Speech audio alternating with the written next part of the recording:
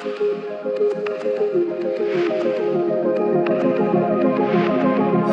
Piker, socialist, communist, radical left influencer. Hasan Piker. Dirtbag left. Hasan Piker. Pro-terrorism, pro-Hamas. Hasan Piker. Hasan Piker. Hasan. Hasan Piker. Going on this vulgar rant, mocking wounded war vet for losing his eye fighting for our freedom. Have you ever heard someone mention the Streisand effect and wondered what they were talking about? This phenomena is named after actress Barbara Streisand. Sometimes when you try to cover something up, you end up bringing more attention to it than if you had just let things be. The assemblyman will not denounce Hasan Piker, who said, America deserved 9/11, dude. The assemblyman just said in his response, Hasan Piker says America deserved 9/11. There you go.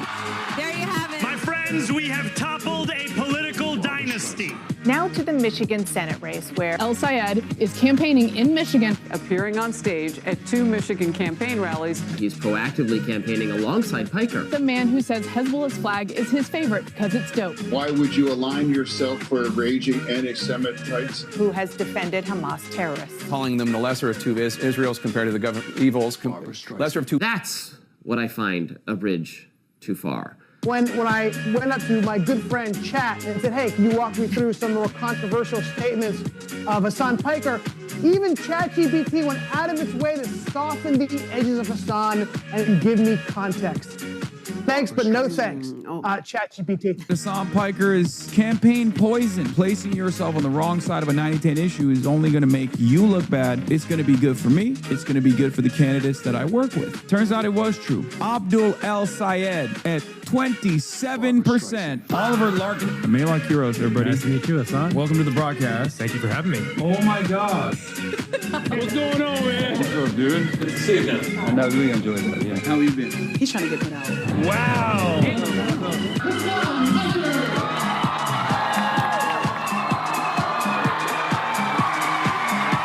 What's going on, everybody?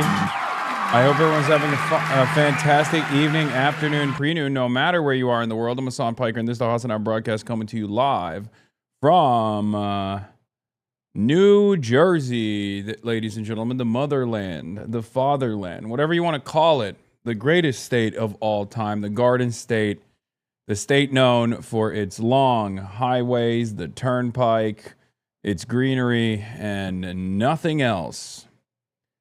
The state that is also the same size as perhaps the most important state of all, Israel. Right? That's right. Israel, size of New Jersey. When people say Israel, size of New Jersey, this is the state that they're referencing.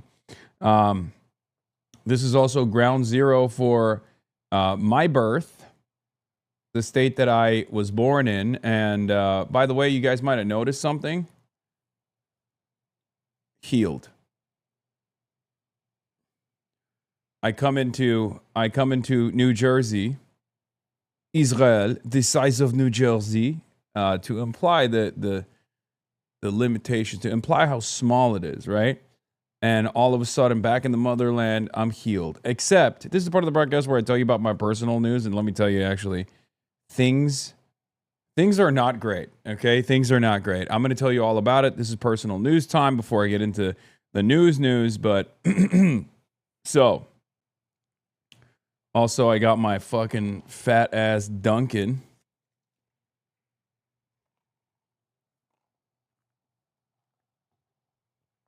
Brother Delaney looks like a war zone. Please be very safe, man. Yeah, I know. I need to know if you're going to hit up one of your childhood sandwich shops. No, I will not be, because as always, I don't have any fucking time. All right. Girl to boycott. What's the fucking boycott? Dunkin' Donuts doesn't have a boycott. Anyway, America runs on Dunkin'. So, ladies and gentlemen, boys, girls, and MBs, we're live and alive. It is 12:40 p.m. Saturday, May 30th, 2026. We're about to enter the month of June. This is, of course... What happened to Friday's VOD? What happened? I don't know. Did something happen? Yes, I did see the Kyrie clip, bro. Are you kidding me? Anyway, it's not an ad. I'm not sponsored by Dunkin' Donuts, but honestly, I would take it if they gave me a sponsorship.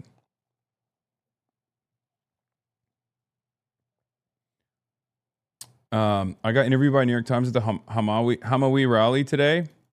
Did my best to give you credit for positive political changes. Hell yeah, chatter. All right, so where was I? Yeah, personal news wise, the vid got removed while I was watching it last night. Maybe it's the gay sex thing that one chatter sent, and then they I don't know. Maybe they quarantined the VOD or something.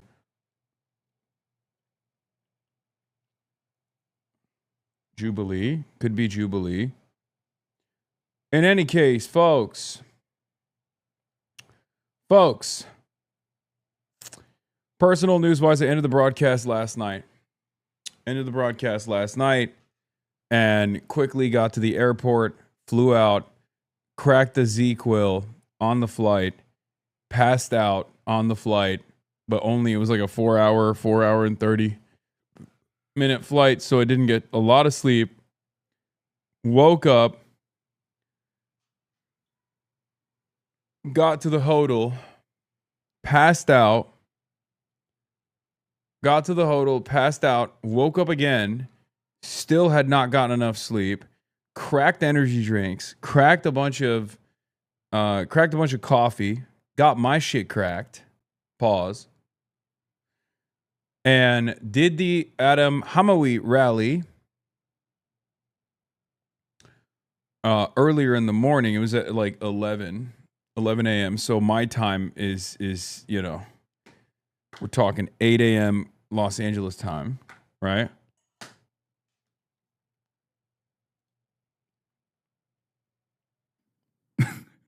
What is this? Oh, it must have been Jubilee because the other channels that post VODs had to run overlays over it. Wow. That's crazy.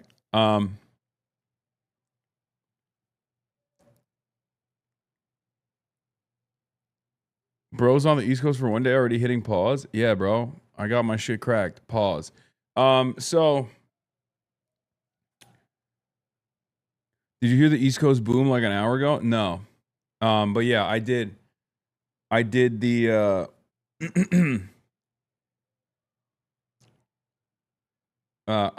the rally. I got in a car, came to the second hotel. I'm live streaming from the second hotel. I will be going to the Delaney. I'll be going to the Delaney Ice facility in a little bit. Brother, your brain is mush right now? Yes, it is mush. And I'll admit it, like I felt like my rallying speech wasn't as good as it normally is for that reason. I thought it was a bad performance from your boy. I'll say it. I'll say it like it is. And I feel really bad about it, but it's just I'm so freaking tired, man. Anyway, I'm in New Jersey. Trump hates JD Vance, Delaney facility ICE protests, new Plattner controversy.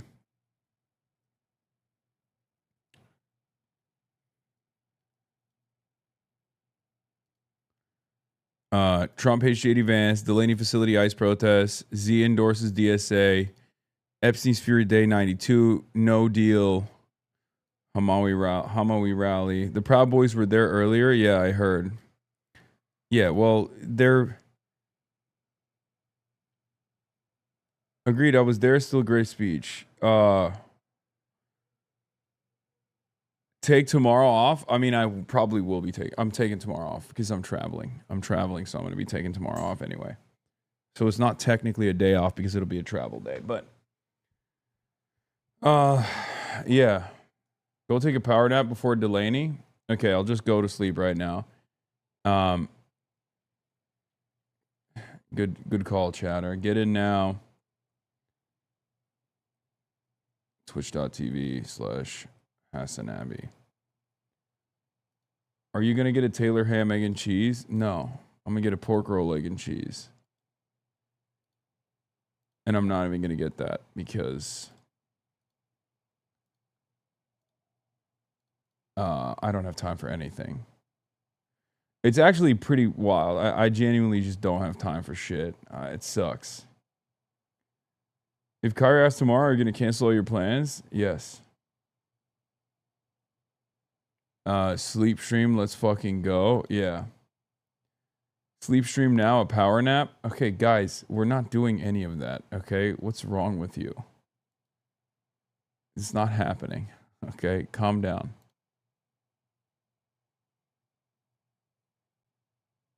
I already blasted off. The Jube might have actually DMCA'd everything. Wait, did it not? What the hell? Did it not? Did I not blast off? Oh, I did. Okay, great.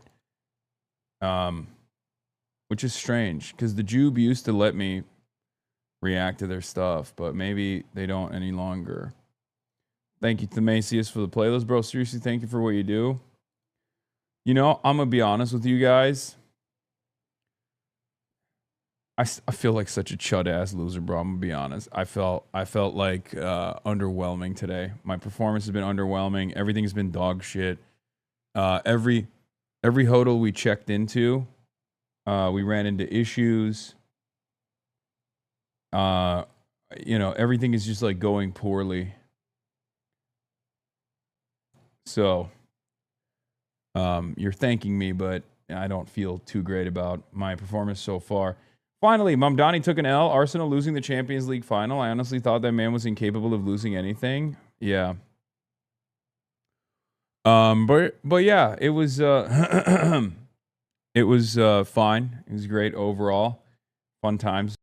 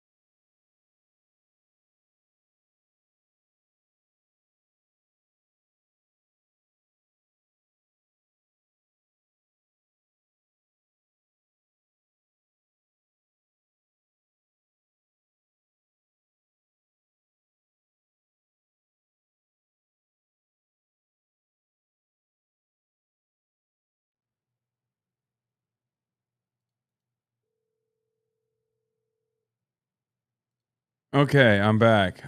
Wow, that was so sick. That was so funny. I was just talking about how everything is going poorly. First of all, I just want to get started by saying I apologize for saying that New Jersey is a state that is the size of Israel. No other state is like Israel. Am Israel Chai, Am Israel Chai, Am Israel Chai. That's number one. Number two.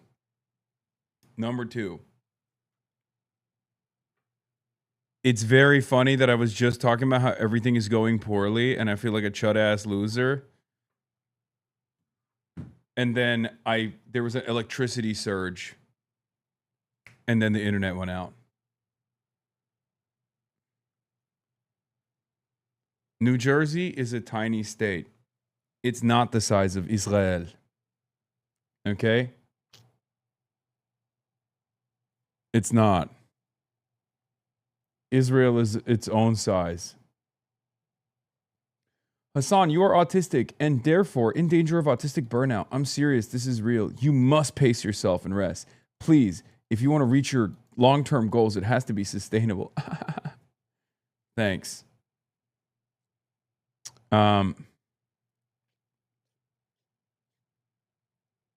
Greetings from the Netherlands, Hasan. Been following you for a while. I'm interested in your world politics, especially USA politics, the revelations you guys had since the presidency of Trump. Keep on doing what you do to give the mighty pushback against the immense corruption and the inequality that's going on. You got it.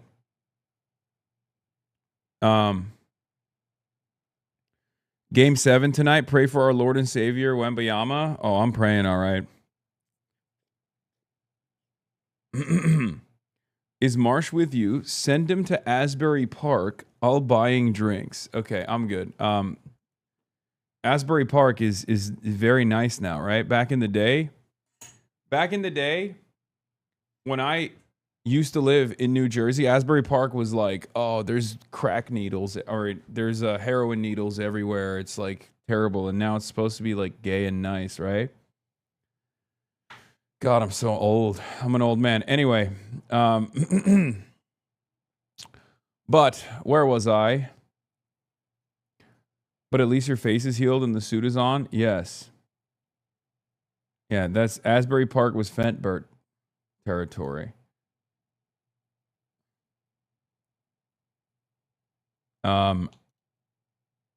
Some good things took place while I was offline. I'm not going to go through I'm not going to watch my speech. We already filmed it. We'll put it out, and then we'll watch it when I put it out. But it's the same speech you've heard before with some differences. But yeah, as far as personal news goes, that's it. I'm here. We're live. We're alive. We've blasted off. Let the people know. And yeah, like I said, after I do my regular news coverage, I'm going to go to Delaney. This is what the opposition is doing. New Jersey 12 candidate Sue Altman is in prison with former Senator and Knicks star Bill Bradley. We have the opportunity here in New Jersey to show the way forward, she said. Yeah, our shit was... our rally was a little bit crazier than that. I'm not going to lie. It's like 11 in the morning, too. And it was a packed room, 500, 600 people.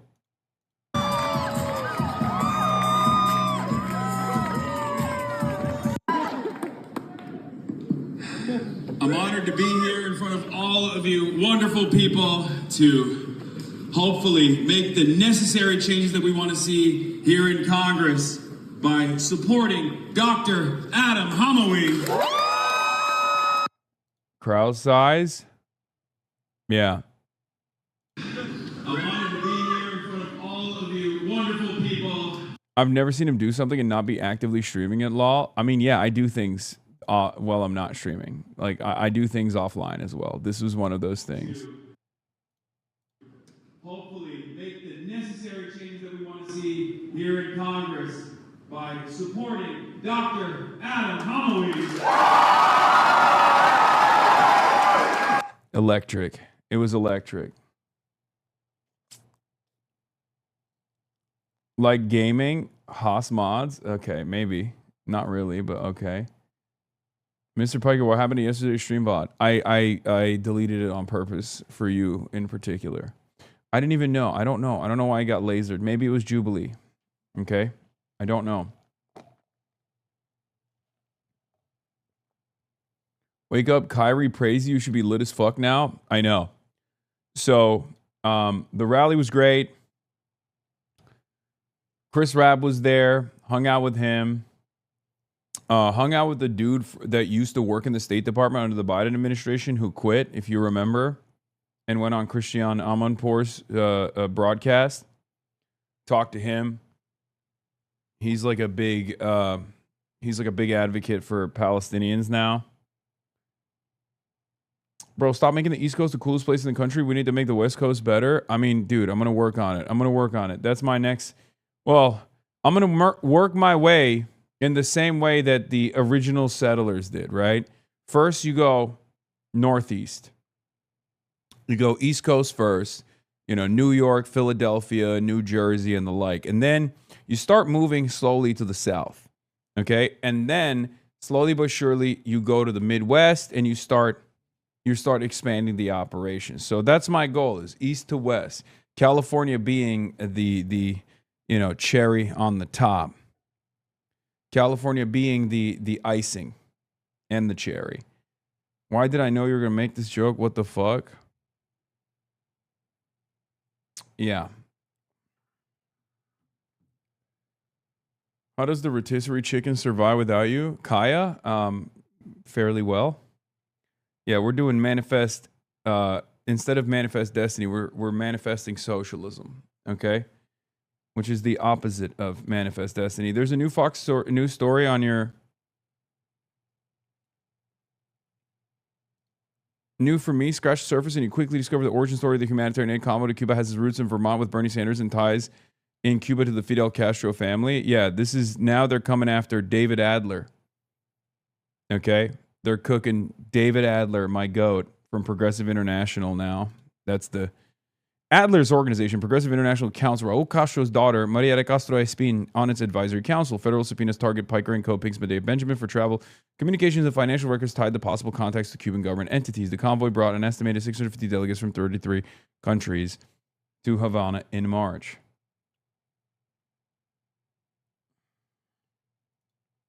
Twitch streamer Hasan Piker called Progressive International coordinator David Adler his comrade on livestream, the same organizer who sat in the VIP seat beside Cuba's president during the convoy trip, now under federal investigation for possible sanctions violations. They're doing this thing where they're like slow rolling. They're doing this thing where they are slow rolling information that is readily available and public, and totally legal. But they're hitting a but it's communist. So therefore bad. That's what they're doing. They literally are just like describing, regular organizing and then going, but this is communist style organizing. Where they use terms like comrade. Shouldn't you be spooked by that? Isn't that scary? Anyway.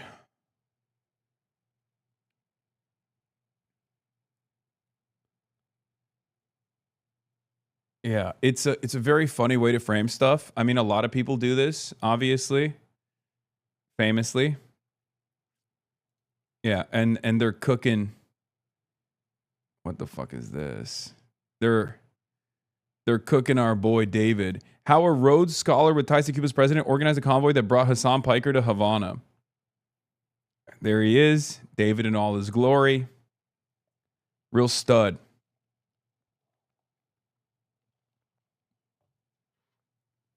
They just straight up are like, no, we're the bad guys. This is the bad guy brigade. It's very funny. They're like, we're the bad guys. You're supposed to be bad. Like, we as the defenders of the government are the bad guys, undisputed bad guys. And if you do good guy things, like deliver humanitarian aid to a country that the bad guys are destroying, then you're bad. It's awesome. It's awesome. It's like this is the whole shtick.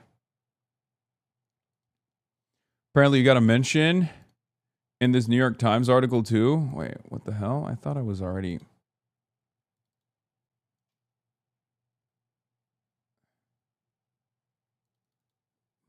Do I not have a New York Times? I usually.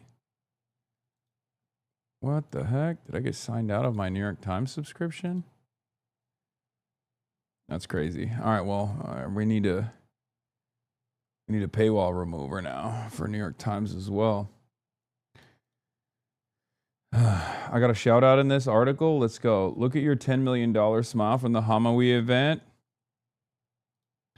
Face of a guy knows he's about to help elect another unbought progressive who wants money for healthcare and not wars. God damn, I was cheesing, bro. I was freaking cheesing. Rhodes had a podcast with Mark Blythe talking about how badly American capitalism is shitting the bed. I don't know what you're talking about.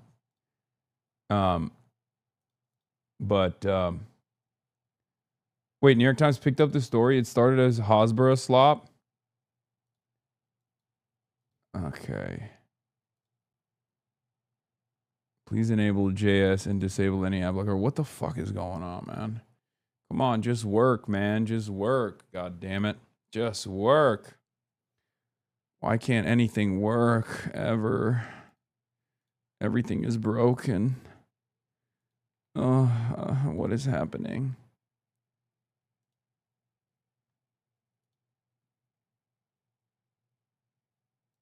Okay. A candidate's past ties to a militant cleric are resurfacing in a New Jersey House race. Yeah, so this is nasty. Okay, so the New York Times is basically working in tandem by even covering this with this framing.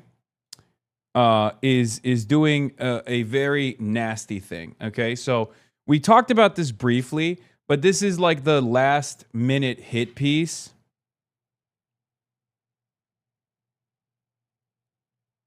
Last minute hit piece that came from Jewish Insider that basically was like, oh, Dr. Adam Hamawi, he did humanitarian work all around the world, including in Bosnia, and one of the organizations, I guess, had ties to the blind Sheikh Omar Abdul Rahman. And it's so ridiculous to say this about like a decorated army combat medic who literally saved Tammy Duckworth's life. You know what I mean? Like, Dr. Adam Hamawi has worked in combat zones, both as an army combat medic and also as a doctor, like separately from that. He's done aid missions in Bosnia and also Gaza, specifically in Gaza twice. And Jewish Insider is trying to turn him into a terrorist. Yeah, and this was their big scoop. Big scoop, Jewish Insider via Will Brederman. Leading New Jersey Dem congressional candidate Adam Hamawi volunteered with Al-Qaeda-tied group in Bosnia. Hamawi worked with Benevolence International Foundation, later shuttered as an Al-Qaeda front. Yeah, for two things that are really stupid here, okay? Two things that are really stupid here. Number one, America in that conflict, in that genocide, was on the side of the Muslims. Just a little reductive to explain it as such, but like the Muslims were the ones being slaughtered, so I don't even understand how this could ever be a fucking story, but they're still trying it regardless, where they're like, hey, this guy who was a first responder at 9/11, this guy who was in Bosnia, like trying to sew kids back together, and in Gaza doing the same, who also literally saved Tammy Duckworth's life, cherished, celebrated combat medic. This doctor is actually a bad guy. He's Muslim, and therefore, Al-Qaeda, maybe?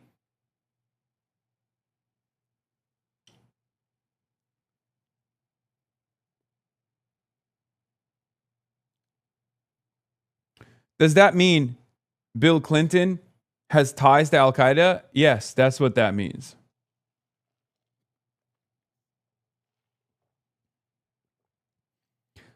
But so Jewish Insider doing this article is one thing. Okay. Jewish Insider doing this article is one thing. But the New York Times posting it like this is nasty. Okay. Adam Hamawi, a plastic surgeon, a U.S. Army veteran whose parents emigrated from Egypt when he was 7 months old, is running for Congress as a healer of sorts. He's traveled on humanitarian missions in conflict zones, including Gaza. And he's put the issue of healthcare at the center of his campaign for New Jersey's 12th congressional district, saying that money spent on war should be instead used for universal Medicare coverage. And they hate that. Okay? People hate that. When you say, hey, we shouldn't be spending money on bombs, we should be spending money on our healthcare, people go, what are you, a fucking anti-Semite? What are you, Adolf Hitler? Are you kidding me? And you're like, what? No, I just want healthcare for people in the richest country on the planet. I think this is doable. And they go, wow, you are literally the reincarnation of Adolf Hitler. You're worse than Adolf Hitler, actually. Adolf Hitler would be shocked at your deep resentment towards Jewish people. You should be imprisoned. Anyway, Adam responds, I go to disaster areas, and that's where I'm needed now. Dr. Hamawi said in an interview referring to Capitol Hill, he has emerged as a frontrunner in the extraordinarily crowded race to fill the seat being vacated by retiring Representative Bonnie Wasson-Coleman. At one point, 17 Democrats were in the mix. The field has since dwindled to a mere dozen, including a well-known former leader of the state's Working Families Alliance, a state assemblywoman, 2 mayors, a patent lawyer, the owner of a chain of fitness studios, and a Princeton University neuroscience with expertise in gerrymandering. The winner of Tuesday's election will be heavily favored to win in November. Dr. Hamawi has led the race for campaign cash and has landed endorsements from such left-wing luminaries as Senator Bernie Sanders of Vermont and Hasan Piker of the internet. Hasan Piker of the internet, who appeared with them on Saturday for a Get Out the Vote rally in Trenton. A newly formed pro-Palestinian political action committee, American Priorities, has spent more than $1.5 million on ads that highlight Dr. Hamawi's work as a surgeon, a figure that dwarfs the campaign budgets of every other candidate. His critics have been trying with growing urgency to highlight an earlier part of Dr. Hamawi's history, a gap year the future surgeon spent between graduating from Rutgers University, New Brunswick in 1991 and entering the university's medical school the next year. It was then that Dr. Hamawi began spending time with Sheikh Omar Abdul Rahman, a blind militant Islamist who lived and preached in New Jersey.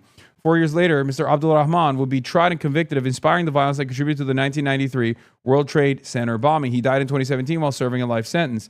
During Mr. Abdul Rahman's trial in 1995, Dr. Hamawi, then 26, was called as a defensive witness by the Sheikh's lawyers as they tried to undermine the federal government's star witness, Ahmad Salam, who was paid $1 million by federal officials while working as an informant and also admitted to lying under oath.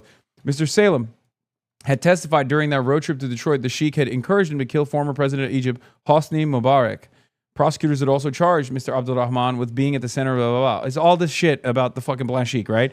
Dr. Hamawi, who traveled in a van with the 2 men, testified that he did not recall hearing Mr. Abdul Rahman say that to Mr. Salem. In the course of his testimony, he also told jurors that he helped the blind cleric translate a fax from Egypt in 1993, spent time in his apartment, and listened to him speak at area mosques.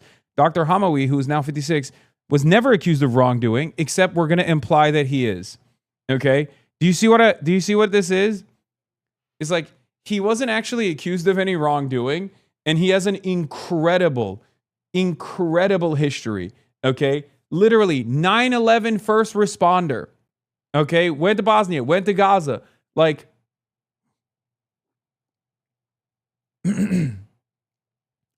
and would you look at that, folks? Actually, this guy, he's bad. I'll have you know, this guy that you think is good, well, what if he was bad, actually? Okay?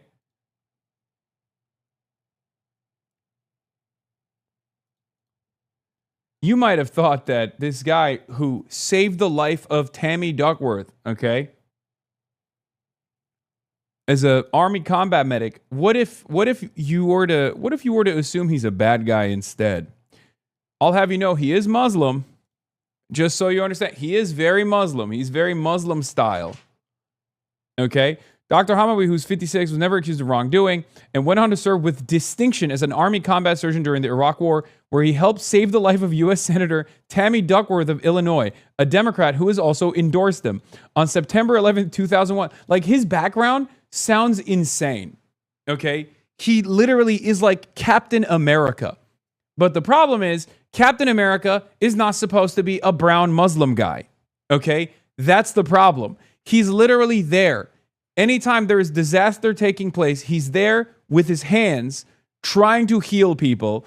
And these guys still find a fucking way. Like, when you're a Muslim American, when you are a Muslim American, it doesn't even fucking matter. Like, there is no comparison with his background. If he was a white guy, they would be like, when do we make him president? Okay? Can you imagine? Instead of Adam Hamawi, his name was, I don't know, Adam Handsome, okay? And he's a white guy from Kentucky with this fucking background, okay? And he was related to some church group or something, right? When he was like 26 years old. And the church group was involved in something else, right? Like, the church group was involved in like nefarious dealings or whatever, right? And were prosecuted by the government. That's also ridiculous. Stuff rarely ever happens. But then he went on to join the fucking army as a combat surgeon during the Iraq War, saved the life of a senator, was there at ground zero on 9/11 as a first responder,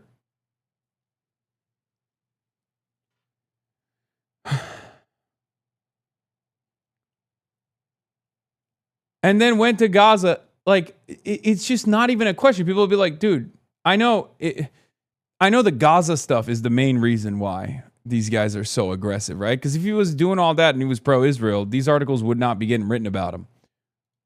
But I just want you to imagine, like, what an attempt of this sort looks like when the person that we're talking about is white.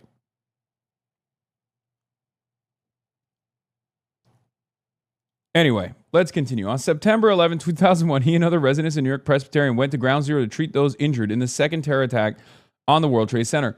Andrew C. McCarthy, the lead prosecutor of Mr. Abdurrahman's trial, and Michael B. Mukasey, the federal judge who oversaw the case and later served as President George W. Bush's attorney general, published essays earlier this month reminding readers of Dr. Hamawi's link to the infamous cleric Mr. McCarthy. Writing for the National Review, referred to Mr. Hamawi as a sympathizer. Mr. Mukasey described Dr. Hamawi as more than a casual traveling companion of the Sheikh. Dr. Hamawi said his life's work disproves the guilt by association innuendo. I've spent my life really saving lives rather than taking them, he said, while campaigning in Trenton the day the essays were published. I'm against all war and all violence, he said. An aide said Dr. Hamawi had no contact with Mr. Abdurrahman after his arrest. Dr. Hamawi has distanced himself from the Sheikh on the campaign trail, saying, I condemn his violent rhetoric and actions. When pressed on what had motivated him to travel Mr. Abdurrahman as a younger man, Dr. Hamawi downplayed the cleric's reputation for fiery rhetoric, calling him a blind old man who was dependent on volunteers from the Muslim community to care for him. He wasn't preaching death and destruction all the time, Dr. Hamawi added. He had certain views that he spoke in certain forms, but that's not what he did every single day. On the witness stand, however, Dr. Hamawi made clear he understood that the Sheikh saw Israel and the United States as enemies of Islam. When asked if he recalled the cleric stating that Muslims had to do jihad against the enemies of Islam, he said he did. Of course, that's what he always talked about, Dr. Hamawi testified. He talked about jihad. 3 decades later, Dr. Hamawi does not shy away from criticizing Israel and the U.S. military aid. Oh, he's doing Islamic-style infiltration. Thank you, New York Times. Again, can I... Isn't this article actually positive? Fuck no. Are you not? Dog, this is the New York Times in the least subtle way possible saying, Dr. Adam Hamawi, do not look at his incredible reputation as a lifesaver, okay? A guy who threw his body on the line his entire life. Do not look at that. Look at the fact that he's criticizing Israel and America Islamically. He is, in some ways, following through on the promise of the blind sheik. That's basically what they're fucking saying. I mean, they also say positive things about him. No, my friend. They're not saying positive things about him. They're just having to, as the paper of record, accurately reflect on his background in an article that is written literally to accuse him of doing 9/11 pretty much, instead of, being a person who went into the rubble to fucking be a first responder and save people's lives during 9/11. That other stuff is just an admission of the truth, and you kind of have to do that. But you do that to downplay all of his achievements and all of his humanitarian aid work by associating it with this Islamic-style jihadist patina. It's one of the grossest things I have ever seen. Oh, my God.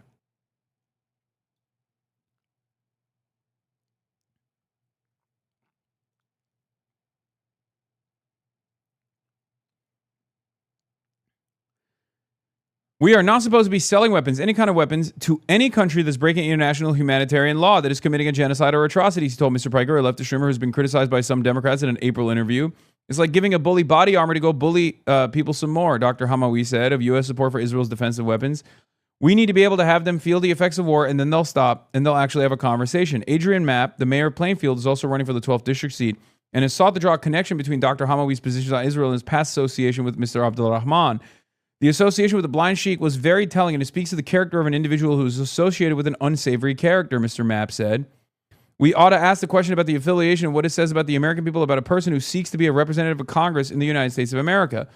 Mr. Mapp noted that he does not blame Dr. Hamawi for his pro-Palestine stance. The Palestinian people need to be treated in a more humane fashion, he said. But he said he stood by his statement in Insider New Jersey that Dr. Hamawi's views were those of a radical extremist.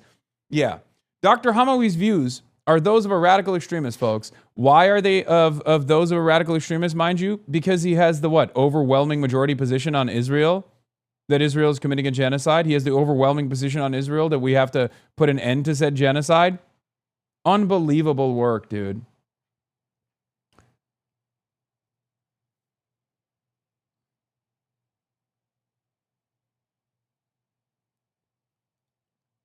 Yeah, his positions are that of a radical is crazy. Yeah, here's also some additional information on this. It was only a matter of time before the sensible center-right would start attacking people for caring about the Bosnian genocide. Beyond the fact that the Benevolence International Foundation got outed only in 1995 as being an al-Qaeda front group, the Clinton White House actually praised the Benevolence International Foundation's work in 1994, the same year Hamawi interned with them in Sarajevo. Hamawi literally treated 9/11 first responders. You can only think he's an al-Qaeda sleeper agent. Hilarious to imagine if you know anything about the current status of al-Qaeda, if you just hate Muslims, which notably Jesse does. Yeah. Jesse from the Manhattan Institute, one of my main ops, as you guys know, says the people who are up in arms over genocide Josh Shapiro doing mandatory community service at an Israeli army base involving no military activity while volunteering on a kibbutz farm and a fishery in high school are now very upset over the suggestion that another Democratic politician who traveled abroad with an Islamist jihadist militant who spent life in prison for terrorism and seditious conspiracy to work for an al-Qaeda front might actually be an actual terrorist. Dude, I'm sorry. You have to literally be the most Islamophobic person on the fucking planet. I don't even think the average American would look at this association and be like, yeah, no, this guy is bad news. Again, all you need to do is Tammy Duckworth. All you need to do is point to literally 9/11 and be like, oh, really? So you think this guy is an al-Qaeda militant? The guy who fucking, who had no care or consideration for his own life, okay, who treated 9/11 first responders, okay? The guy who, again, as an Army combat medic, saved the lives of many in the military, and most famously, Tammy fucking Duckworth. Like, that's insane. Also, Josh Shapiro should have worked for the Israeli embassy. That's the reason why people ask him if he ever did espionage for a foreign country. So, don't downplay that either, big dog.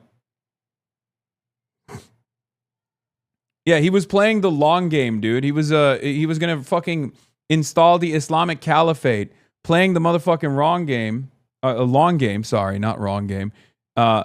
For 40 plus years. It's just so ridiculous. It's nasty business. This kind of smearing is just nasty business, dude. The times after you in the UK, brother, saying your visa should be revoked. I know.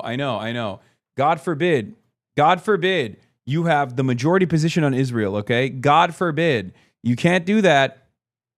Will ruin your fucking life.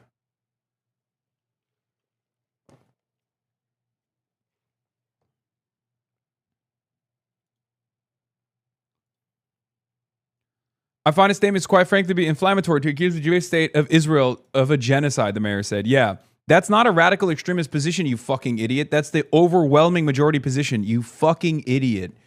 Oh, God, these people are so stupid. Oh, my God.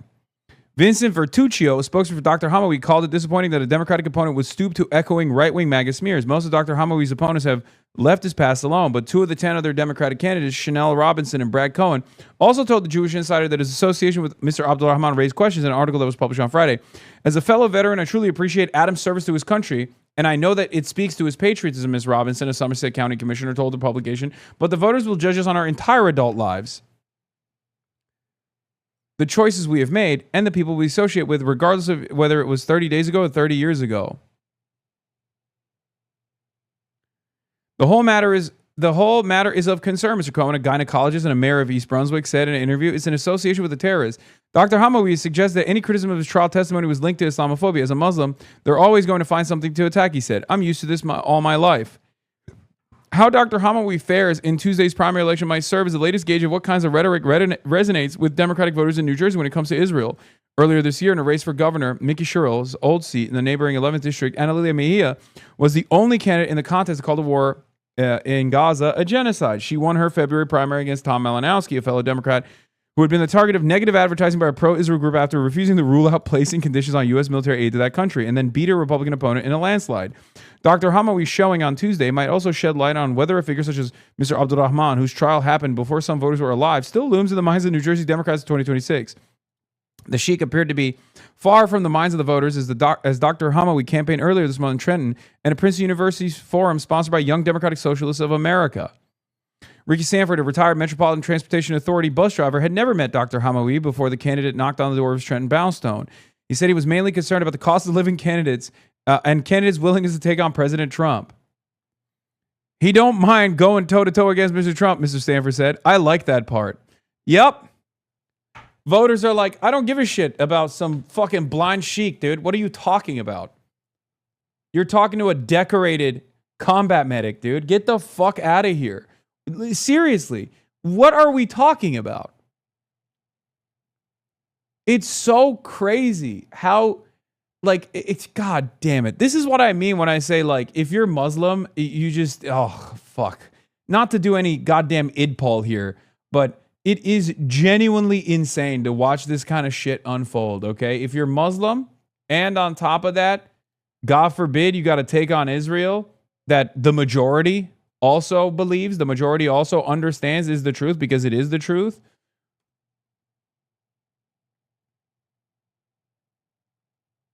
What the fuck? You've been blocked from New York Times because we suspect that you're a robot. Why am I a robot? I'm not a robot. Are there any comments on that article? I can't see.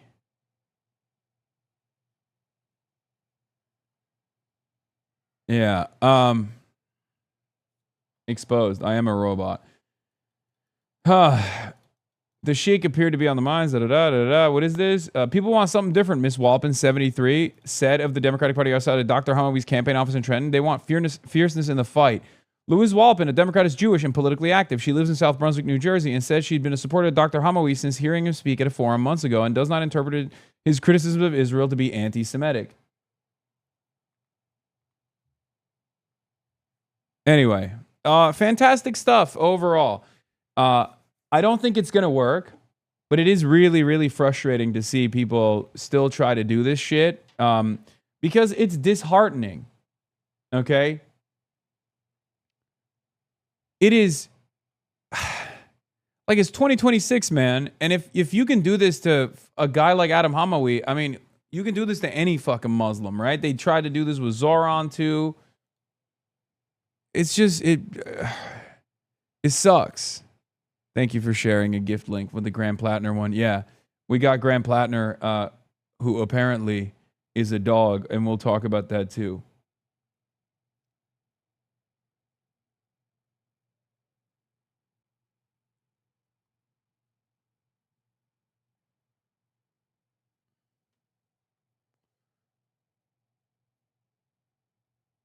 Yeah, they're pulling the Cuomo move against Zoran, connecting him to the Sheik. Yeah, and me, which is, again, the Zoran method, which failed, by the way. Yeah, Will Brederman is the one who was like blasting this, but what Dropsite doesn't seem to understand is that the federal evidence proffered doesn't present this as a fact. It's a description of how Benevolence International Foundation represented its own operations as a part of deception. This administration below is even more scandalous from Jewish Insider. The reporter of the psychotic article now acknowledges he knew about the government document that described 1994 visit by a U.S. envoy under President Bill Clinton to a BIF office in Sudan who praised BIF in its efforts to provide humanitarian relief. Yet he left that out. Linking to a giant court document doesn't count, so that he could leave the impression that Adam Hamawi is somehow linked to Al-Qaeda. To have that information in your possession, but not include it in the article, is deliberate and malicious. He left it out for one obvious reason, because any reader would conclude, oh, if a White House envoy did not know this organization was used then, or would be used later as a front for Al-Qaeda, then of course a doctor who volunteered fresh out of medical school for a few weeks obviously would not know either. And then you have no story. Including this exculpatory information undercuts the entire piece, which is why... Which is why it deserves not just an update, but a retraction. There could have been an interesting article to write about this volunteer trip and this organization that a decade later was exposed as a front. But what Jewish Insider wanted was to smear Army veteran and combat surgeon as a terrorist. Really foul.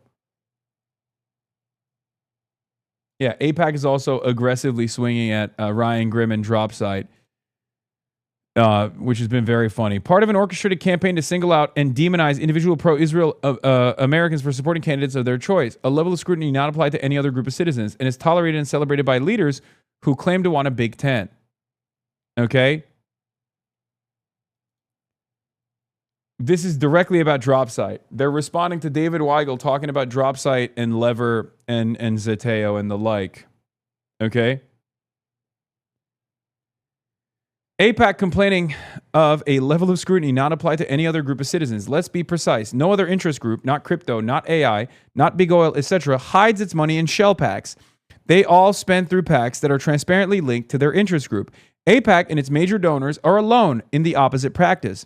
So that is why reporters have to investigate it so that voters can know who they are backing. The other option would be to just be honest and transparent from the jump. Why not do that? Because remember, crypto packs, AI PAC, or like different organizations, different political action committees will just straight up say, this is sponsored by, insert crypto PAC, right? AIPAC doesn't do that because AIPAC knows that it has to actually hide under shell corporations and, create colorful new names like elect progressive women in Chicago. That's literally one of the subsidiaries that they've utilized in the Illinois races, right?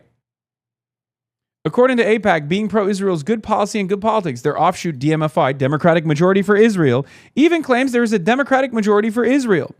If that's true, spend money openly, endorse candidates openly, and let voters decide. If you refuse to do that, we will keep following the money and letting people know of who you support. If it's true that being pro-Israel is good politics, we're doing you a favor. To which AIPAC replied with, are we unique or are you just uniquely obsessed with us?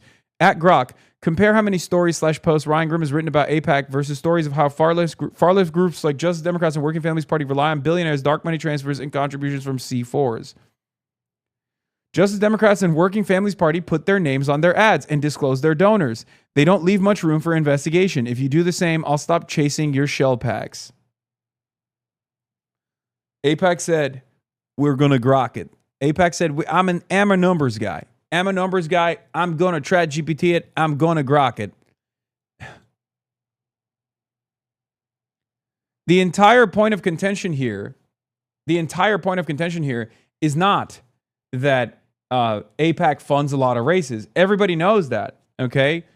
The point of contention here that requires additional journalism and additional investigation is the fact that AIPAC uses shell groups that don't have Israel anywhere in its name, okay? That's the point.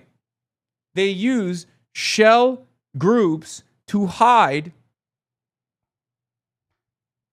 in this completely non-transparent manner. They use shell groups to fucking hide what the advocacy organization actually is seeking to do.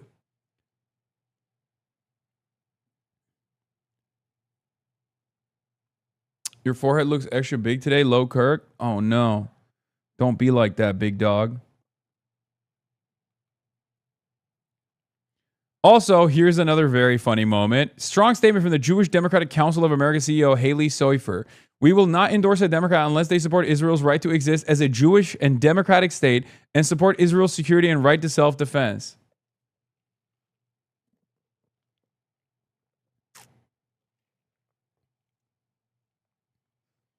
But if I were to say, wow, that's a weird fucking standard to place about a foreign country as an American organization comprised of American Jews whose political expression is supposed to be related to things that American Jews care about as Americans, right? That's a strange thing you're doing. It almost feels like your loyalty lies elsewhere. Then I'm the bad guy. I'm doing dual loyalty tropes. Like, what the fuck do you mean? This is literally you saying, like, nope, that's my loyalty. My loyalty is to the foreign state of Israel. And not just like loyalty to the foreign state of Israel, but my loyalty is to the foreign state of Israel being an ethno-state. Okay? That is insane. There is no equivalence to this madness in American politics. What is this? Have you addressed Plattner's recent infidelity? As a woman, it makes me very uncomfortable. He may be the best available option, but that behavior needs to be called out.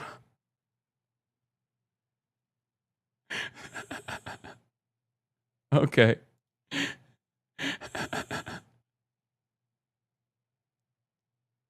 Yes. For those of you who are wondering, Plattner's Text with Women Concerned campaign as Senate took off. The wife of Graham Plattner, who is still Graham Plattner's wife, by the way, said the Democratic candidate in Maine told the campaign he had sent sexual messages to other women. Okay? The story is that when Graham Plattner first launched his campaign, and this happened suspiciously with Abdul as well, not the controversy, of course, but the fact that some staffers were in his campaign and did not actually have any interest in working for his campaign whatsoever, and had every interest of basically leaking all of the opposition research to pro-Israel Hasbara papers. Remember, this is exactly what happened with Dr. Abdullah Sayed as well. So one of his former security guys literally fucking leaked information to right-wing newspapers of private campaign talks that took place. Very strange. Very strange. Very strange how this keeps happening. Now, of course, the article is not going to change the polls, in my opinion. That's really funny that people think this is going to do it. One more, just one more. But yeah.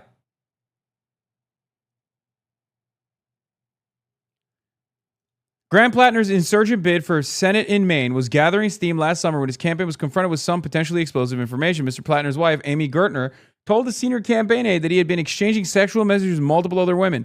It was the kind of revelation with the potential to damage the political newcomer, just as his campaign to unseat Senator Susan Collins, a Republican, was beginning to resonate with voters, especially in a state where female voters make up a large share of the electorate. Mr. Plattner's exchanges with women were confirmed by current and former campaign officials who gave different accounts of some of the details. Mr. Gertner said the couple who had married in November 2023, according to the town clerk of Sullivan, Maine, was working through his indiscretions in marriage counseling. Okay, great. Seems like they've made up.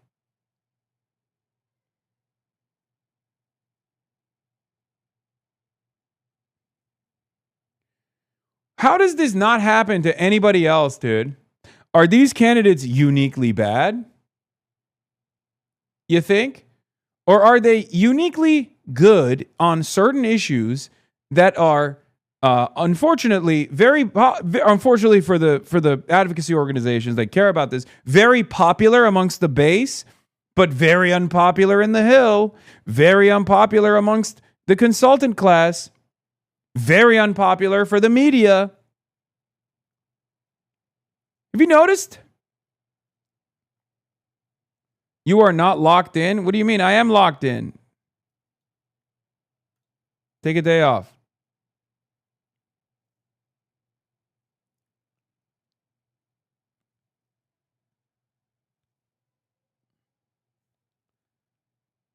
Well, it did happen to Eric Swalwell. This is not a comparison between what Eric Swalwell was doing and what Graham Plattner was doing.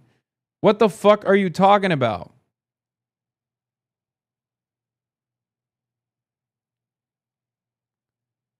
These are not salacious text messages with women that he had any sort of significant power over. What are you talking about? That's not a comparison at all. Eric Swalwell was not forced to resign because he was a dog. Okay? He was forced to resign because he sexually assaulted a staffer, allegedly. He was forced to resign because he was regularly exchanging salacious text messages, not with random women, consenting adults, but instead with fucking staffers whom he had hired. If you cannot see the difference there, I don't know what to tell you. Yeah, and that's before we even talk about the fact that we have a sitting president that, is a Jeffrey Epstein affiliate, and also not only was found to be guilty of sexually assaulting E. Jean Carroll, but is now currently utilizing or weaponizing the Department of Justice to actually punish the victim instead of paying out the tens of millions of dollars in trial awards that he is supposed to fucking pay. Plattner strategist Morris Katz says, it's no one's fucking business what happened in Graham and Amy's marriage before he was ever a candidate for office. There should be no place in our politics for incompetent, opportunistic operatives who violate privacy, betray trust, and prioritize vengeance over decency. Go eat shit, Morris. Every story about this degenerate asshole claims to pass a moral. Dude, I need you guys to Google something, okay? I need you to do something. I need you to do something for me. It's the same for all of my naysayers. Whenever someone comes out and says, wow, this person is actually an immoral ape, okay? Just key search Gaza, Israel, and Palestine, okay?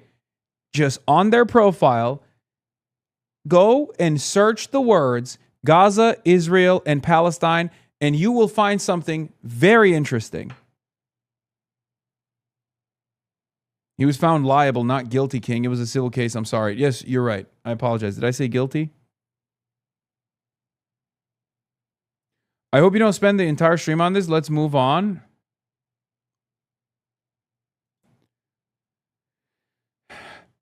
It's so interesting how much people yell about all of these other things. They're like, oh, this person's morality is called into question. I don't know if I can vote for this guy.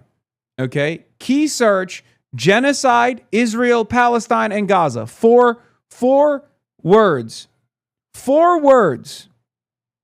Okay? 4 fucking words will reveal something very interesting to you. It's not that they give a shit about this, or maybe some of them do. Right? Maybe some of them actually do care. Maybe some of them find this to be too offensive, a bridge too far. But that's not the main motivation here. Okay? That's not the main motivation here. The main motivation is that Graham Plattner is an anti-Zionist. That's it. He is against what Israel is doing. Okay? That's the reason why they grab onto anything and everything they can. Oh, wow. Ohio Rob, the guy who we were just looking at. Like, hold on. Ohio Rob, right? He says, go eat shit, Morris. Every story about this degenerate asshole who claims to pass the moral clarity about everything will come out. I just downloaded that fucking Kick app and paid $2.99 to verify for myself. Yep, here's Plattner and his terrible morals. Okay? You could also think of it as only those who reject eliminationist policies towards Israel, like denying its right to exist as a Jewish state, possess the moral clarity, historical understanding, and commitment to democracy that make it more effective member of Congress. When was Yitzhak Rabin the prime minister of Israel? That's not what it shows. It shows destruction of tunnel system used to carry out terrorist attacks against civilians in northern Israel. You just parrot Trita Parsi without a critical thought. When all is said and done, Gaza won't even make up the top 20 below the Holocaust. 13x more people have been displaced in Ukraine by Russian imperialism. Why are you guys such assholes? I don't proudly support genocide. I disagree. There is or was a genocide in Gaza. I'm definitely not R-worded, which is a slur where I come from. Screenshotting my bio like I'm ashamed to post it. Huh. It's so strange. Every single time someone chirps about me, every single time someone chirps about Graham Plattner, every single time someone chirps about Adam Hamawi, Abdul El Sayed, who has no red flags in his background whatsoever, but they still try to invent them. It's always a 100% guarantee. How does this keep happening? It seems like these guys have so many different problems. Whenever they're talking about the likes of Graham Plattner, or whenever they're talking about the likes of Adam Hamawi, or whenever they're talking about the likes of any number of Zoran Mamdani. They're like, oh, I just don't like Zoran because I don't think fast and free buses are good, right? This guy responded to me, by the way, is your goal the destruction of Israel? Where does the anti-Zionist cause lead?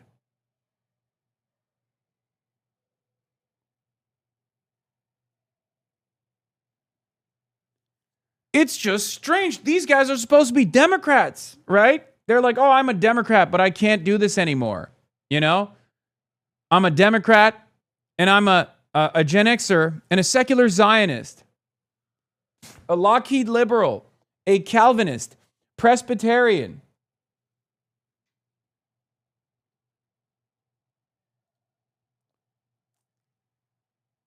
Yeah. Look, yesterday, the mayor has a Latino problem, full stop. First, he condemns La Luchadora, Nydia Velasquez, and now, for the first Dominican in Congress and chair of the Hispanic caucus, if you don't think that's a purposeful attempt to dismantle Latino leadership in New York, I have a bridge to sell you. Today and every day, I stand with Israel. What? I thought the disagreements that you have with Zoran Mamdani and Daria Liza was because, I guess, she wasn't Afro-Latina enough for you, as opposed to Adriano Espaillat.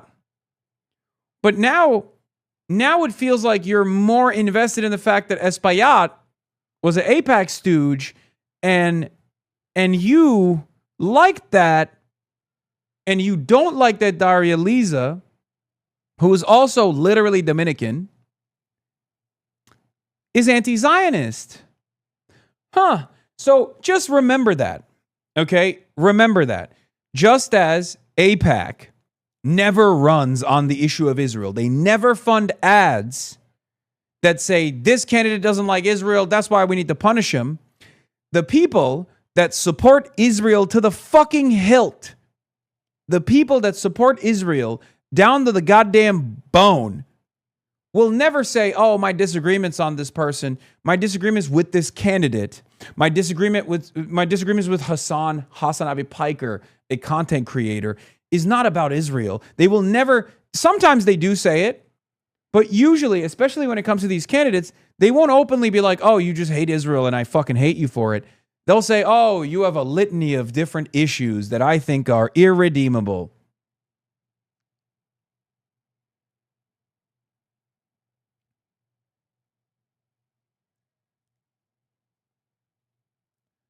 That's it. So yeah, whenever you hear any of this shit from the from the peanut gallery, okay, just look. See if they have any previous takes about Gaza, about Palestine, about genocide. What have they said? It's 100%. Okay? It is 100%. This story reflects so badly on Genevieve McDonald's integrity, character, and professionalism. She made a stupid decision to publicly jump ship when she misread the moment, rejected an NDA, then vindictively leaked confidential marriage info when it could only help Republicans. The Plattners confided to her, assuming she was a friend and professional, as they embarked on a campaign that would rake over over their personal lives, and McDonald betrayed that confidentiality out of spite 7 months after quitting the campaign, which she assumed was doomed in October, and gave a litany of opposition research to the Republicans. What about the leftists who have issues with Plattner, though? And they're, oh, no, that's different. That's different. But they're ultimately, they're irrelevant. I'm sorry to say this. And I don't mean this as like a diss. I just mean like in the grand scheme of things, in terms of like electing a senator from Maine, anti-imperialism of that sort, where you're like saying, you know, every American member of the military is a child killer that needs to be punished at The Hague. Like that kind of attitude demonstrated by a lot of the people that also hate Graham Plattner from the left is not exactly an attitude that is commonplace in American society. And I say this as someone who is anti-imperialist and someone who has been attacked viciously for being anti-imperialist. And my assessment on the situation always is to be as kind as possible to those who have done heinous things in the past, with the hopes that they actually, with the understanding, with the charitability that they most likely have changed as a person, right? Like this has been my day one, my day one fundamental principle, right? I'm always going to understand that social conditioning played a major role in the development of every single person living in the imperial core, and that as long as they have learned from the things that they've done in the past and reflected on it and are trying to make the world a better place to ensure that others also don't make these same mistakes, don't take these same decisions, then, you know, I will ride for them. Many people here would call that very Christian of you, ironically. I mean, I don't know. I'm not a Christian. I'm not a religious person at all. It's just something that I believe. But yeah, the reason why I don't really bring up the ultra position of like every single veteran is a fucking child murderer is because I think it's immaterial, right?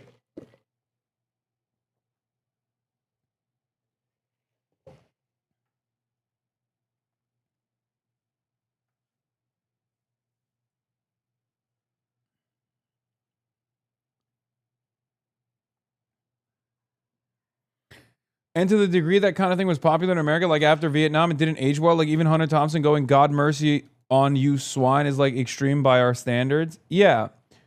Well.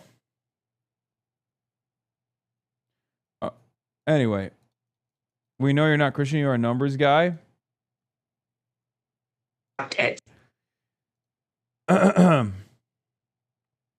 Everyone is so collectively traumatized by Feder bitch. I mean, that plays a role in this as well. That plays a role in this calculus for sure, where people don't want another John Fetterman, right? Writing out Plattner's war crimes because the average voter will think you're socially maladjusted is just American chauvinism. That's moral inconsistency. I disagree with you on this topic, but understand where you're coming from. War crimes need accountability, both the grunt. First of all, here are a couple things, okay? We don't know what his actual fucking record is. We're just speculating that he engaged in a litany of war crimes because America's entire fucking war in Iraq and Afghanistan was a war crime. Okay? That's number one. Now, one of the problems here is that we just associate the worst of the worst of the worst fucking acts of violence that American military members have engaged in with every single person in the military. And secondly, regardless of my position on American imperialism, I will always support those who make these changes. My community is comprised of a shit ton of fucking former veterans, okay? Veterans that are now anti-imperialist. They are not only reliable allies, but it's also fundamentally at odds with my worldview to just deny someone because of their background any sort of grace or charity, especially when they have changed. And every single time we have this conversation, people immediately go, "Nope, I don't believe you. Fuck you." I've never been this person. I've always been the person that says, look, American imperialism is an evil endeavor. And in spite of that, if someone has actually been a trigger man for American imperialism, if they've learned from their past, and if they want to stop it, then they are my ally. Okay? That's just the way I see it. And there are plenty of people who are veterans, who have been a part of this community, who have had on this broadcast, who I do see as reliable servants in the cause of anti-imperialism. That's it. There has also never been a historic revolutionary movement that did not comprise almost majority by veterans that have done heinous shit, okay? That's the other side of the story. It's just never existed. It's pure, I genuinely think it's pure and utter liberalism. That is what Mao Zedong would say. Straight up. If Mao Zedong is the peak anti-rightist, Mr. Combat Liberalism himself, if he was questioned about this assessment, if he was like, hey, what do you think about people who are now serving the people instead? Like former KMT militants, for example. Like in the KMT right. The KMT right flank was where the standing military was, right? Of the nationalist forces. That was also a revolutionary force at the time, right? What did Mao Zedong accomplish? One of his greatest achievements was to convert former KMT nationalist forces. Obviously, the most significant accomplishment was the peasants, mobilizing the peasant class, but regardless.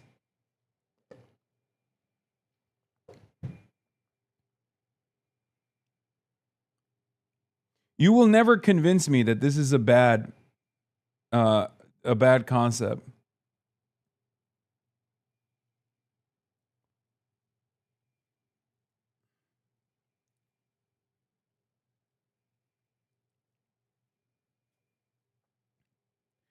I will continue to combat reactionary thought, and as a part of combating reactionary thought, I will continue to try and convert any and every person to this cause. Okay? If someone like Graham Plattner gets elected and doesn't do what he said he would do, you will be a sucker in the scenario? Certainly. Saying imperial wars you engaged in were stupid is not rehabilitation? I know, man. I know.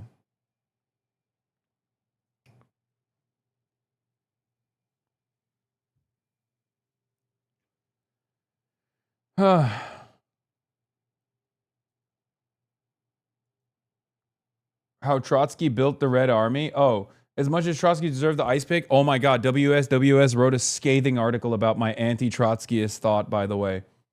And they said I was a Stalinist, or I was engaging in Stalinist smears against Trots. They said I had no class analysis, no understanding of theory, and no politics whatsoever. But then they did defend me against the federal government's unjustifiable, political expedition, the political persecution.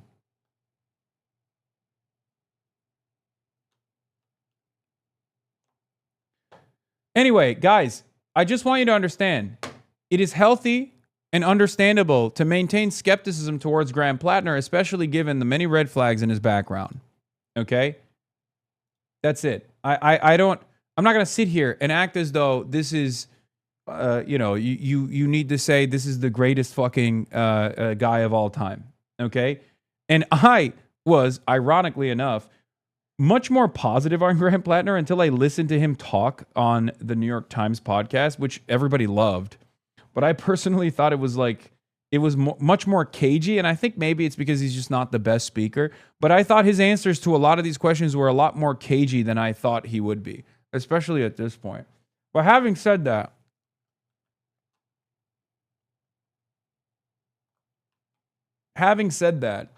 people constantly hear one side of this argument and never the other and get very upset at me. Because they'll clip the part where I'm talking about, like, there's never been a fucking revolutionary movement that hasn't comprised almost entirely of former military officials, former military members of some, rather heinous groups, the czarist military that ended up being recruited into the Red Army, right?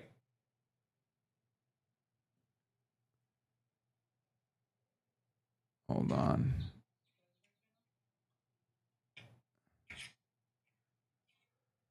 Brother, what is going on? Dude, this fucking, it's crazy, dude. It is crazy to me that I'm over here in fucking New Jersey and I have to unlock my door for the people at my house who can't be asked to go and unlock the door themselves So I'm unlocking their door for their food delivery.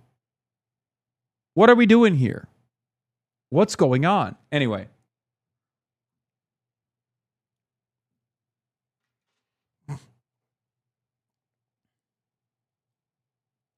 I think your relationship and respect for Jeffrey Sachs is far worse than supporting Plattner electorally. Okay.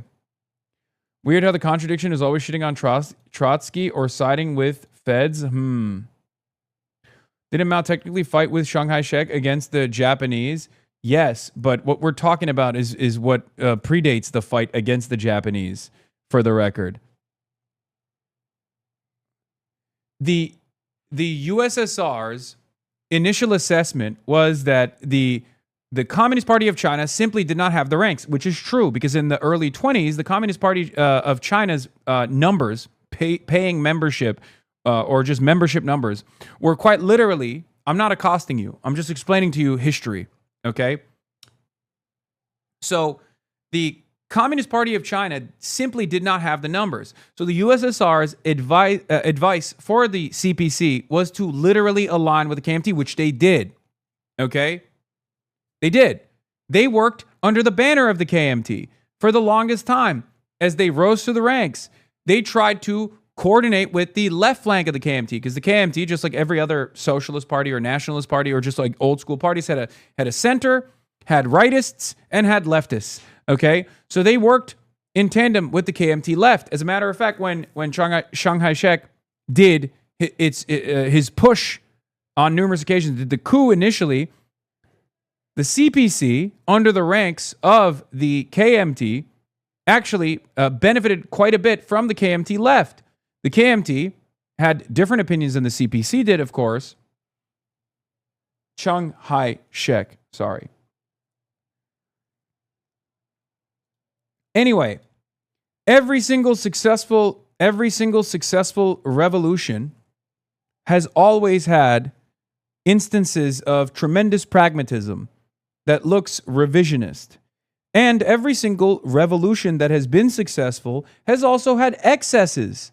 Okay? This is a delicate balance that exists throughout all historical revolutions. At the end of the day, I'm not saying like, oh, Graham Plattner is a revolutionary. I don't think he is. I'm just, making an assessment that is adjusted to our current material reality in the United States of America. Chiang Kai-shek purged the leftists inside KMT to prevent the KMT from collaborating with the CPC.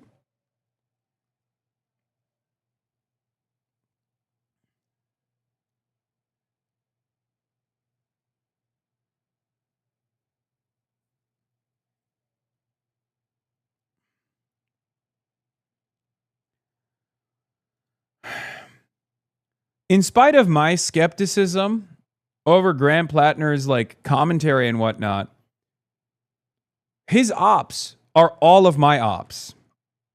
So it's very difficult for me to to sit here and not come across like I'm fucking defending him, even if I'm not defending him unconditionally, okay? I put my head on that man's shoulder.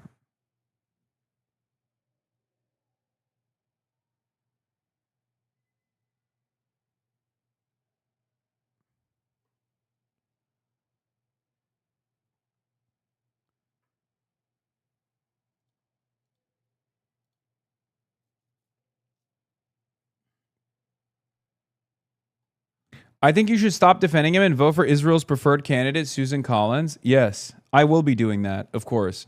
I was Pill's Mafia till the end, and now I'm, of course, riding with Susan Collins, who was never a trigger man, simply sent, tens of thousands of American sons and daughters overseas, which, by the way, is infallible because the vote of a congressperson does not matter, okay?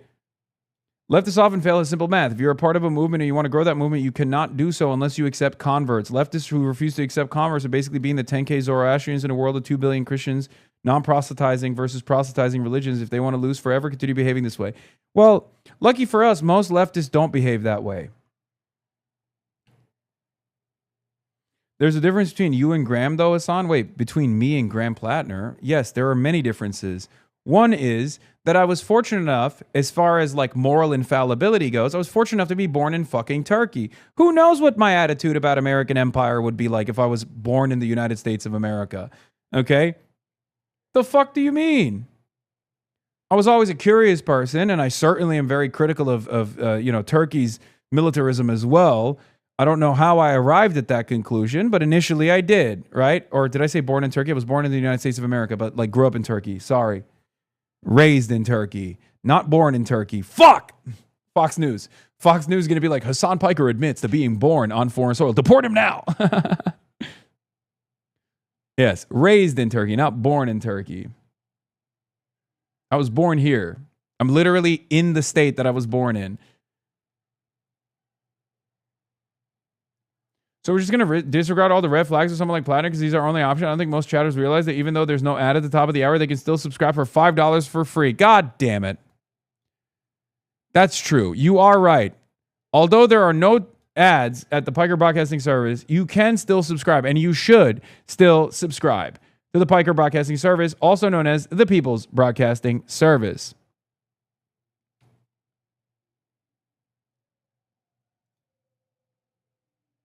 Yeah, the Main Wire is an opposition paper that was specifically designed to shit on Graham Plattner, by the way. And it's really funny because, like, from our perspective, this stuff looks awesome. Ex-Marine Graham Plattner, top military tactics recruited for socialist paramilitary group in Maine. Yeah, he was an SRA guy.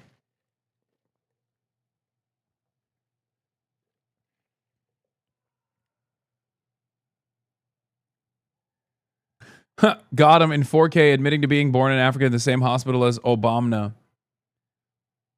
Anyway.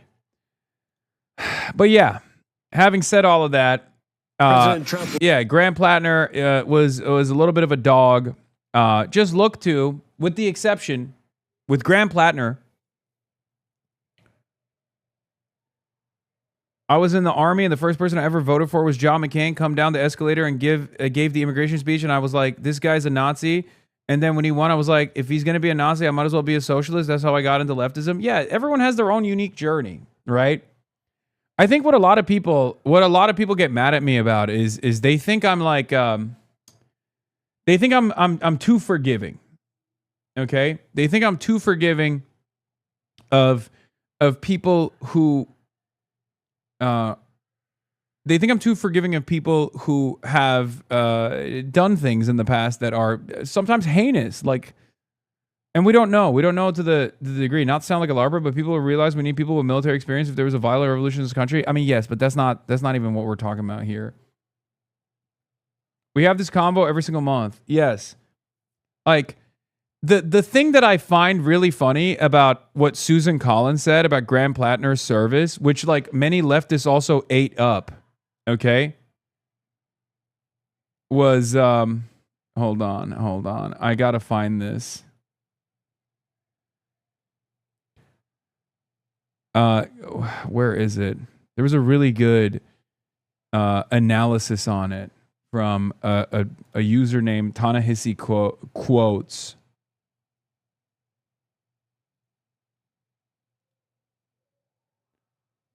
Let me see if I can find it.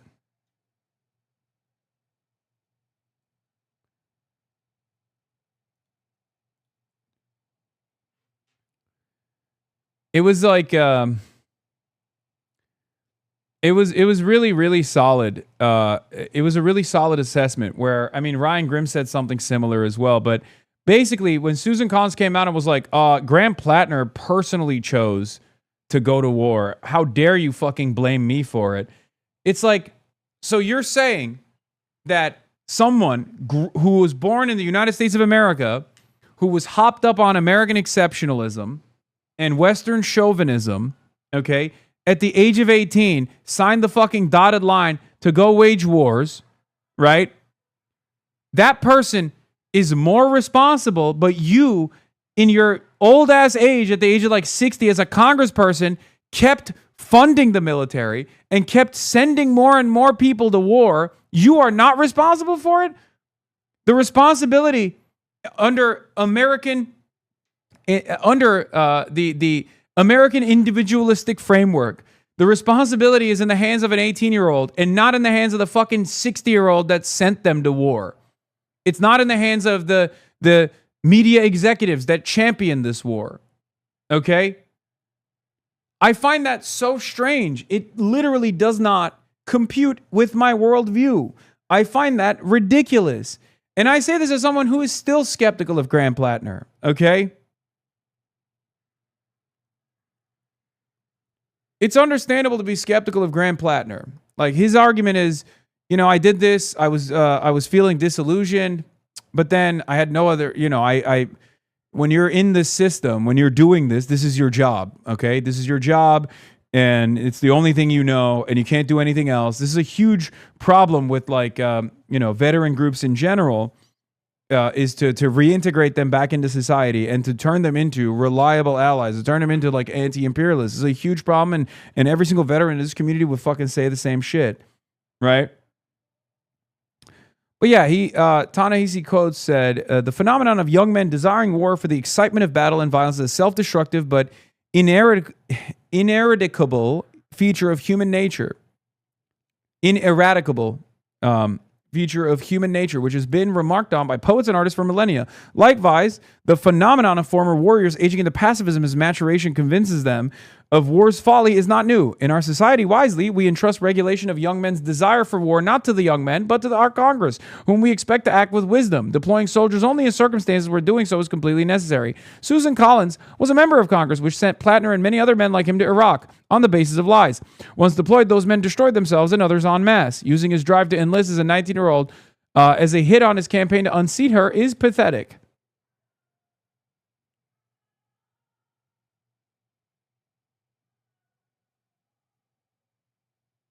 Are you for real skeptical of him? And is it just to please these psychos who don't believe people can change? No, I do believe people can change.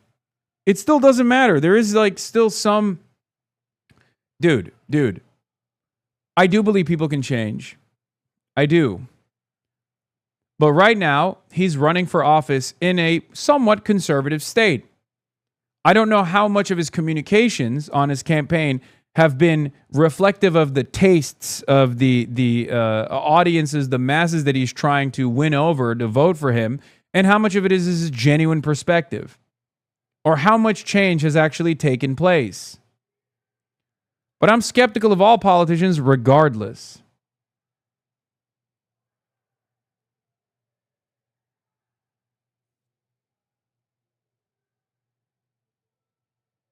But yeah, ultimately,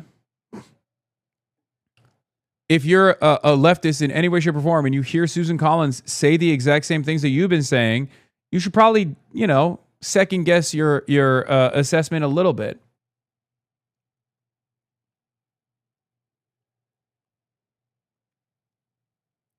But my assessment on this is simple. He's anti-Zionist and he's pro-Medicare for all. That's good.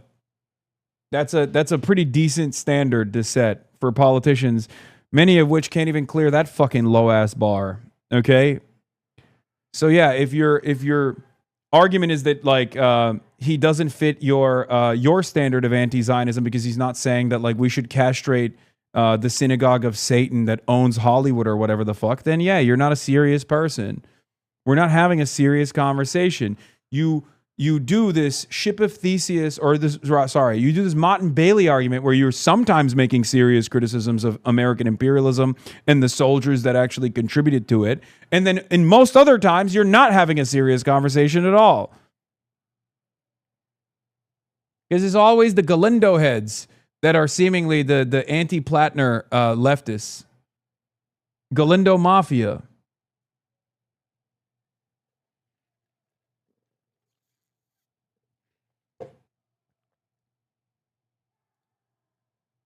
Hasan doesn't like him because he doesn't understand why anyone would farm oysters. No, man, he did fucking still join Blackwater. Like, I have to be, like, unbelievably charitable. I have to be the most charitable person on the fucking planet beyond, like, what normal, regular levels of charitability. If you were to give me his background and you were to tell me, like, oh, this guy's a fucking combat veteran, literally was in the Marines, in the Army, and did security detail outside of fucking Abu Ghraib. He wasn't inside, to be fair, but still was like literally in the vicinity of Abu Ghraib. And also on top of that, left and in 2018 joined Blackwater to do diplomat security. And also, it turns out he had a fucking totem cough on his chest. I'd be like, what the fuck are you talking about? So yeah, on paper, not exactly great. But this, what he does with this, is really fucking good. It shows an entirely different person. That's why I think like there's almost a schizophrenic approach to Graham Plattner where like people lose their fucking minds because he is extreme on both ends, right? If you were to tell me, however, someone who is a veteran who's like anti-war, a veteran who's anti-war, who's running on a campaign of no more wars and Medicare for all and is an avowed anti-Zionist, right? And then I'm like, wow, that sounds fucking brilliant. That sounds incredible. Do you understand why there's this crazy, like, this crazy wave of like anti-Plattnerites and people who are pro-Plattner at the same time? Where some people look at that and go, that's fucking awesome. He's great. Think like a chud. Think like a woke. Walk like a chud. That's great. He's the perfect candidate. Who gives a shit? There is this immense duality, this immense juxtaposition that causes people to fucking lose their minds. A real progressive mind and a MAGA body for Graham Plattner when you think about it. My point is, however, all of this other stuff about his like fucking... all this other shit about, not the tattoo necessarily, but even then it's like people talking about his like infidelity and whatnot. Like all of this is bullshit. The reason why you give a fuck about this is because he's anti-Israel. That's it. He's anti-Israel and you hate that. You do not want another senator to be anti-Israel.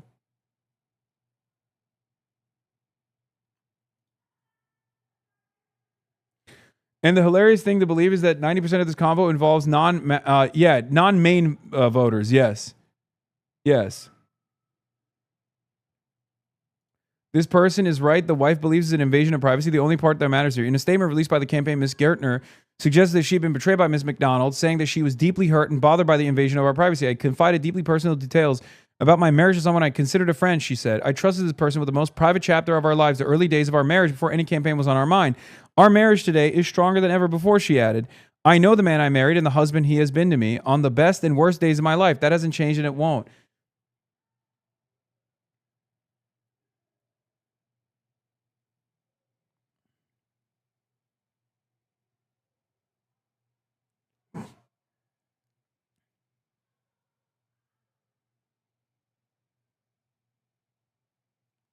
Plattner is a more controversial candidate than Galindo to anyone who isn't suffering from American exceptionalism. Okay, dude. Sure.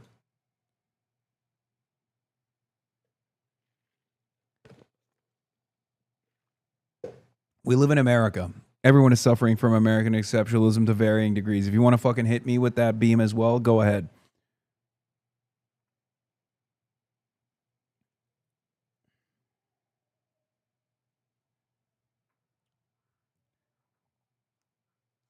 So much of this conversation from the left also turns into, hey guys, this content creator that you believe is a radical is not actually radical. I'm the real radical. Watch me instead.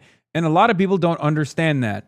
Okay? Sure, there's a real conversation taking place on the basis of morality, on the basis of ideology, or at least that's what it seems like, right? That's what it feels like from afar. But you scratch that surface a little bit and you realize very quickly, no, it's just a game of people trying to generate market share for their own fucking business. That's the way they operate, at least. And some of you get duped by it. A lot of people get duped by it. I'm pretty fucking transparent. I have a more complex, a more nuanced approach to this issue. But you can always say, dude, nuance on fucking baby murder. That's what you can say and then move on.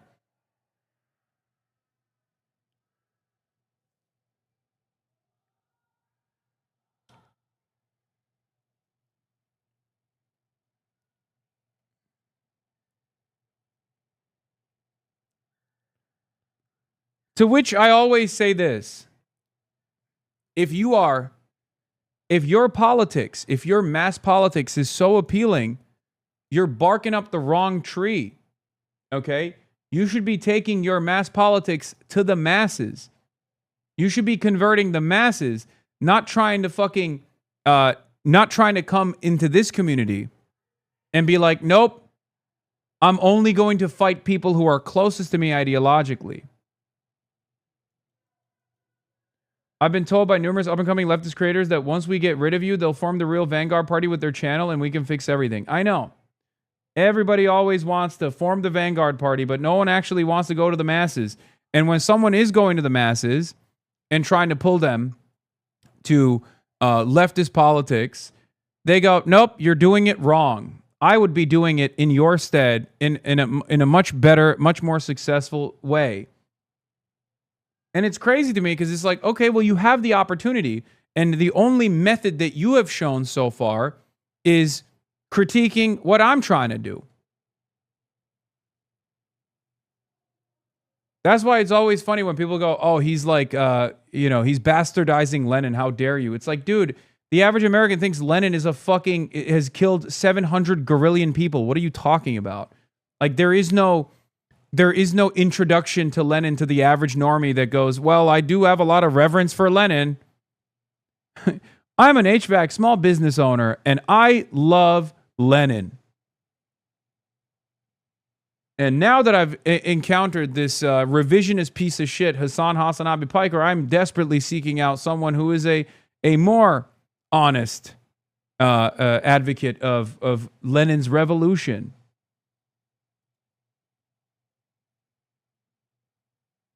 Yeah.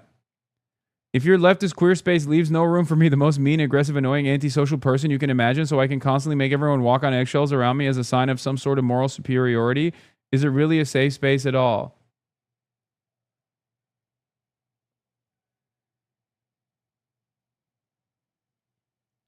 I want to see the Vanguards writing the policy they want to enact first, like build and buy a new bureaucratic system.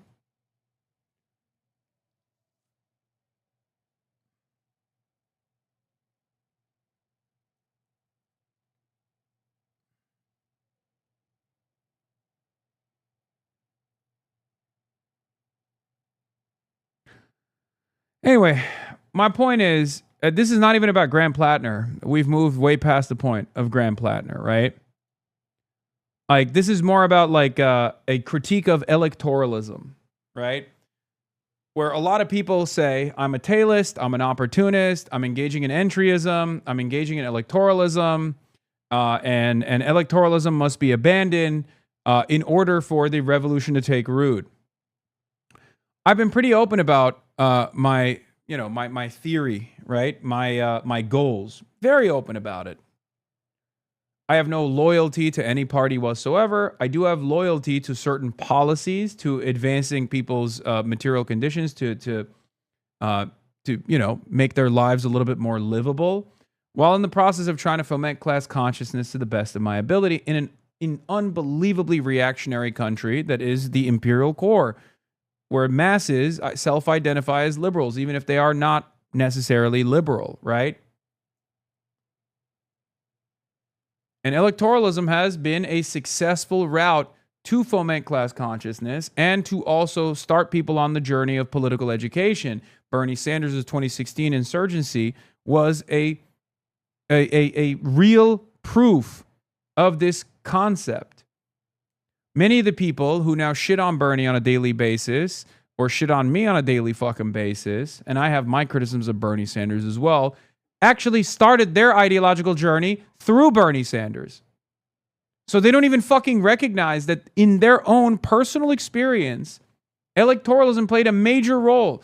And right now, we're at the precipice of something genuinely different than what we've had before, where you have self-identifying democratic socialists running and winning in spite of all the hurdles thrown their fucking way. And there are still naysayers to the left that are going, nah, they're all liberals. They're not even like social democrats. They're all fucking libtards. They're all Zionists. They're all genociders. Fuck them.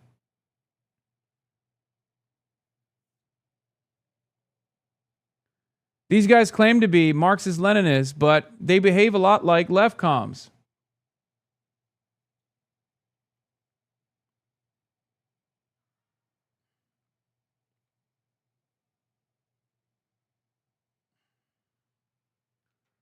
Because on the other side of tailism are those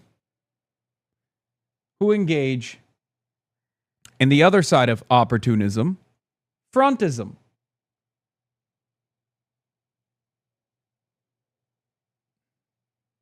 People who are constantly trying to push the boundaries in a way that sometimes leans into unproductive outcomes.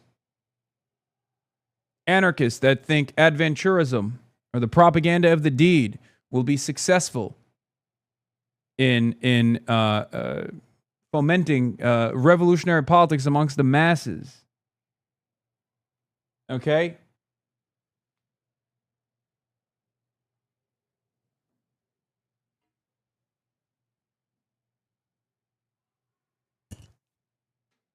You always have to have a pragmatic approach. That's my assessment. You always have to make sure you have a decent understanding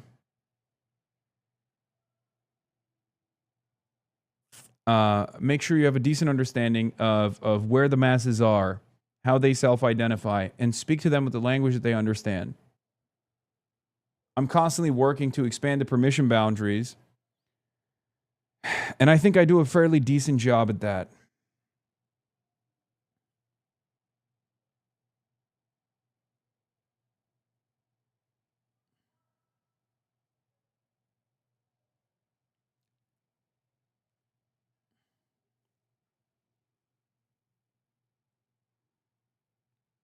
So yeah.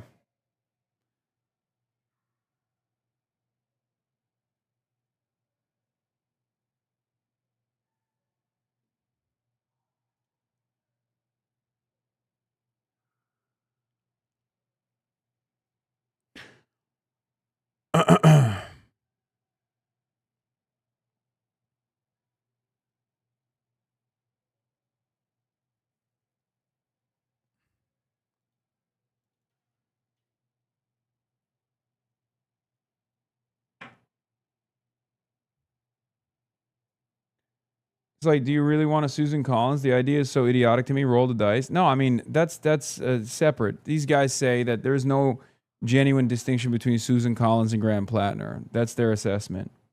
From where they're standing, they're both, one is a trigger man for American empire, the other one is sending trigger men overseas. So there is no discernible difference between either of them. And they LARP. They LARP as though they're like living in the third world in many instances. They LARP as third worldists. It's fine. My take always is like, if you're participating in the American electoral process, it's a bourgeois democracy. Of course, the options are incredibly limited. The confines are incredibly limited. So no matter who you end up choosing, they're going to have blemishes on their record. They're going to have idiotic opinions or wrong opinions or reactionary opinions. You have to make do with what you have and adjust it to the confines of permissibility. You have to adjust it to where the masses are. If you want to do mass politics, you got to go where the masses are. You got to talk like the masses. You got to develop a better understanding of the masses. That's why I always say, be normal, be normal, be normal, be normal. Okay? In any case, we'll soon make a final let's talk about this. Justin, at least 5 Americans reportedly hurt in recent Iranian attack. determination on a proposed 60-day ceasefire extension with Iran after wrapping up a meeting yesterday in the Situation Room. Meanwhile, a new report indicates at least 5 Americans were hurt in a recent Iranian missile attack on Kuwait.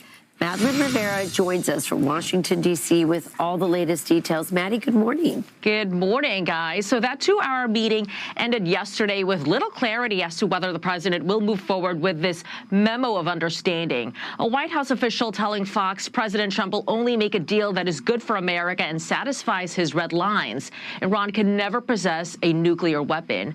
The president has maintained his key asks, which not only includes preventing Iran from obtaining a nuclear weapon, he also demanded unrestricted shipping traffic in the Strait of Hormuz and the removal of mines in the waterway. And regarding Iran's highly enriched uranium, the president says the stockpile, sometimes referred to as nuclear dust, will be unearthed by the United States, which it is agreed is the only country, along with China, with the mechanical capability of doing so in close coordination and conjunction with the Islamic Republic of Iran, plus the International Atomic Energy Agency, and destroyed.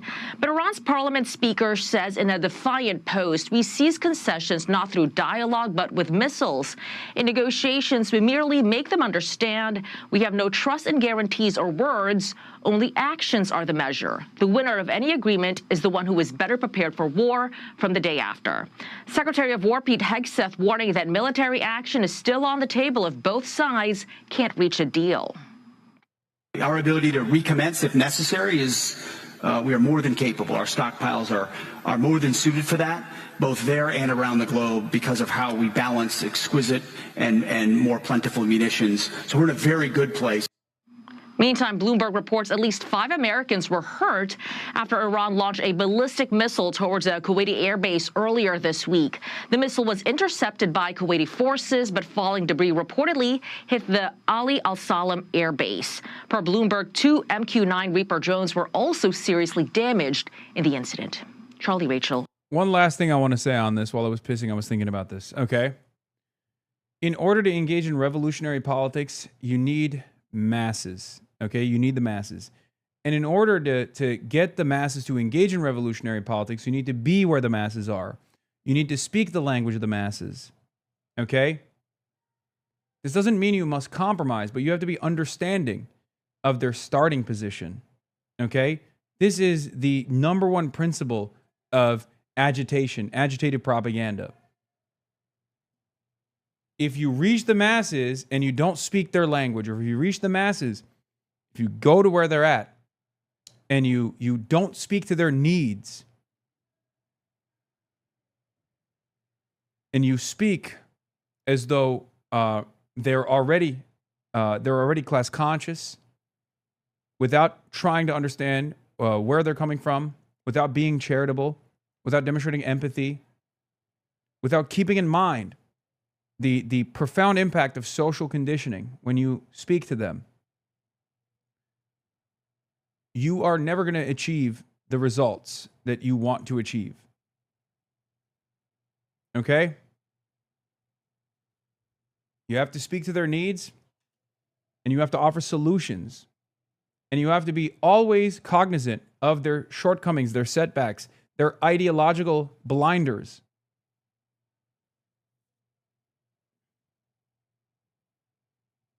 That's it. And Griff. All right, Maddie. Thanks, Maddie. Very much. Be sure to like and subscribe for all the Fox News latest on YouTube. Another dawn, another day of motionless vessels on the Strait of Hormuz. And another day of these ships waiting for some movement from either Washington or Tehran to end the war for good. The ceasefire is a done deal that everyone agrees on the price for both sides, but the U.S. and Trump in particular just seem politically incapable of taking it. He's been fully BB-fied and adopted the strategy of, if other options are bad, just delay perpetually until something changes or opens up. Unfortunately for Trump, he's much more of a coward than Bibi and is unwilling, it seems, to perform the mischief that would change the situation. Where does that leave us? We are waiting for another round of money molestation via oil markets, methinks, says Noah Colwyn.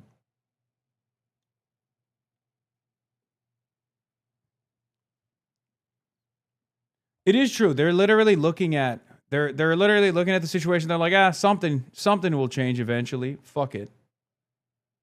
Kyle is so funny, dog. Graham Plattner could have sexted my mom and I'd still vote for him. Yeah.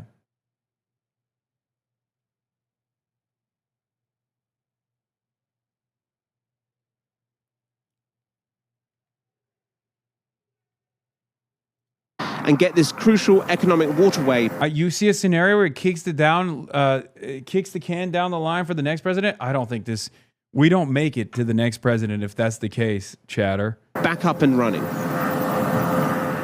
President Trump had said that he intended to make a decision after a meeting in the Situation Room on Friday, but he did not, with the defense secretary saying he had faith in the commander-in-chief.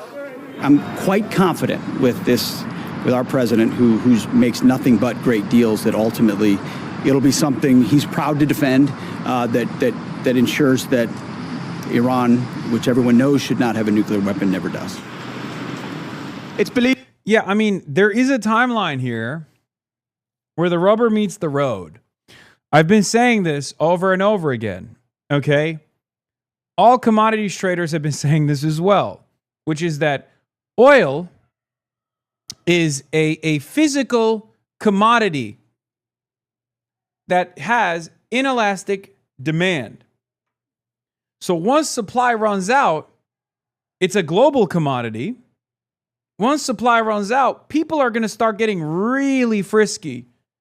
They're going to start doing things that you previously thought were crazy, that would never happen.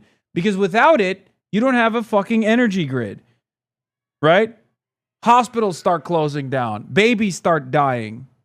No more incubators, right? I've seen it with my own two eyes in Cuba. The entire world will turn into Cuba. Governments will collapse. You can't refrigerate food. Now, obviously, America as an oil exporter can stave off some of the worst consequences, but America doesn't just have a responsibility to the Americans as the hegemon and as also the party that triggered this event and the blockade of the Strait of Hormuz. America has a responsibility to the rest of the world to fix the problem that they started.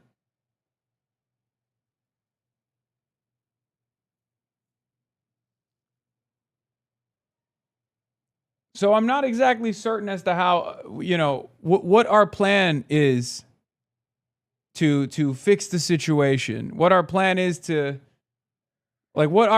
when push comes to shove, when the pedal hits the metal, when the rubber meets the road. Any deal would extend the ceasefire for 60 days and start talks on the future of Iran's nuclear program. At a pro-regime rally in... Yeah, here is Robert A. Pape, Mr. Escalation Ladder himself, saying everyone should read what Senior Vice President of Exxon, Neil Chapman, says about the oil price surge coming in 2 to 3 weeks. The next wave of the energy shock is approaching fast.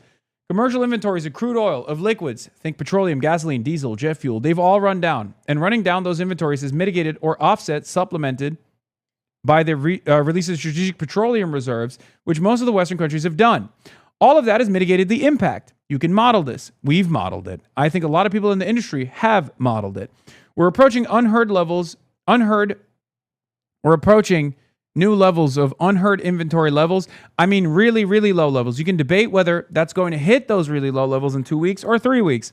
Once you get to that point, then you'll see prices shoot up. I mean, I think dated Brent, most people, well, a model would say dated Brent will shoot up. Once you get to that really low inventory level, up to 150, 160, the models will tell you that.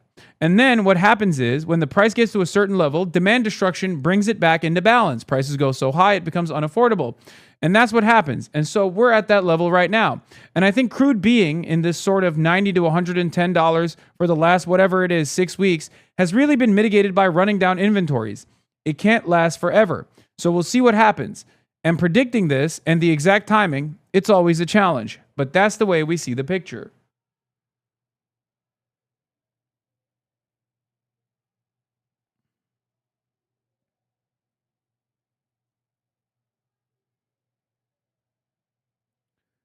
So everyone has been holding on to their strategic reserves and just releasing their strategic reserves with the hopes that Trump won't be so crazy that he'll continue this fucking blockade for an extended period of time. Well, Trump is that guy. He is crazy enough. So what happens when the strategic oil reserves are tapped out?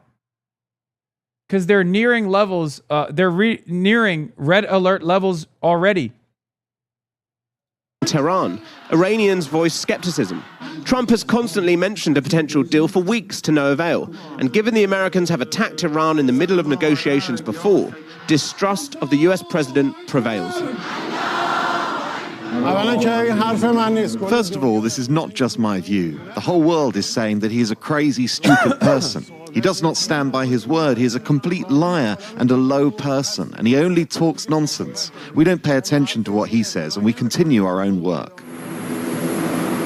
It was just last Saturday that Marco Rubio said there was good news to come, and Trump said the agreement had largely been negotiated, before later saying he wasn't yet satisfied. The president's shifting narrative has been criticized, and the framework on the table does not match his stated objectives when he launched the war on February the 28th. Yes, he discussed nuclear weapons then, but he also spoke of regime change and Iran's missile capabilities, and the Strait of Hormuz was never mentioned. Part of the problem, of course, is that the United States, when it started off these negotiations or started off this entire process, it thought that the Iranian... Look who it is, bro. We're watching Channel 4, and who do they got?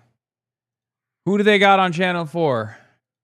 Were going to collapse within 4 days. So he never really thought that this public posture and public negotiation would be a problem. But that is one of the two biggest problems we have right now, which is that the negotiations are taking place too publicly, which is never helpful in situations like this. And secondly, the ball has been in the Iranian court for more than 10 days now. And the Iranians want any potential deal to include peace in Lebanon, where Israeli forces continue to advance in their war against Hezbollah, despite a ceasefire being in place. If there is continued slaughter and bombing of Lebanon, the spillover risk is significant, and that can actually reignite the war between Israel and Iran. We've already seen how twice the war in Gaza and Lebanon has spilled over into Iran. And the Iranian objective here is to truly end the war, not just have a pause, not have a porous ceasefire that the Israelis can break at any time. President Trump hasn't headed off to Florida this weekend as he usually does, sticking close to the White House. He knows he needs some conclusion because in this election year, the conflict is hugely unpopular. 2/3 of Americans say it was wrong to go to war. And the headaches are mounting for a president obsessed with his legacy after a federal judge ordered the removal of Trump's name from the Kennedy Center in Washington, D.C. In response, an irate president wrote, "Unless I am free to do what I do better than anyone else, I have no interest in continuing what could only be a hopeless journey into Never Never Land."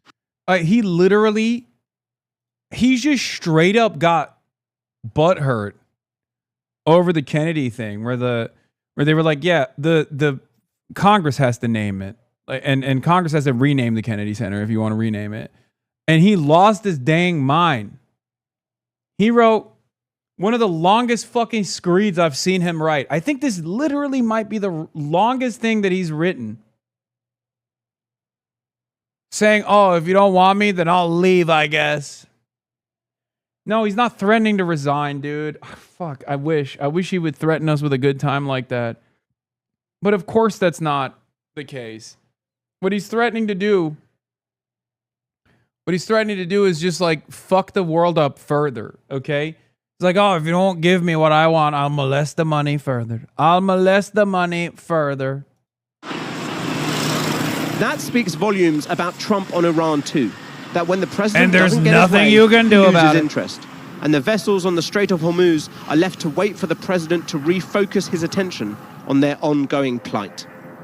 Now to the uncertainty about whether the war with Iran will reignite. The White House says it's working toward a deal with Iran that would extend the ceasefire for another 60 days, but no final decision has been made. Overnight, at a security conference in Singapore, Defense Secretary Pete Hegseth said the U.S. is more than capable of restarting the war, but expressed confidence that President Trump could reach a deal with Iran. Olivia Gazis joins us now from Washington, D.C., another Princeton alum. Olivia, good morning. Yeah, good morning, Adriana. President Trump met with top advisors for more than 2 hours in the Situation Room Friday in order to make a final determination on Iran. But officials have not said whether a deal was reached or is even close. They're very good negotiators. They're crafty. President Trump on Friday seemed to stop short of sealing a deal with Iran he earlier said would dismantle Tehran's uranium stockpile and fully reopen the Strait of Hormuz. The lack of agreement raising the specter of fresh military strikes and elevated energy costs, which administration officials have downplayed. Look, for many families, it's not nothing, but it's been less than $200 in extra.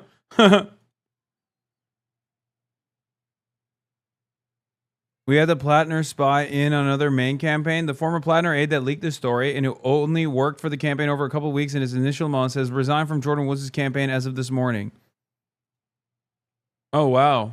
The ex-Plattner aide who publicly leaked this stuff to the New York Times is pulling down $9K a month from Jordan Wood, a Maine 2 Dem candidate who has endorsed Plattner, the Democrats, an incredible political party. Well, she resigned.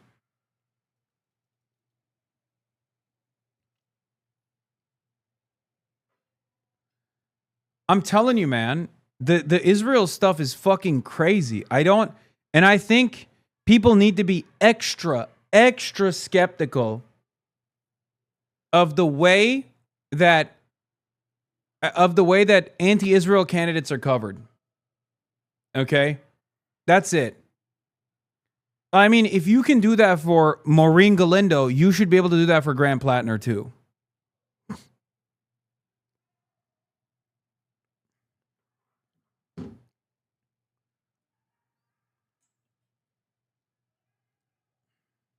It's kind of crazy. You need background checks on people you hire. I don't think anyone ever thought that it would be like this.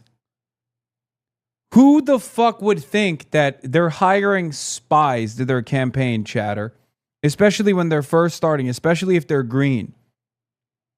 I mean, it's just crazy to me that there was a person in Kat Abu Ghazalik's campaign.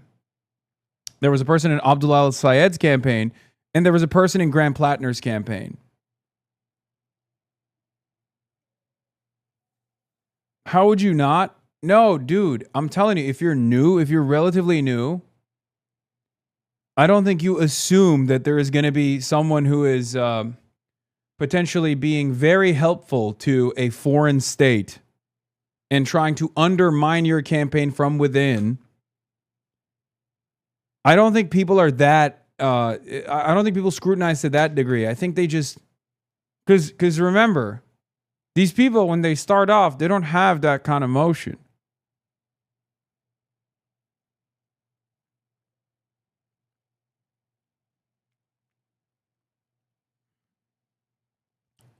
Like when Graham Plattner was like a random fucking oysterman who was propped up by Bernie Sanders and a bunch of other groups to run because they thought he was doing a really good job speaking at a town hall or something. I don't think they thought that they would have people that they hired, people that they've known for years, that would potentially operate like a fucking Mossad agent, okay?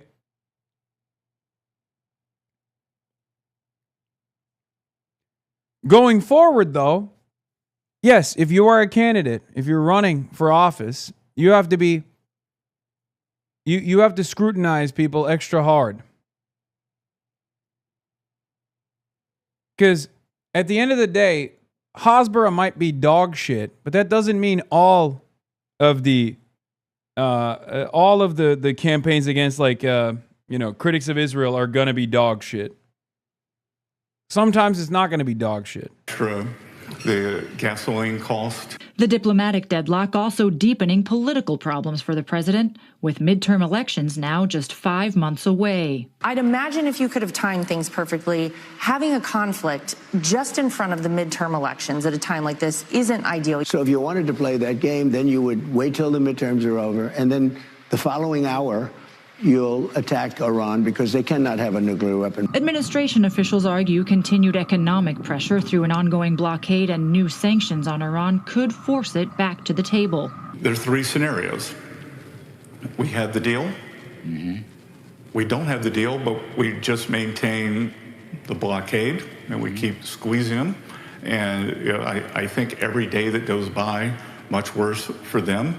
Or we go back to kinetic action. But as talks have stalled, U.S. intelligence sources say Iran has wasted no time in trying to rebuild some of its missile and drone systems. Iran has historically had the largest missile arsenal in the region, as well as its drone capabilities. So Iran will certainly use any prolonged negotiation to rebuild its capabilities and its leverage. It is unclear at this hour whether talks are ongoing. A White House official said President Trump will only make a deal that is good for America and satisfies his red lines. Iranian officials have said that they have, quote, no trust in guarantees or words. Adriana? Olivia Gazas, thank you. And developing this morning, tensions escalating once again outside of an immigration detention facility in New Jersey. Protests have been going on outside Delaney Hall in Newark for more than a week now, with ICE agents clashing with protesters. And John D. Yeah, this is where we're going to be headed in a little bit. But the situation at Delaney Hall is pretty insane, and it's only gotten worse. Delaney Hall is a private prison facility, a for-profit prison facility run by Geo Group, a private prison business, and the conditions inside of Delaney Hall are heinous, immoral, awful, and the people that are inside of the detention facility, the immigrants that are being kept inside of the facility, have gone on a hunger strike, and also on top of that, they have started participating in a labor strike as well. Now, you might be thinking, why is there a labor strike at all? Like, how does this work?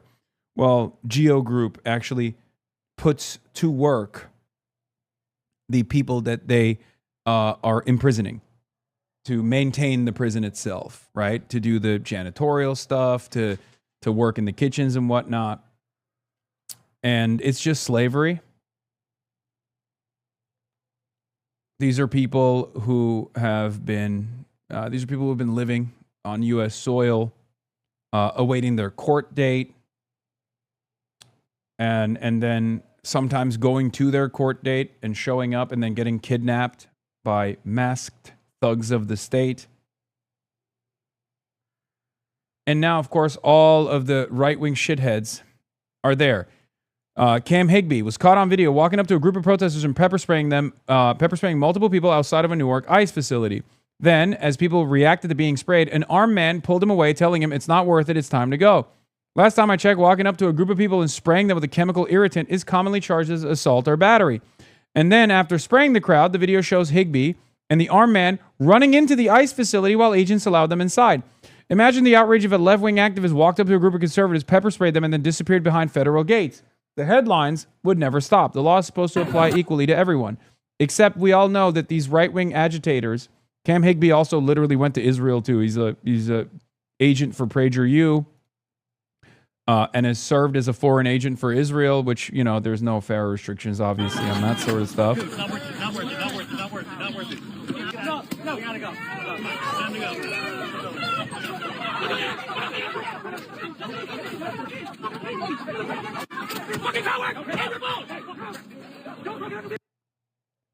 Proud Boys are also there today, this morning. They were doing a pro-ICE protest.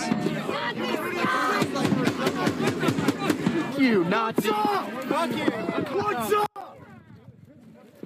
What's up? What's up? What's up? Keep moving. What's up?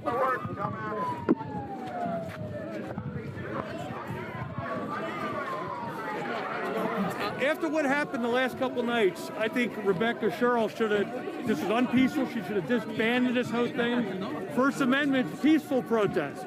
This is bullshit protest, and it should be cleared out. I mean, this isn't right. The protests have been peaceful until You watching TV? I've been here every that's real peaceful. Ask the state police how peaceful it is. Last night the protesters held us. I got hit in the head by a fucking piece You of guys concrete. are obstructing traffic, obstructing workers. You don't know what you're doing, okay? You have no clue what you're even fucking protesting. What are you saying? You fucking numbskull.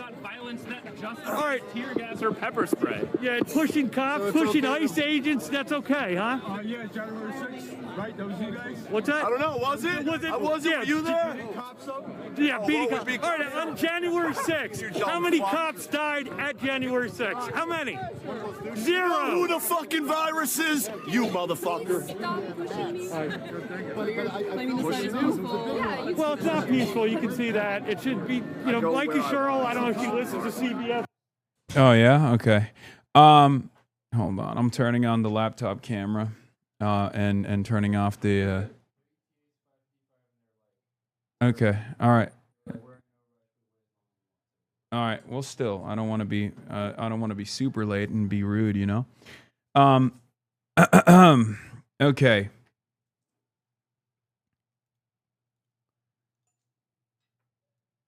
Not much drop off in quality, given the camera is busted anyway. But yeah, so you got a bunch of fucking kind of looks like cops to me, I'm gonna be honest. Dressed up in Proud Boy gear. There specifically to agitate at the behest of the MAGA movement, the government. What? No. Fuck. God damn it. Look in the other backpack. Okay. All right.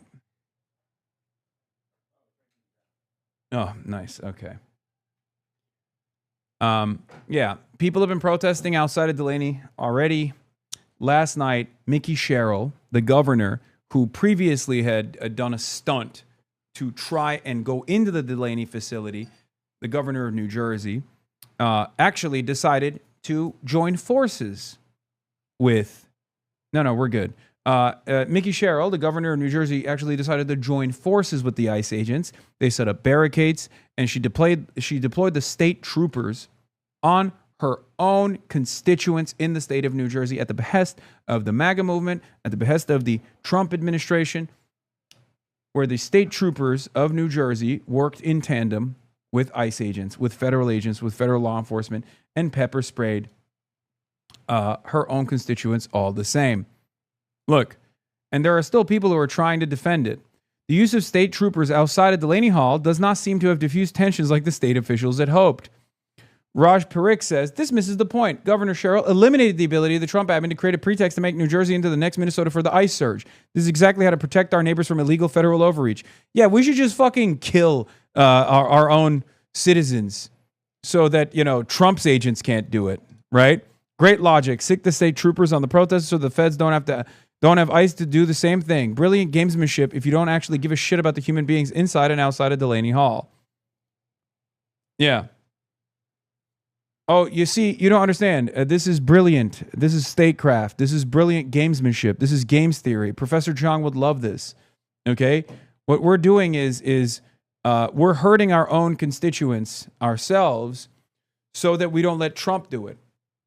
Because if Trump did it, he would actually enjoy it a lot. And we can't give him that enjoyment. So we're just robbing him of that enjoyment. Is that what it is? Very stupid. Or not, disband this shit and stop it. This is a waste of taxpayers' money, and it's not peaceful. And you watch when we leave here how peaceful it's going to be. It's not. And your message today we are from this here side for law enforcement. What's that? Your message today, what brings you here? The message today? Stop it. Mikey Sherrill, end this shit. Just end it. We don't want to see it. This is bullshit. And that protest there, and we're talking about Delaney Hall. Your message about like Delaney Hall, the fact that it's Delaney Hall. If they didn't open the floodgates, Delaney Hall would exist. They let so many fucking people in this country. They should never did that. This wouldn't be here. Alligator Alcatraz wouldn't be here. This is all bullshit because they opened the borders. Let them in. Can't get the votes the right way. We'll get the votes. Yeah. That's what's going on here. Fantastic. Guys joining us live now from there in Newark. And John, now we have protests, clashing and dueling protests happening where you are, right? Yeah, guys, good morning, both of you. We are live here, right really in the center of all of it. On one side of the road, we have about a dozen people in support of ICE starting their protest. You have between 10 to 12 people out here, a lot of them saying that they are from Jersey. But on the other side, though, you can see there's double, if not a triple amount of the people on the other side of the road saying that they do not support this ICE and all these enforcement. Now, a lot of officers are out here telling everyone to stay on their side. They're fearing that things, could get heated out here this morning.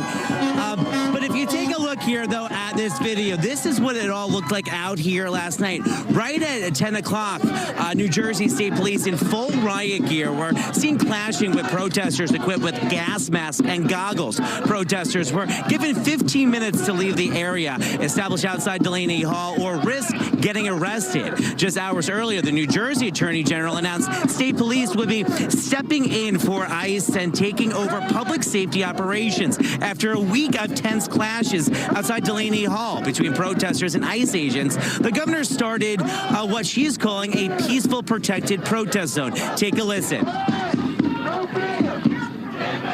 Our top priority is public safety, and we need to take this opportunity to lower the temperature now.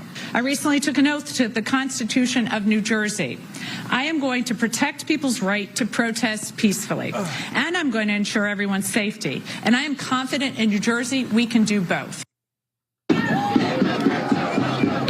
And just this morning, Governor Sherrill releasing this statement saying in part, quote, "Today and going forward, I urge everyone who is protesting to do so peacefully in the safe areas and work together to bring the temperature down. We need to focus on advocating for better conditions for the detainees, for their families, and ultimately the closure of Delaney Hall." Now, conditions are a part of what led protesters to break out last Friday. Organized groups claim detainees are on hunger and labor strike due to them. But Department of Homeland Security officials, well, they're claiming detainees get 3 meals a day and have access to comprehensive medical care and deny allegations of hunger strike. And a live look back out here, you can see a lot of people out here. She's navigating this pretty well, right? No, she's not. I just told you that she deployed the state troopers to beat the fuck out of the anti-ICE protesters, her own constituents. The opposition in this circumstance is the incursion by the federal government, okay? The federal government is overreaching. The federal government has deployed federal agents on Jersey soil outside of this private prison facility on New Jersey soil, and they're straight up brutalizing people from New Jersey. Mickey Sherrill's constituents, people that voted for Mickey Sherrill, people who she's supposed to be defending here, okay? Defending against this kind of thing.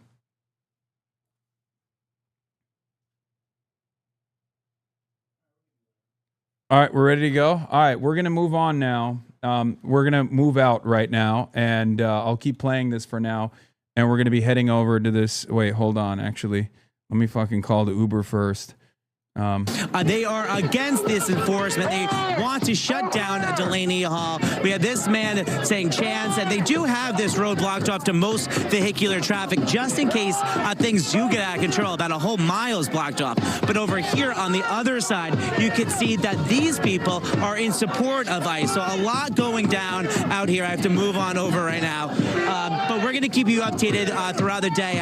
Looks like these people will not be leaving anytime soon. So for now, we are live this morning from Newark, New Jersey. John Diaz, CBS News, New York. All right, John, thank you. We can only hope things remain peaceful where you are and that you stay safe out there. We'll check back in with John in about a half hour's time.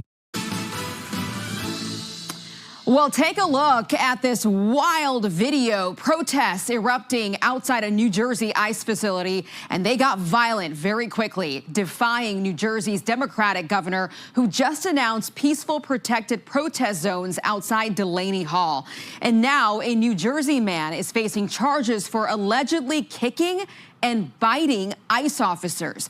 We are expecting more protests today, so let's go live to Newark, New Jersey, where our Steve Harrigan is ready for anything. Steve, what does it look like behind you? Aisha, those protests already underway here. We've got a small pro-ICE group here, about 24 people, and then several hundred anti-ICE protesters. They're pretty much cursing at each other, separated by... Who the fuck has a Tom Homan Law and Order flag, bro? The green, the thin green line. Oh my God. That is, you have to be a real fucking freak ass bitch for that, dude. You went to Amazon and you were like, you had to custom make that, right? I suspect you had to make that custom. I love waving my fucking Tom Homan flag. That's just a Fed? Yeah, that has to be. some of those metal barricades. The goal over the past 24 hours was to set up a safe zone, this according to the governor, where people could protest peacefully. That did not happen last night. What? Instead, we saw state police march in after being unable to clear the road. They used shields and batons and then used pepper spray and flashbangs to try and clear the protesters out, about several hundred strong. This is what that scene looked like last night. Another explosion there of tear gas. It's clear these protesters were here to fight just around 10 p.m. Isn't it 65 degrees out? No. Cases and cases of water It's out windy. to wash their eyes when that tear gas hits. Yeah, there's none. Yeah, they're apparently... The counter-protesters at Delaney Hall are saying the Epstein files are a hoax. The Epstein files are fake news. Fuck the Epstein files, shit like that. Oh, I got one. Oh, shit.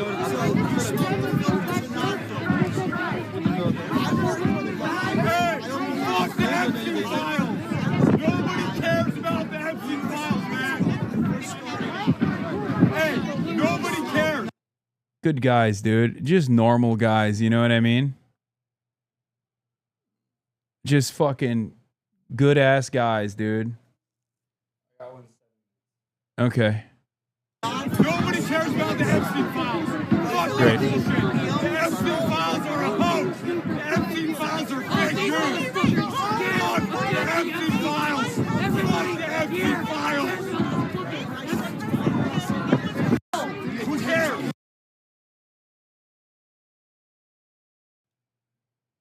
Who amongst us, bro? Epstein And that's what's misunderstood. going on now. A confrontation between the two sides for control of these streets out in front of the detention center. As often happens, the crowd really changes after 10 o'clock.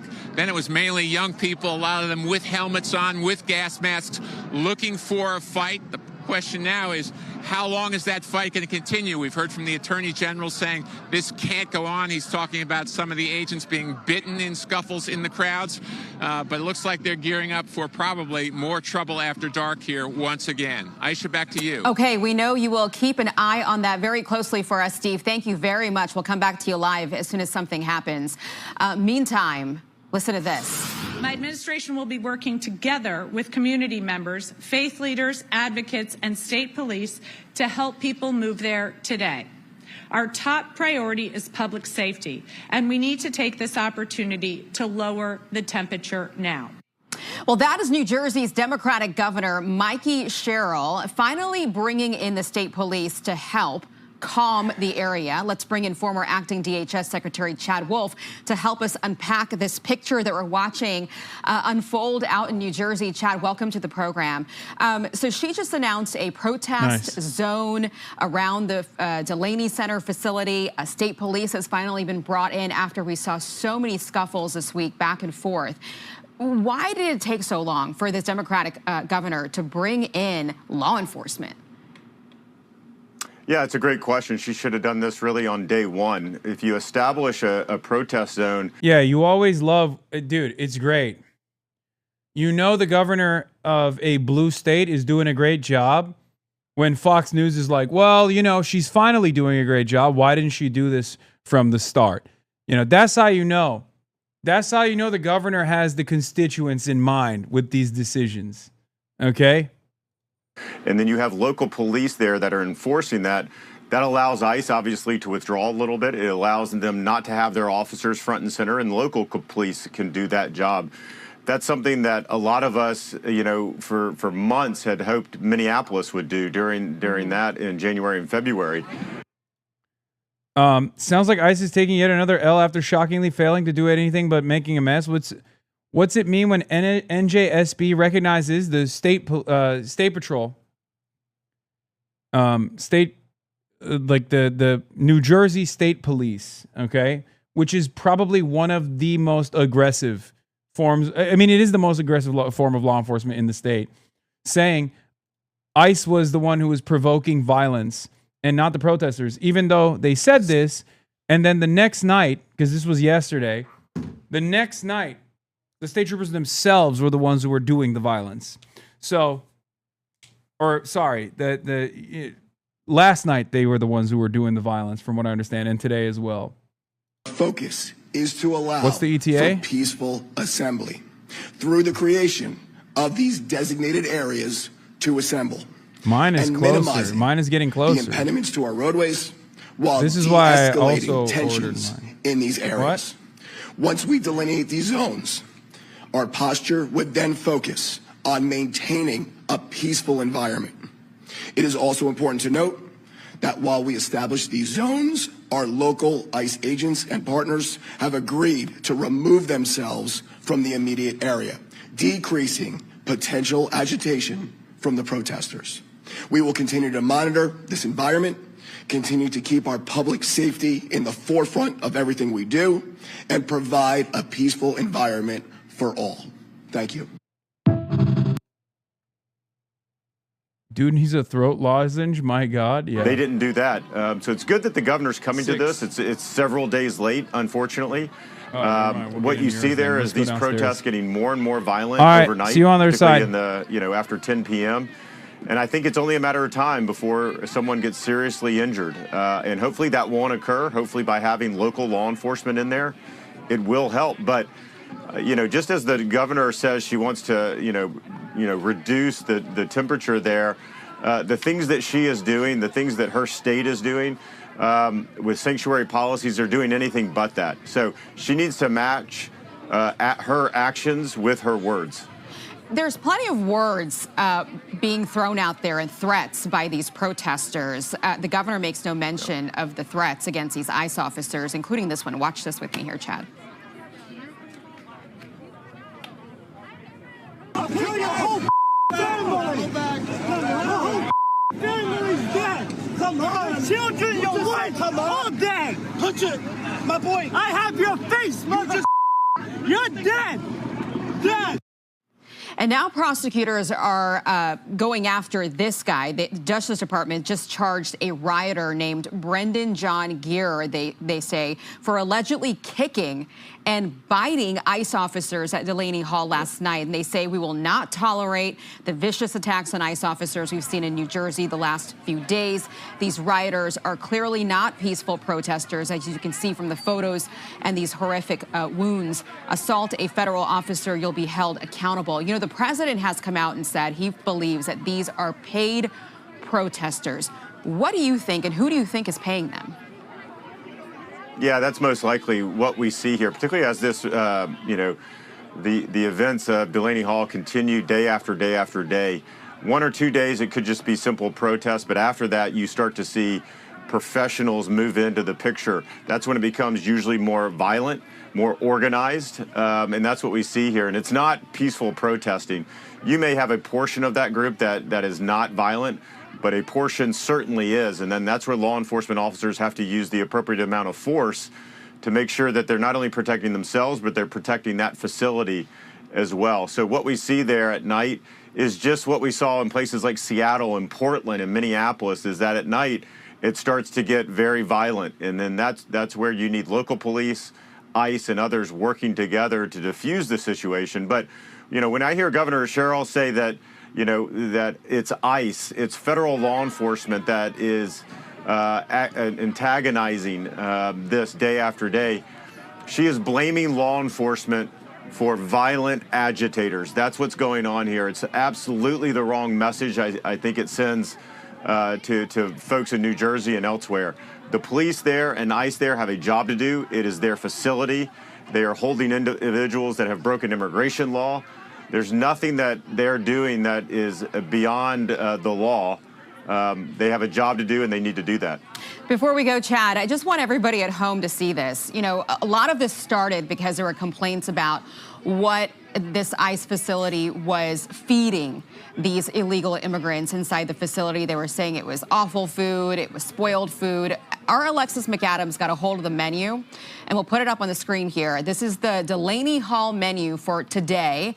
And for breakfast, they had farina, which is like a cream of wheat, fried eggs, bread, coffee, milk. For lunch, they're having chicken salad. And for dinner, a variety of items: jambalaya, chicken patty, beef and bean burrito, Salisbury patty with gravy. Before we let you go, Chad, how are these ICE facilities treating these illegal immigrants?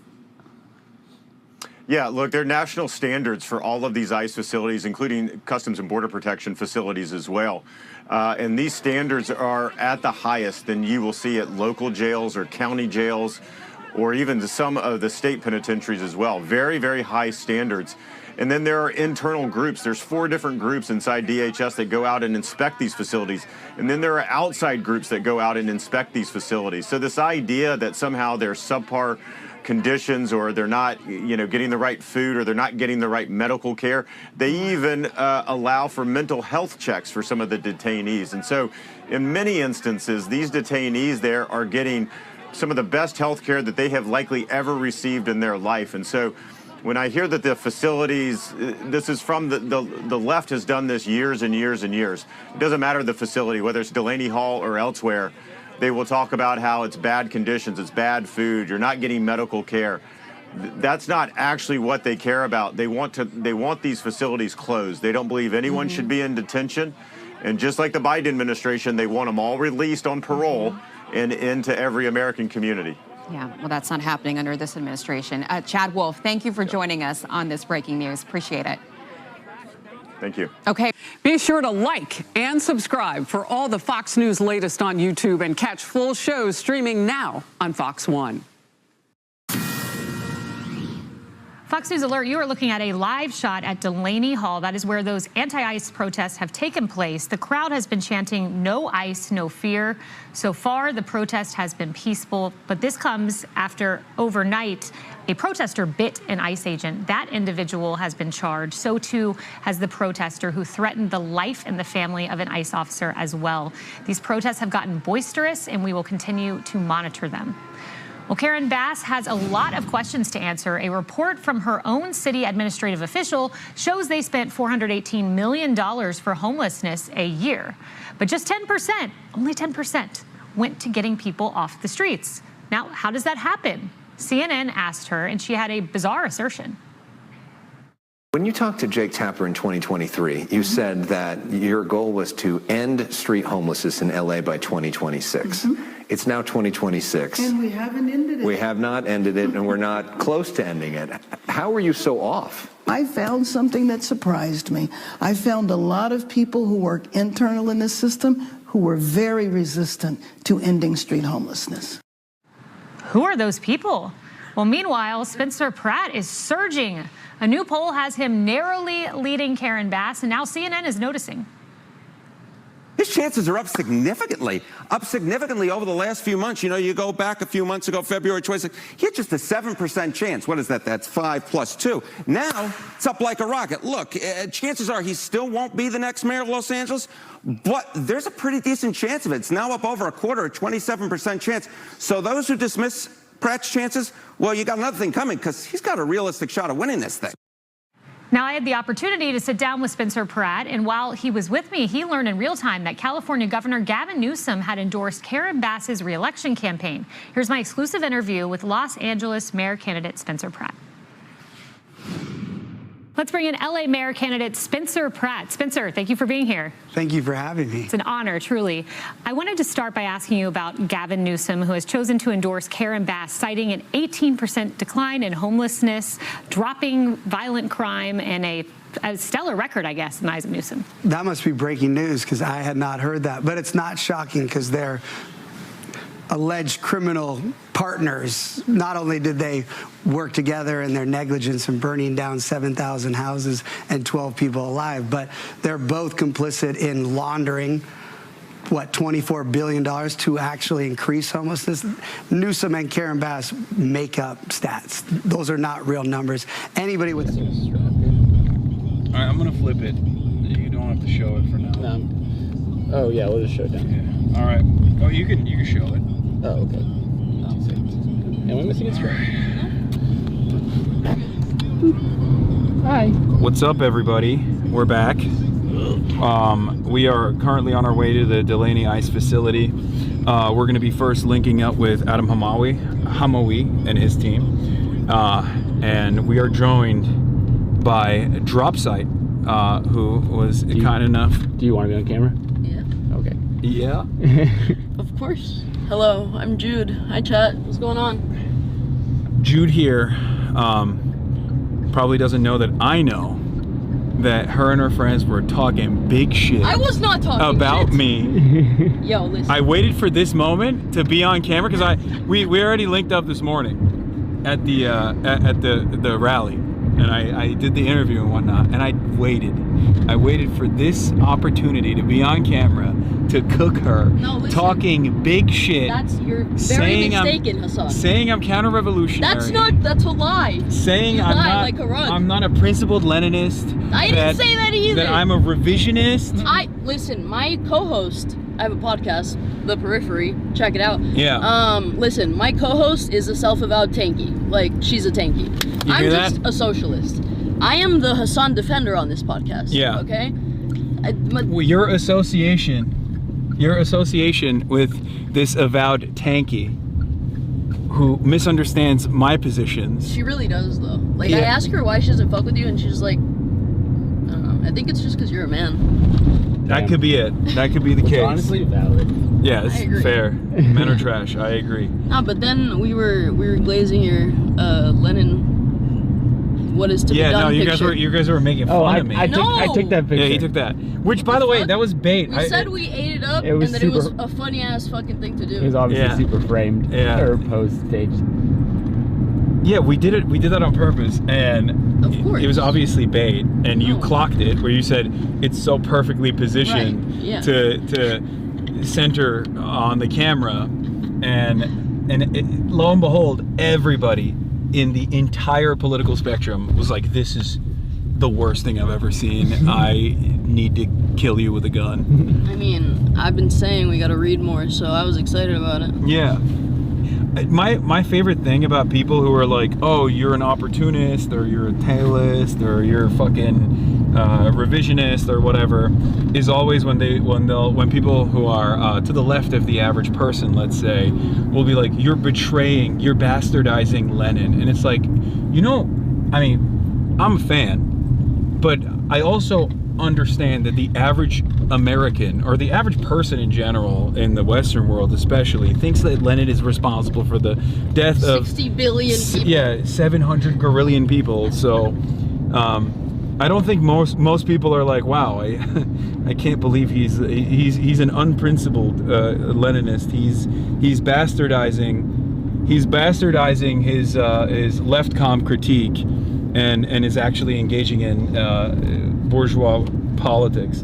Yeah, I mean, listen, the episode where we talked about you, we had Lily Agla on, and she is also a tanky, self-described. They call me a tanky too. Yeah, no, me too. But I was talking about how, like, Also, you're making sure that we're going to the right spot, right? I'm not. You're not? Wait, what did you put down as the address? What was given to us. Oh, then that's fine. That's the right spot. But I mean, I'm holding a camera. I'm not making sure we're going to the right spot. Okay. But it looks like we're going to the Yeah, right we're spot. here. We're here. This is, or no, not this. Sorry, I'm saying that location is. Yeah, around the corner here. Yeah, is that them? It is. I think. Is that group the? Yeah, that might be. Yeah, it, right? can you just drop us off over there? Yeah. Or across the street. Yeah. You have to go across the street. Yeah, we have to go across the street. Yeah. Yeah, no, they call me a revisionist for defending DSA to some extent. Of course. Okay. Of course. Thank you. Any sort of engagement with elections.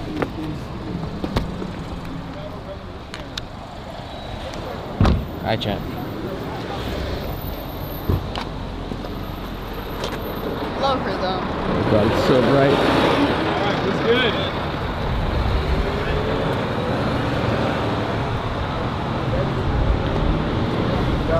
You guys are not masked up and goggled up. We have our masks in our pockets, but we're Okay. not goggled. Ben is going to give you a little preview. Wait. Okay. We're not on camera? That's just for 1 second. Okay. Okay. Hold on 1 second. All right, chat. Here's Uncle Marchie March again. cam. You're with Uncle Marchie right now. Do you guys think I'd be able to put this mic on him too? Sure. Yeah. Go for it. Yeah. Hold on, chat. I'm pulling you up. I'm pulling that shit up. Really mad secrets. Yeah, what the fuck? Why can't I talk? Why can't I be in the secrets?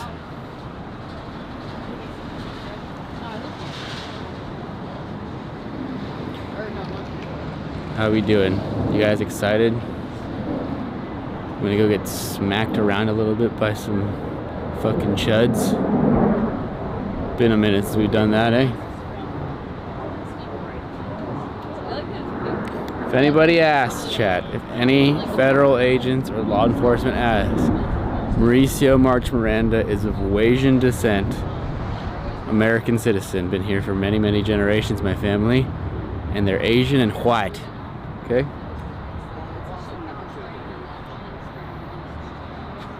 I don't even speak a second language.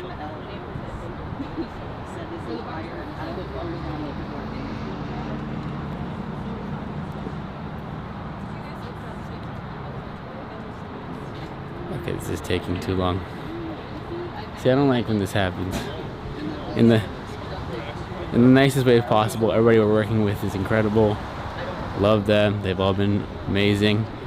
But there is just like always a lack of understanding that like when we're live, and downtime like this doesn't play good on live streams. How you feeling, Jude? I'm good. I'm chilling. This is my bread and butter so here. blown out. Sorry. Okay, there we go. I didn't realize I was making it brighter. Yeah, is your shit? What? This is your shit? Yeah. It'll be Yeah. good. It's very fun for me. I don't feel like I'm wearing the mask properly. It's fine, right? But then how do I equip it? How do I put it on my? How do I take it out of my inventory and equip it? Why'd you tighten it so much? I don't know. I have a small head. You're gonna choke yourself. I don't actually have that small of a head.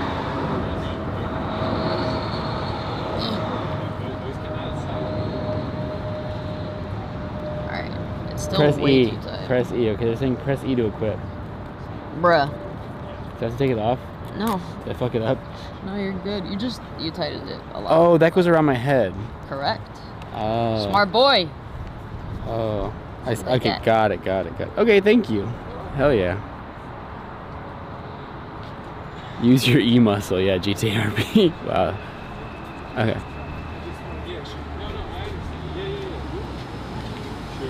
Okay, he's coming back. Ow. I missed it.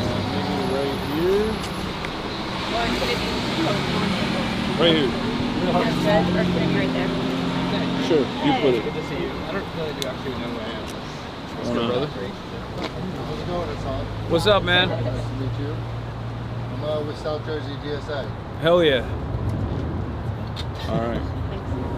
This is the guy who we think prepped out here. Yeah. Well, I got some aid.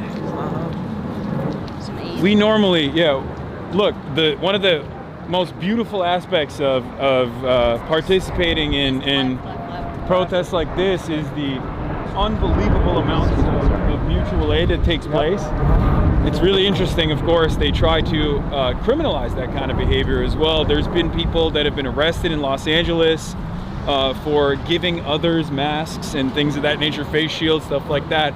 But ultimately, when you go out there, there's always people with carriers that have, bottles of water against tear gas, sometimes even milk, masks. Well, that was what was really interesting about last night when the state police pushed out and removed the medical tent. And then they pushed out past the second point where we moved all the supplies to. ICE came and sprayed pepper spray all over our supplies, so all the medical equipment was destroyed. Yeah. So, like I said, all done, like you said, all mutual aid. Yeah. But it is like the safest I feel usually, and I try to explain this to people who are watching from home. One of the things I try to do always is to be not behind the police line, but in front of it where the people are. And in my experience, the safest you always feel is when you're in the crowd, as opposed to when you're closer to the police. And that's really interesting for someone who's never participated in something like this before, the assumption is like police are there to save you, police are there to protect you. And you have a very different attitude when you're in a situation like this, where you very quickly realize that it's actually antagonistic. Like their relationship with the people participating and exercising their First Amendment rights is always antagonistic, always the exact opposite of what you would expect. You're going to see as we make the left over here that the Essex County Sheriff has detained someone sitting on the ground there and wouldn't let him leave. This is sort of what we're saying is every single day the situation is different because a different agency comes in and starts making arrests. Whether it be the CERT agents through the GEO group, whether it be ICE, the state police, and now the Newark police and the Essex County Sheriff's Office. Yeah, it's also a real shame to see a blue state like this capitulate. Where, I mean, the argument that I hear from Fox News and other right-wing forces is, oh, it took too long for you to do the right thing. And you never want the MAGA movement and their propagandists to be agreeing to any action that you're taking, because it's very clearly an action that you're taking against your constituents. It's a real shame. Well, what I hear happened last night is that they are saying that the protesters are the one who threw the tear gas. Yes. When it's clearly on tape and documented that it's, they were just standing there. The Attorney General put out a statement saying that we were firing tear gas and fireworks at people, as if they are not the ones who were firing the flares and tear gas at us and then kettled from the back, and then were firing over the crowd they were trying to disperse. So everyone got sandwiched and tear gassed together and we couldn't get out. And so that's why it's important to be on the ground. To see what is going on. what's happening, rather than start perpetuating the same disinformation about who's and being the antagonist. What's happening right now is the state police and governor's office is giving briefings that are entirely false to legislators so they can spin on her behalf. Yeah, this is exactly what I saw. What is that? No, I think it's just trash. This is exactly what I saw at the UCLA student encampment as well. Those are some of the best organized protest movements I've ever been a part of, that I've ever observed. And yet, right now, Harmeet Dillon, the civil rights attorney for the Department of Justice, is currently trying to open up a new case against the UCLA students, even though they were unbelievably peaceful and they got attacked. And the police stood by as the counter-protesters, Zionist counter-protesters, came, not from the school, mind you, but from the surrounding neighborhoods, to brutalize these kids that were protesting against Israel's genocide in Gaza. And they used fireworks, they opened up fireworks on the student encampments, they brutalized them, they beat them with 2x4s. And then the police waited until, they got their licks in, and then came in and prosecuted and arrested the students themselves. And now the Department of Justice is trying to further prosecute and criminalize the students that were already apprehended and arrested and detained under the Biden administration. It's totally ridiculous. And if I hadn't seen it with my own two eyes, if we hadn't documented it, it's super easy to fall for the mainstream media narrative, unfortunately. And the reality is the mainstream media narrative oftentimes is not siding with the protesters, but siding with the state, siding with the police, and taking their version of events unconditionally. Yep. So that's why I try to do this sort of participation. So who's been on the ground here so far? Like, in terms of lawmakers, people who are actually standing, observing, and getting the truth versus those who are just spreading that. So who's been here so far? Representative Ana Lilia Mejia, Representative MacGyver, and I will call out Representative Menendez, who slept on the ground last night or a few nights ago to try to get access to Martine Soto, because he made a promise to Martine's wife, who was pregnant, that he would find her or find him. Yeah. We've had a significant amount of state legislators here, from Senate Majority Leader Teresa Ruiz and others, but those who never reached the ground are now the ones spreading the governor's office misinformation. Right. And I remember Senator Kim here when I was... Senator Kim was pepper sprayed, Yeah. stood between the protesters and the ICE agents, and the ICE agents hit him and pepper sprayed him. That's crazy. It's absolutely ridiculous. Right back. They didn't care one bit, and they knew who he was. Yeah. Because he was going back and forth all day. Yeah. Yeah, that's another problem. Like, look, I always, I wish we lived in a world where police would create the environment of safety and security, but unfortunately we don't live in that world currently. It's a real shame, because I feel like with proper accountability, we could live in such a world. And yet, a lot of our state officials, a lot of our government rarely ever does what is necessary to ensure that accountability, to ensure that police are protecting constituents that are exercising their First Amendment rights and protesting against, I mean, horrifying things that our government is currently doing. Everyone here, the police officers, have consistently been responsible for every form of escalation. And again, this all started a little over a week ago because the detainees were on hunger strike and labor strike, right, refusing to work. We're going on to the right side. They were facing inside, right? They have like food that has rotted. They have worms and maggots in them. They don't have the proper medical care. And this has just gone on for so long that they said they're not going to do it anymore. And then they targeted one of the ones that had started it, was Martine Soto, and then they wanted to transfer him out just to sort of separate them all, so not him but some of the others, and they started moving them out of the facility. And this is a tactic that they have, is they take them and then they send them to other states as well, and it takes a while to even find out where they turned out. And so the protesters all came out here in solidarity with them, with Congressman Menendez last Sunday. And it's just gotten worse since then. Every night has been different of the tactics of escalation. Every night it's like a different war. As we're coming closer to the facility, you can start smelling the expended shells and remnants of tear gas. You know, it's a real bummer. I don't know what else to say other than it's a real fucking exhausting. And you know what we saw yesterday was the state police and ICE joined together. ICE joined the ranks behind the state police, were firing their pepper bullets directly at people, while state police charged their horses at people, fired rubber bullets at organizers.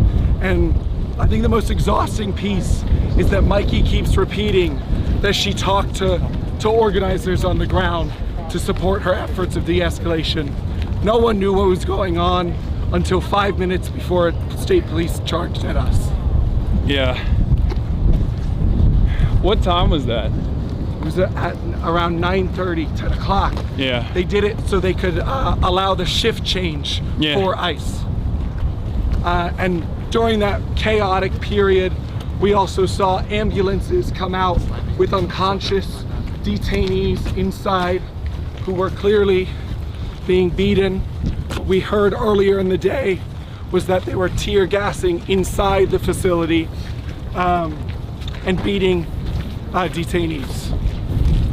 Jesus. So, the recommendation here is for us to walk over on the opposite side, as it's gonna get pretty busy over here. But it's up to you. I don't mind, whatever you guys think is best. So, I mean, they kind of have this blocked off, so we should veer this way at some point. Maybe right here. Oh, you want to go through here? Just quickly, because there's gates that are gonna block us.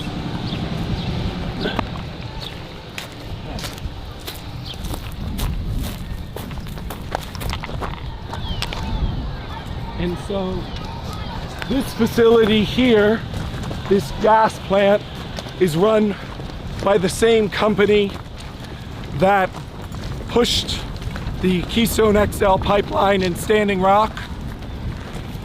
The North Dakota Access Pipeline. Yeah, North Dakota, sorry. Too many pipelines. No, Standing Rock is the right Yeah. one. That's what it was. Can we get you in here? What? We could just keep walking. Yeah. Just keep walking. Sure. This is good. This way, let's go around. Okay, right here is our medic tent. Right here. That we had to rapidly move from the family side. And you can see a lot of mutual aid supplies. Yeah. What's good, guys? What's happening? You missed the Proud Boys. It's good. Good to see you, my friend.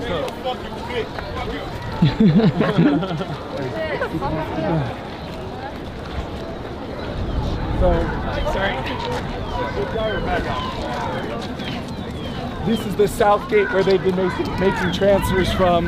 You may have seen a lot of the videos of the lights flickering and people jumping. Yeah. That's going to be on this side. And we are going to stay careful here because there is a family visitation tent right over there. And what we have seen over and over is the CERT agents who are Geo Group private employees come out and terrorize people. Okay. So this is a Geo Group facility.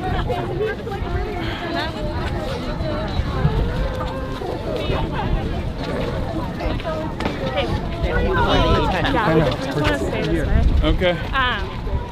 Yeah. Mr. Piker, do you want to comment on your recent subpoena? Well, Fox News Digital says I have a subpoena, but I've yet to be served one. So I don't even know what's going on. Kind of feels like you guys have more insight into what the federal government's doing than I do, and I'm supposed to be subpoenaed. We're just going to stay right here.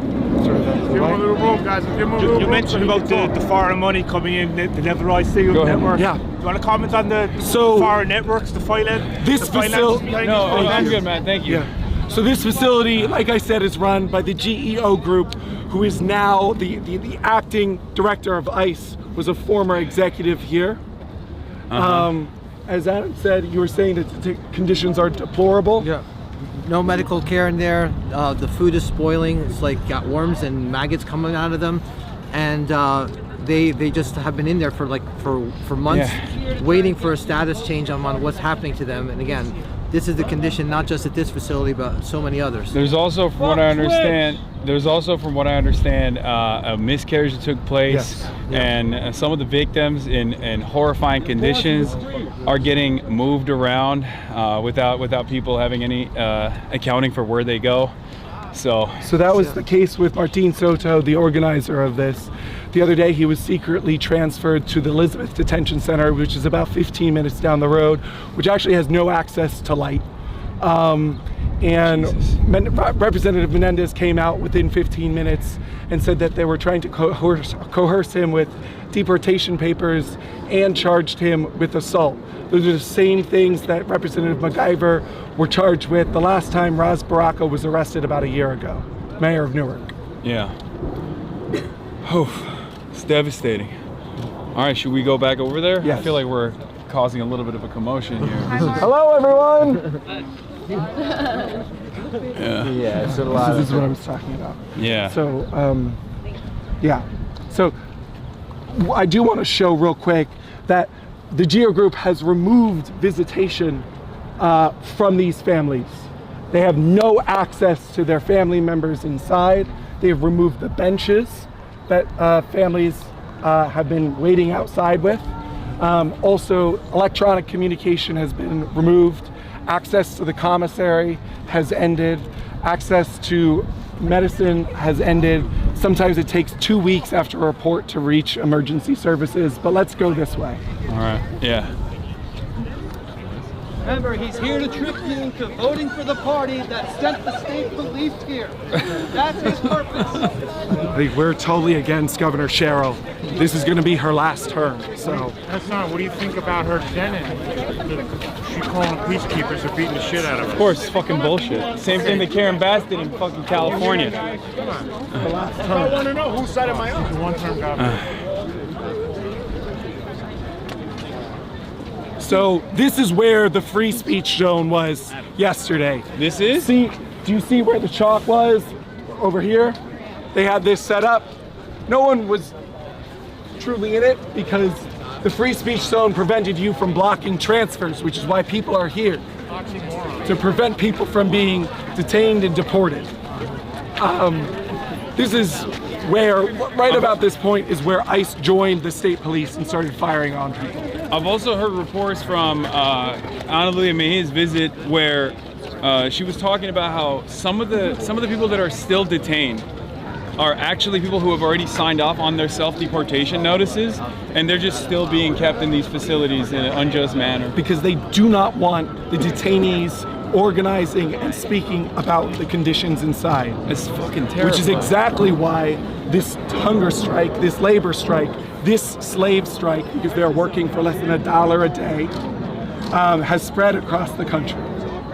Being retaliated. Other facilities are doing the same thing? Yes, in Texas and in other places. There are now over 500 detainees who are part of this, 300 at this facility. Like I said, this is a slave strike. How can anybody look at this situation and think like, no, this is good and it should continue? I don't understand that. Now, have the lawmakers had access inside? Like when they've gone in, have they been State able to lawmakers? State or No, federal? state lawmakers have not. Hernandez was behind that fence. They let him behind the fence for like 12 hours, and they wouldn't let him in. He stayed there. He kept checking in with Gabby. But he couldn't go inside They and would see not the let him facilities. inside. They wouldn't get the whereabouts. He wanted to get eyes Or the on condition, husbands, yep. and they would not do it. So no And part then of the they fucking Constitution. snuck him out. They snuck the guy out. So no federal oversight at all? There were multiple times where vehicles were coming out that we thought they might be sneaking him out, and the crowd stopped and pushed him back. But at some point, they got him out, and that's why he's not. No part of the Constitution. No part of the Constitution has been followed here. And I'm not sure what they're asking. I don't know, maybe we're crowding over here. We could just go to a different spot. Why don't we? It's like, no, it's all right. Where should we? Okay. Would you like to This is too calm, man. Would you like to speak to some people here? Sure. Who do you have? What? Yeah, you got it.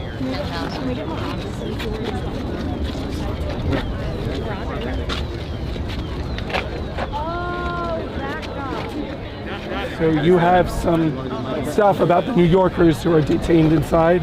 Yeah, it's what we're seeing here unfold is just a tiny glimpse of what's happening, not just here in New Jersey at Delaney Hall, but what's happening across the country. And we have over 60 New Yorkers who are detained in this facility. And this just illustrates the complicity of not just local government, where you see your New Jersey State Police here, who beat the life out of people last night and did 10 times worse than what was happening the nights before with just ICE. This is just another state-sanctioned violent action against people who are fighting for their rights. So this is just a call to whoever's watching this. This is your opportunity to stand up and fight back.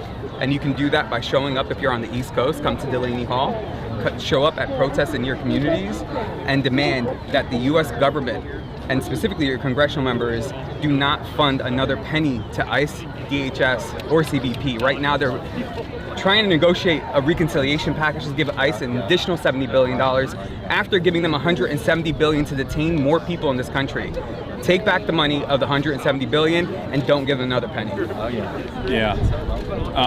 And on top of that, this is a for-profit prison, so we're paying them to keep these detainees in there in these horrible conditions. Paying them for what? To hold them in a facility and then using them to maintain the facility, using detainees' labor to maintain the facility. Geo Group, that funded the Trump administration, received a $1 billion contract to run this facility. So it's injustice on top of injustice, sandwiched within corruption. And we're Geo Group CEO. And how much did you say? It's $10 million a day we're paying for all these facilities. $10 million, so that's $15 billion a year. Yeah. It was the Geo Group CEO that had that the phone call with the with all of their stakeholders, with all their shareholders, that said, "Oh, it's going to be unbelievably beneficial for us. The Trump administration is going to basically revitalize our entire industry." And I guess he was right. I mean, it's incredibly devious, but I mean, it's demonic, really. But this is how, I mean, we are one of the only countries on the planet, if not the only country, if I'm not mistaken, that actually has a concept such as for-profit prison systems. So, and this is the result of that. This is the result of that reality. But here, look, one of the things that I saw when I was in Minneapolis was the fact that when people did actually show up, they were able to defeat the Trump administration's attempts to basically occupy an American state and try to punish a blue state and a blue city, and send thousands of their unaccountable masked agents of the state to go and create an environment of fear. And when people pushed back, they actually did win that battle. There's more and more people coming here every day, so that's, you know, they're having the opposite effect. Organized people beats fascism every single day. Absolutely. Yeah. Let's keep walking. Yeah. All right. Mr. Piker, what was the purpose of your trip to Cuba? I know. Deliver humanitarian aid.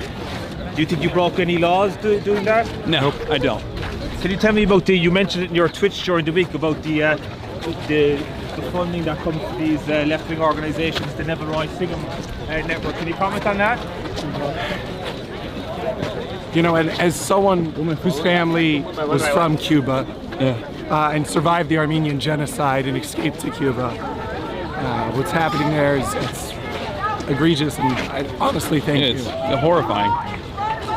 It's horrible to see. It's horrible to see in real time. Like, American foreign policy, especially the sanctions regime that we have in Cuba, is designed to be invisible, right? Yep. So the culpability is supposed to be not in the hands of the American state that's like rendering trade impossible for this foreign country that's 90 miles off of our coastline, but instead it's to create this environment where it's communism's fault. It's actually government mismanagement that has caused so much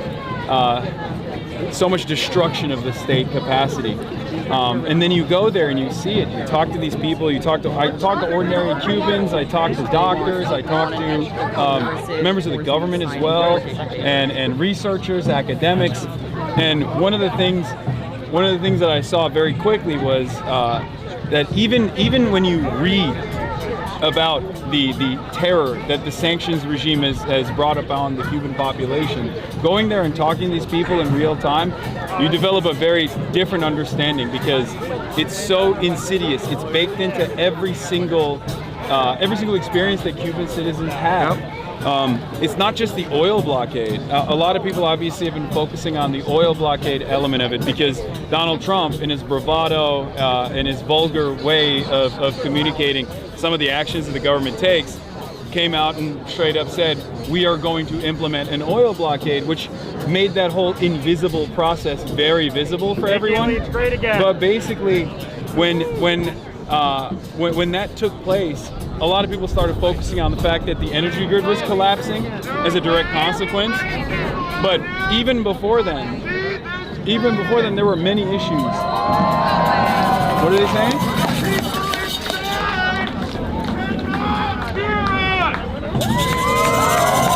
Why don't we take a moment? Oh, you want to leave? Well, should we go check maybe the front a little bit? Sure. Yeah, I don't like that either. Why don't we real quick go to the front line, take a look at what that looks like? Can you read their demands? Yeah. Oh yeah, let's do that. The demands of the people inside the detention center. Okay, so I'm gonna put it on Do Not Disturb so your notifications don't get shown on phone. All right, what are the Delaney Hall hunger strikers demanding? Many people have questions about what is happening inside of Delaney Hall. The detainees on hunger strike have stated that their demands are, number one, to meet with the governor. They want to meet with Governor Mickey Sherrill to go inside of the facility and meet the actual detainees. Number two, they want the release of the medically vulnerable people. They demand the immediate release of those with serious medical conditions. Number three, release young and elderly detainees. They demand the immediate release of young and elderly people. And number four, freedom.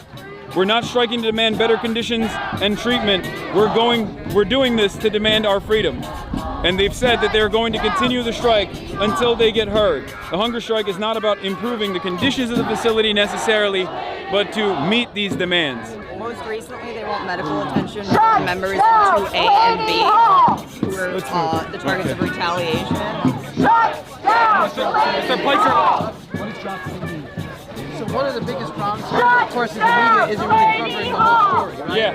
They're just covering the little tidbits when they start pepper spraying everyone and saying that it's the protesters that are causing it. Yeah. But you see on the ground, all they're doing is chanting, standing at a good distance, not really causing any trouble at all. And the chanting is to make sure that we are heard inside because they can hear us. Yeah. And that's why you've seen the clips of clapping and cheering inside. Yeah. Because it gives them hope. They haven't eaten in 7-8 days. And they need some type of hope after they are being beaten and brutalized inside. Yeah. And as you can see right now, the Essex County Police Department is defending ICE. And this is what we talk about as a police state. Not a sanctuary It is a sanctuary state. And also, we're not supposed to have any masks. We passed a law that says they can't do that. The entire time ICE has been masked, running out of the street, tasing people over here, shoving their faces into the train tracks while these are moving trains. Detaining them, leaving them on random street corners. Yeah. And now Meg has been here for over a year and is running for council in Plainfield, cross-endorsed with Adam. Do you have anything? I think the biggest thing is we need to make sure the focus here is not the protest, it's the demands of the detainees and their families. Yeah. They want an end to coercive forced deportation orders. There is no transparency. And the violence that is out here, this is what they're doing outside, so I can only imagine what they're doing to them inside. We hear horrible reports, there are people unconscious, they just tear gassed them yesterday, they're going door to door. Like, the biggest thing is just to make sure that the focus is on the families. So we're here uplifting the voice of the detainees and their families and what they're asking for. And it looks like they're getting ready to. They're getting ready. Yeah, they brought horses, they brought like trucks with horses. They're ready to charge this crowd that we can see again, or just standing here. Correct. We didn't. Yesterday was the most peaceful day, and the cops came this way beating us with horses, and ICE started shooting rubber bullets from that way. I literally came and texted my friends, wow, this is weird, it's really relaxed. In 15 minutes. It's usually how it goes, though. Yeah, it's calm before the storm. There's a moment of respite right before they strike, oftentimes, unfortunately. At least in my experience. All right, well, if you guys wanna go, that's fine. We'll probably also move out of here because we are causing a little bit of a commotion. I don't like that. I don't want to be the center of, you know, what's going on here. Mr. Piker, would you debate my colleague HasanAbi? What I was gonna say is, I was gonna talk to Dropside if you want to do that, and then before we head out. Piker, would you debate her? HasanAbi? Yeah, oh yeah, sure. That's my biggest fan. That's my #1 fan. Sits around in my stream all day and watches me. Yes, of course. Here, you're at Fox News. Sean Hannity said he wanted to debate me. I immediately agreed. And it's really interesting because recently he got back to my team and said, actually, we're going to push that to a later date. We were supposed to have debated by now. I'm still very excited at the prospect, very excited at the opportunity. A spirited debate is very good, you know. Testing the mettle of your arguments with your interlocutors is how we do democracy.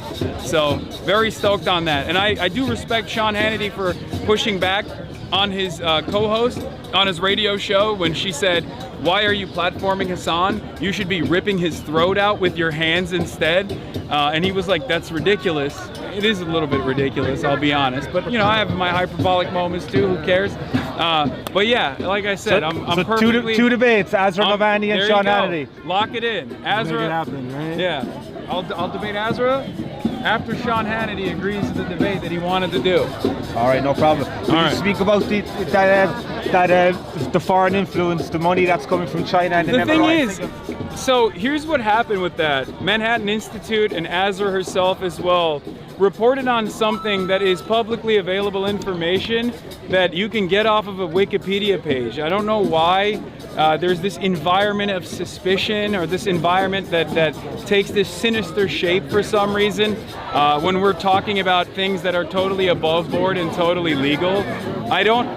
have any personal contact with Roy Singham or any of these other people. I mean, I know some of these people. They're wonderful people in general. They're activists. I don't know anything beyond what is readily available information, but none of it is actually hidden or.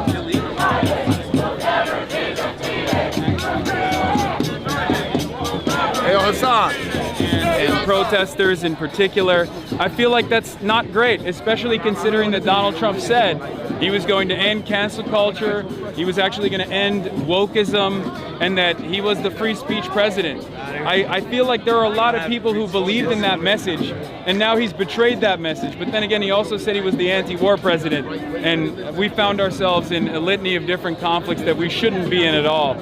So, you know, there are some elements of what Donald Trump has said in spirit that are agreeable. The idea that we shouldn't be waging unnecessary wars and foreign entanglements, and instead we should spend in the wealthiest country on the planet all this money on ourselves. And, you know, I think that we can unite around that message if people genuinely do believe it. Do you think that communism undermines the United States? That's what many people, what critics have. I think people are allowed to believe whatever they want to believe. That's the American spirit, baby. I just finally on the Sabina, you said you haven't heard anything about it. No. Hey, Hasan, I got a question. I'm the chairman of the Black Panther Party in North New Jersey. Okay, what's up, man? Hey, what do you think? How do we solve this right here? How do we solve these issues right here in the community? Keep showing up. Keep showing up. Look. We live under at least a theoretical democracy. There's supposed to be a democratic process. Sometimes people make decisions. Sometimes they disagree with the previous decisions that they've made, even if they voted for a particular party or a person.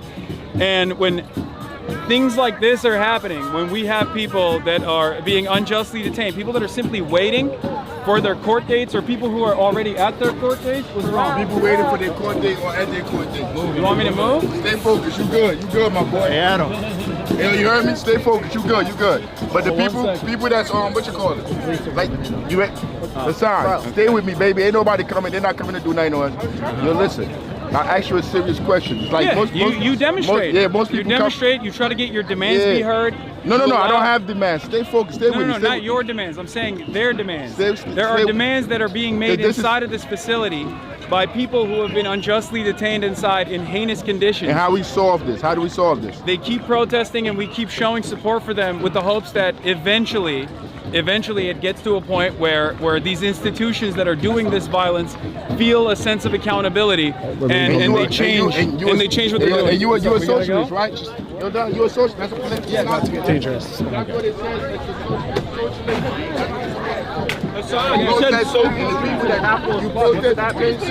What did he mean when he said socialist and capitalist? Hey, you know why I asked you that question? Because you're a fucking fraud. Hey, all these people following you and shit, you're a fucking fraud. Get the fuck out of here. What did he mean when he said America deserved 9/11? What did he mean when he said America deserved 9/11? What's going on, man? How you doing? What did he mean when he said America deserved 9/11? I think that it's called a pretty simple concept called blowback. That's what I was talking about. I've already mentioned what I meant in 2019. Do you support violence against ICE officers? No, I do not. I do not support violence at all. I'm a peaceful person. Okay. I love peace. What about the Antifa member that bit an ICE officer's arm yesterday? Do you condemn that? What about this? That sounds what pretty about crazy. the ICE officer who bruised me yesterday, who beat us on the ground? What about the ones who Antifa member who bit an ICE officer's arm yesterday? What about the I have no idea what you're talking about. officers who pepper sprayed You said me in the soak eye the on streets in Monday? capitalist blood. What did that mean? It's called LARPing. What does that mean? Should people take Live it action? seriously? ICE officers in pain. Come on. Jest, hyperbole amongst friends. You say hyperbole a lot, but when are you being serious versus hyperbolic? Fuck you, fuck Twitch! You got to make that decision on your own. So it's really, if you get blowback, you just say you're being sarcastic or hyperbolic. I think there's a lot of blowback to virtually everything that I'm saying. Unfortunately, by the likes of people like yourself, it is what it is. It happens. Are you evading responsibility for your words? No.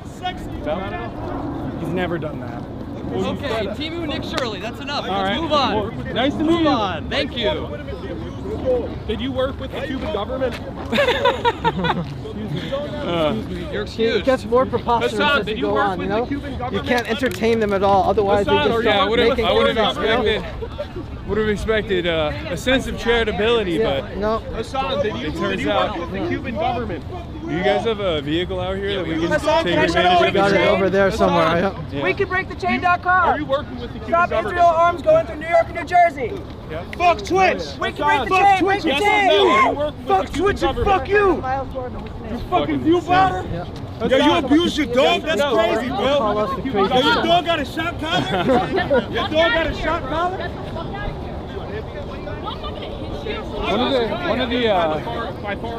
One of the unfortunate problems that exists with this kind of coverage is that there are a lot of wonderful people out there who want to do right, by others, and then there are opportunists.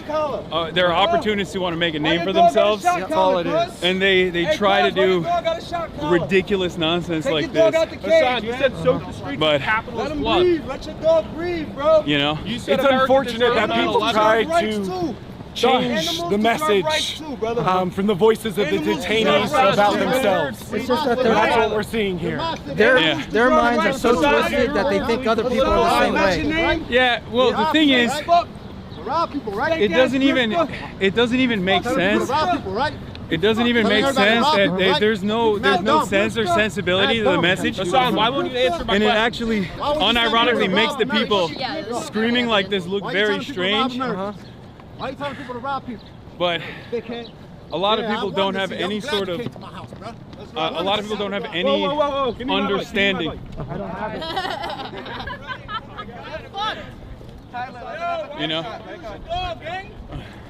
Don't touch me. That was pretty easy. Why would you abuse your dog, though? Kind of just remove the wind. Why would you abuse your dog? You know he abuses dogs. You jack him? I've seen his dog. He's a nice dog. Doesn't abuse anyone. Only You people know he abusing are the ones around us right now. Okay, in so- public, freedom of speech is an abuse? Freedom of speech is an abuse? Fuck Twitch and fuck you. Go back to the desktop. We really do IRL. Go home. Go home. What?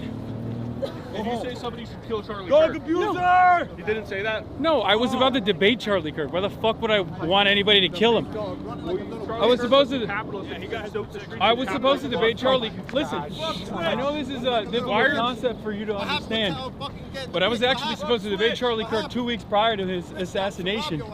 Obviously, I have a very different method of going about things than the way that you're trying to present it, because if that was my mentality, I would never try to debate him. Charlie respected that. And it's really sad to see the rest of the remnants of the conservative movement refusing to carry the flame in the way that Charlie Kirk wanted it to be carried. I, on the other hand, do carry that flame because we are Charlie By saying Kirk. discussing things like America deserves We carry the 9/11. flame.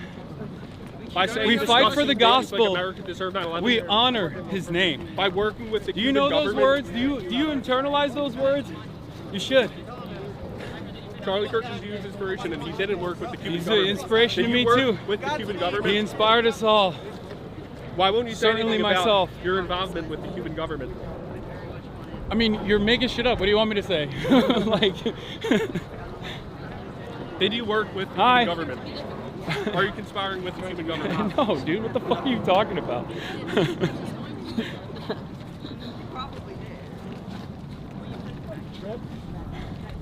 It's like you have nuclear. Are you 2 weeks away from having nuclear arms? If he asks enough times, maybe you'll like change your mind or something. Are you? I have a good authority that you are 2 weeks away from developing nuclear arms. Why won't you respond? Exactly. More testosterone in your And then when you entire destroy body. it, you want to destroy it again. Yeah. I literally he said something about him sucking cock, and he immediately went to my mustache. Why are you here? What do you think that man's teeth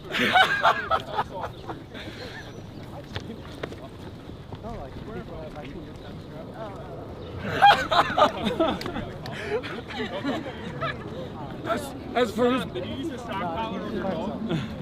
No, but I can put one on you if you want with your BDSM getup. Would you prefer to go to prison in Cuba or America? Would you Are like you to go to prison in are Cuba you a or Benny America? Johnson? I feel like, look, you said What are you doing, mustache? What a nonsensical question. You said, can you hear that? Look, You why is said- there a guy getting violent? You were. Why is there a guy trying to steal my mic? Violence? Get out of here. He's giving you a comment. That's Get not outta violent. here. Why are you Well, so he's trying to block soft? my mic.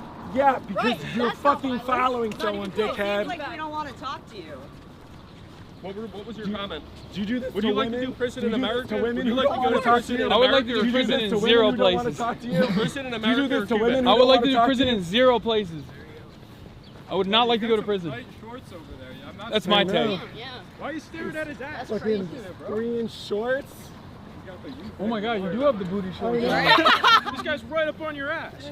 You good? A lot of gay comments over here. I'm trying to understand the concept Why here. you, HasanAbi, why are you supporting him? He's pro-military. What's up with that? Oh my God.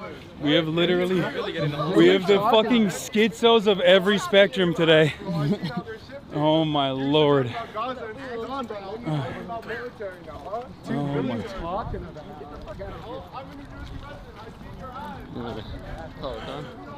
my. We're gonna go with them first. I haven't seen that. That was great. Very much just spending money on this. The difference in the organized protests in Los Angeles is that there's a massive mobilization, and it's usually organized like by local advocacy orgs too, as opposed to this one is more like a patchwork And they couldn't get away. and probably like rapid response. But so for that reason, it was mostly like there was a lot of media there, and also on top of that, a lot of agitators who have no investment in the issue at all, that are just simply there to be like, oh, I'm going to be the next Nick Shirley.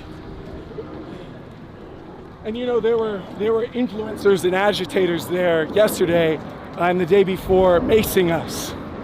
Yeah, no, I heard Cam Higbee. Yeah, I saw the video. I got sprayed in the face. Yeah, it's unbelievable. But it's like spicy. It's like here's the thing. Tabasco on your tongue. Yeah, no, we've all been there. But what I'm saying is like, I do not understand how you can look at such a heinous wrong, like systematic violence being dished out to ordinary people, and your first reaction to it is, oh, I can't wait to go there and actually annoy and be a nuisance to good citizens who see right from wrong and want to demonstrate. Well, I find that ridiculous. A significant amount of people in the conservative media have no morals.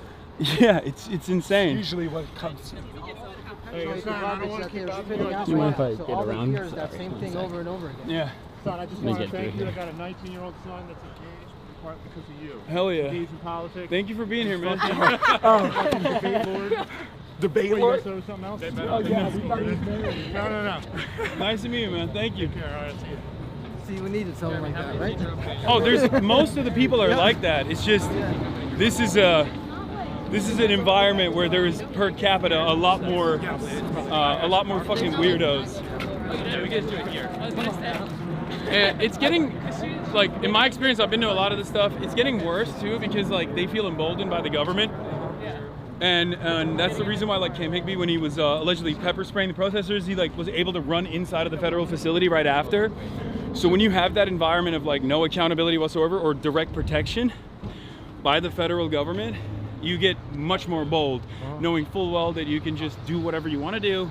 And then in retaliation, when people say, what are you doing? Like if they push back, if they defend themselves, they can just like escape into the arms of the Gestapo, basically. Well, that's what happened yesterday. Yeah, no, that's they what I'm talking brought about. him inside to the So this center. is why when we take the House, we need accountability. We need to have hearings about this and start pulling people up and actually administering real justice. I think they're aware that accountability is coming. That's probably why it's like they're behaving in this increasingly erratic manner, because they recognize that once the situation changes within the Senate and the House of Representatives, and there's new investigations and new hurdles that Trump has to clear, where he's not left unaccountable, things are going to change dramatically, and they're trying to get their licks in right before that happens, it seems. But yeah, hopefully we'll be able to get a little bit of that justice, inshallah. We will do it. We will Okay. do it. 3 more days, guys. You're gonna do drop site interview? Do you have 3 more days? Yeah. I do. I have an election on Tuesday. Hell yeah. Celebration. All right. Shout out to Meg. If you're in Plainfield Plainfield, City Council. Plainfield City Council. But once again, just all the importance going back to the detainees and their families. There's so many groups on the ground working. Cosecha Resistencia, Pax Christi, Action 21, DSA's out there. Just, we're trying to do the best to support the people that are in there and try and help in this hellhole that we have down in Newark. Got it. Hell yeah. Do you want to do the interview now? Yeah, but stand on this side so we don't have the backlight. Okay. Yeah. Adam, we have an interview for you as well. Adam? So tell me about this subpoena situation. I don't know anything about the subpoena situation. The Fox News Digital guy was like, have you been served a subpoena? I'm like, you should know because you wrote that I was served a subpoena. I have not been.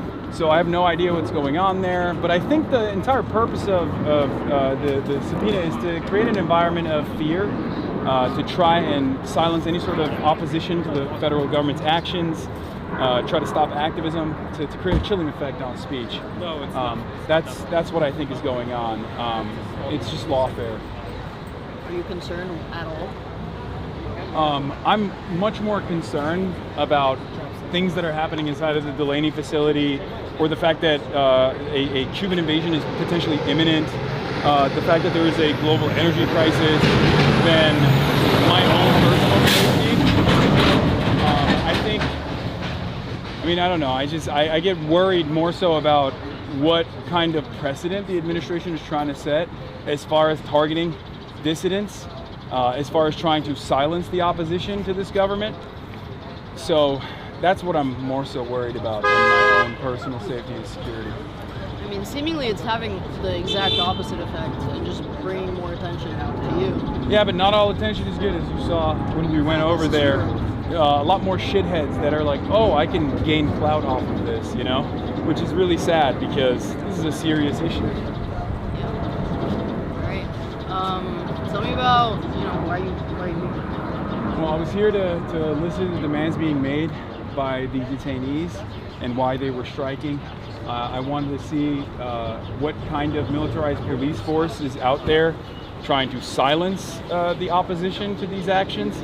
And I got a decent taste of it. I didn't get to see it as chaotic as normally it would be in all these other protests that we've been a part of. But yeah, I think I assume that the movement from here on out will probably continue growing as the government tries to engage in more repression. That's usually how it goes. More repression invites more response. So hopefully there will be some justice for the detainees inside of the Delaney facility. Okay, and last thing, we're seeing, as you've said, the political insurgents really killing the game recently in the primaries. Yeah. How has your experience joining their campaign trails been? It's been hopeful, which is really interesting because things are very dark. But I've been working alongside campaigns and promoting certain candidates for a very long time. It's been a decade or so, and it's very rare that I actually find candidates that I trust or candidates that I really like, that I identify with their message. And this midterm season has been very different in my experience. There are DSA candidates all around the country that are running against do-nothing Democrats, running against centrists and corporate establishment Democrats to be the change that they want to see. And that gives me a little bit of hope. I'm glad that there are people who don't just sit around and say everything sucks, but they try to take matters in their own hands and try to change the system, albeit marginally. Okay, actual last thing. So you have been asked today by said shitheads why you went to Cuba.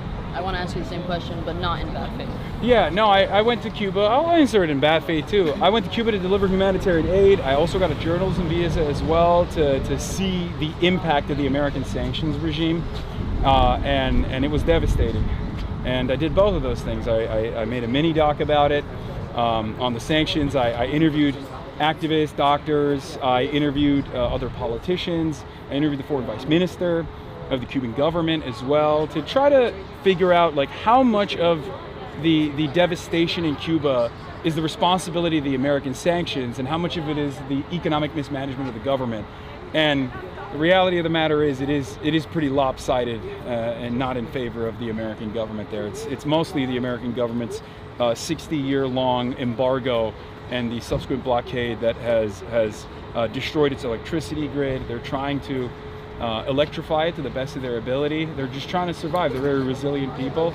But seeing it in action, I couldn't believe it. There's so much potential being robbed of the world for no reason other than unnecessary cruelty. No problem. Get a quick picture with you, her, and Adam. Yeah. And then she has to go back. These police are currently marching on protesters. Okay. All right. Yeah. Adam. Dr. H. Adam. Real quick. You want to go in the finals? Oh, you don't want to hear me say it. When we am out. All right. Okay. And then I got a boogie. That's my Malice King.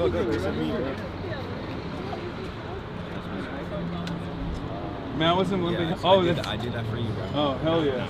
But I know you did it for the proletariat. All right, cool. Ready? All right. Ready, Freddie? Yeah, let's do it. We're taking a photo. Oh, okay. Getting out the Red Bull. Thank you. That's up to him. Probably not lobby since that already stopped, but if you can do Of course. I will try. Alright, thank you. If he's got it. Hasan, would you be down to speak back at the room sitting down for an interview? Or we could do that, but I was just gonna end it. Oh, okay. But we don't. I mean, we can. Yeah, we can do that. That's fine. Yeah, it's up to you. Yeah, we have the mics, right? Yeah. All right. Yeah, let's just do that. Sure. Oh, there it is. Department of Corrections. Militarized. I called the car. It's gonna be. We have a ride. Oh, okay. All right. Yeah, we can go with that. I'm gonna give this back to you. I never used this. Yeah, I thought you guys were staying longer. Does it get crazy till the I thought we were gonna stay in longer too, but then I felt like our presence there was not as productive as I would have liked it to be. It may be the case. You know. As it usually goes. No, usually it's not like that. They've been just swarming anyone who's showed up. Yeah, this is one of those things where it's like it's just beginning. I feel like so the amount of protesters there is like limited in number as opposed to like the amount of media. So then it turns into a little bit of a circus. Adrenaline is really high. Yeah, especially this time of day. Like it's like just. Yeah, and then also a lot of opportunists. Oh my God. Yeah, it's ridiculous. Was shocking. Well, they'll just start throwing things at people and then being like, "Oh, why are you angry that I attacked you?" Like, well, yeah. Yep. Where do I go? That red car right there. Okay, let's move this on. Good. Let's see your Gonna hide our vehicle. All right, which way? Thank you for everything. Would you like this back? Thank you guys for coming. Of course. Thank you so much. Nice to meet you. Nice to meet you too. Oh yeah. Damn. I blame, and I told Hasan this off stream too, but I'm gonna share it with you, Chad, because you're my confidant.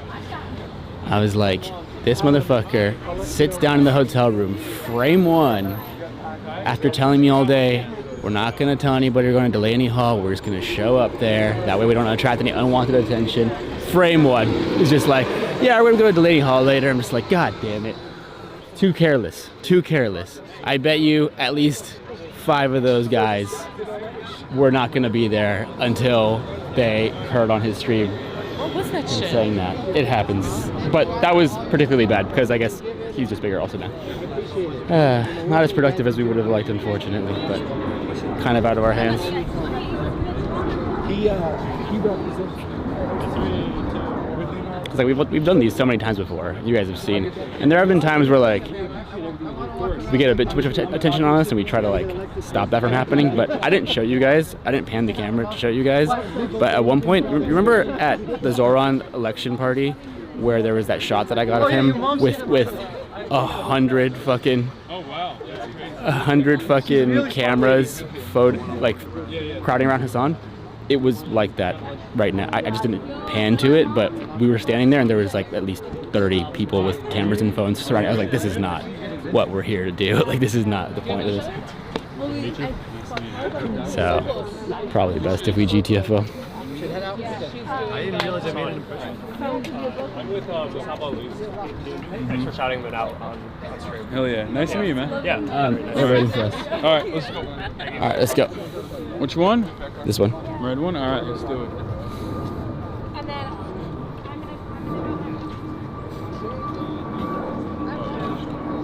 Yeah, I'm not. Come on. I'm a professional, Hasan. Bro instinctively covered the lens like I was gonna show the license plate. Like it's goddamn rookie season.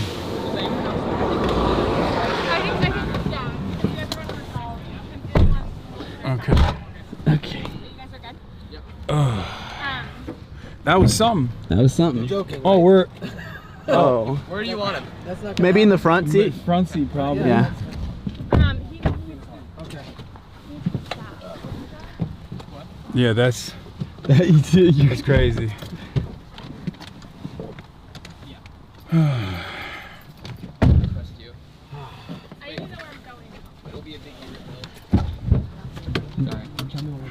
Yeah, but do not say it out loud. I won't. Or tell Yeah, don't say where we're going.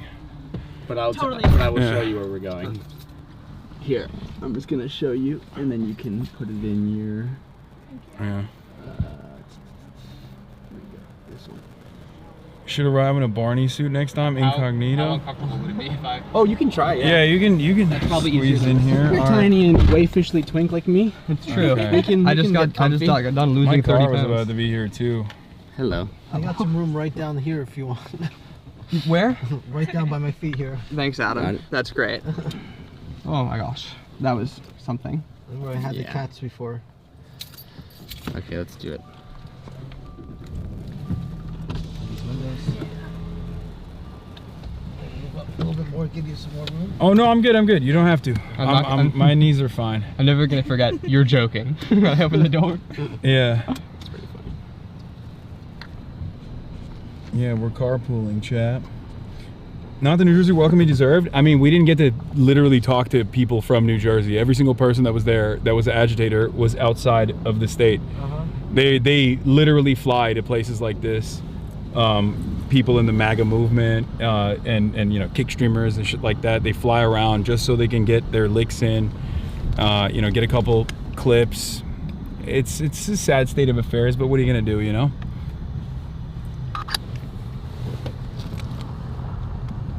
What's sad is that we've seen, like, just in the last 24 hours, it go from an ICE problem, so now state police is involved. We got Essex County, so you know, it would have been better off if they either stayed out or they come in and bring peace and say, listen guys, relax, rather than cause us more trouble.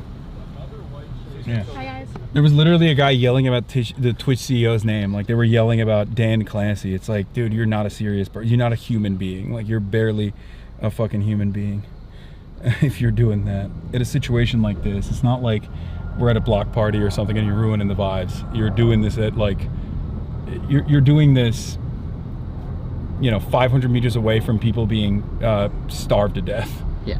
In concentration camp like conditions. Have some decency. It's hard, I know. It's hard to come by. But it is what it is. It's also like the protesters are preventing the transferring of detainees, which, like, the legal system, filing a habeas corpus allows someone to have legal protection. Oh, she needs the address. Well, someone's. We can't. I told them to do already. They're supposed to follow my location. Just tell them to follow us. Just text it to her if you can.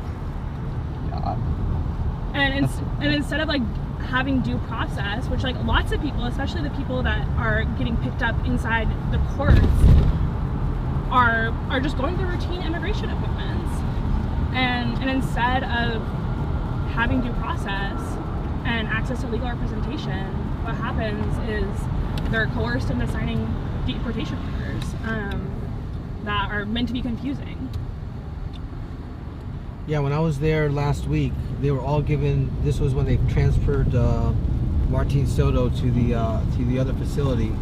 They said everyone was given a piece of paper and told to sign, and they didn't know what they were signing. Right. Yeah, just a blank. Well, not a blank piece of paper, but they weren't like given a translator or someone to tell them like what this was, and no attorneys present, but they're just told to sign it. Yeah, and that's one of the strikers' demands right now is ending the coercion.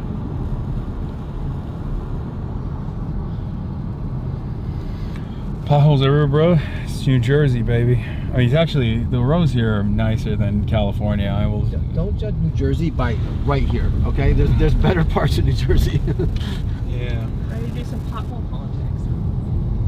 Yeah. We do need to fix the roads, though.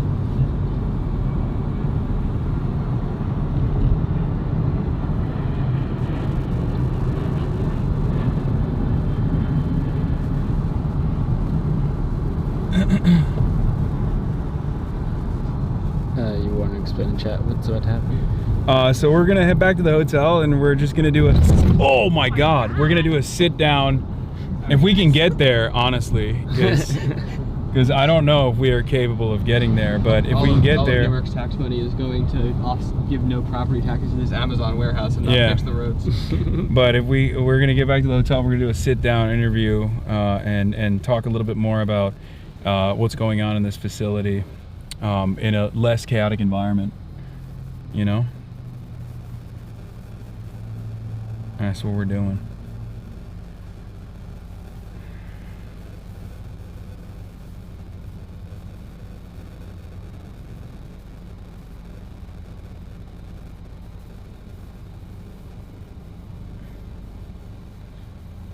Where your tax dollars aren't going, potholes. Yeah.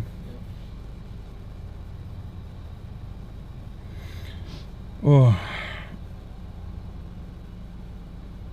So Dr. H, 3 days out, what can people do? What can people do? Go out and vote. Get your neighbors out.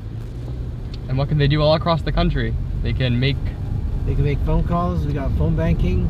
So if you want to help out in these last few days, again, you could do it from your home on your phone. Just go to our website, hamwayfornj.com, and sign up for one of our phone banking sessions. And it doesn't matter where you are, you can help. Let voters know that what we're running for, what we stand for, that we can actually make a difference. And we only make that difference when we get out and participate. And remember, if you live in Philadelphia or New York, you can be in this district on a beautiful underfunded commuter rail in like an hour. So come and canvass. If it's running on time, yes. It did just light on fire. Jesus. Yeah, Penn Station for the second time in the last 3 weeks. There's mic static apparently. I don't know why. If you want to retool it. It's definitely the AC. Is that better? Oh, maybe. I mean, it's probably good that we have the AC on, because I was very cold initially and now I'm hot.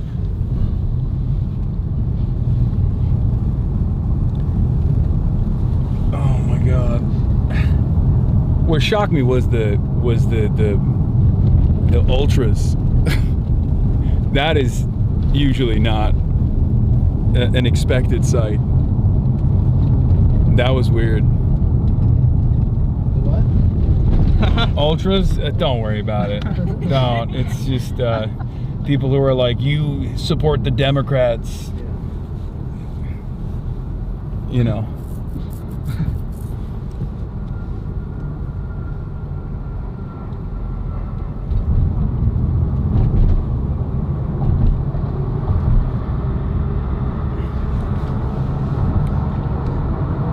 IRL Ultras are a rare sight? No. IRL Ultras are not a rare sight. IRL Ultras will go to protests, but they won't ever, they won't ever take advantage of a protest to to do shit like that. Usually they're much more, they're much more aware. I wouldn't have expected an Ultra to behave like a Fed, like a Cam Higbee type,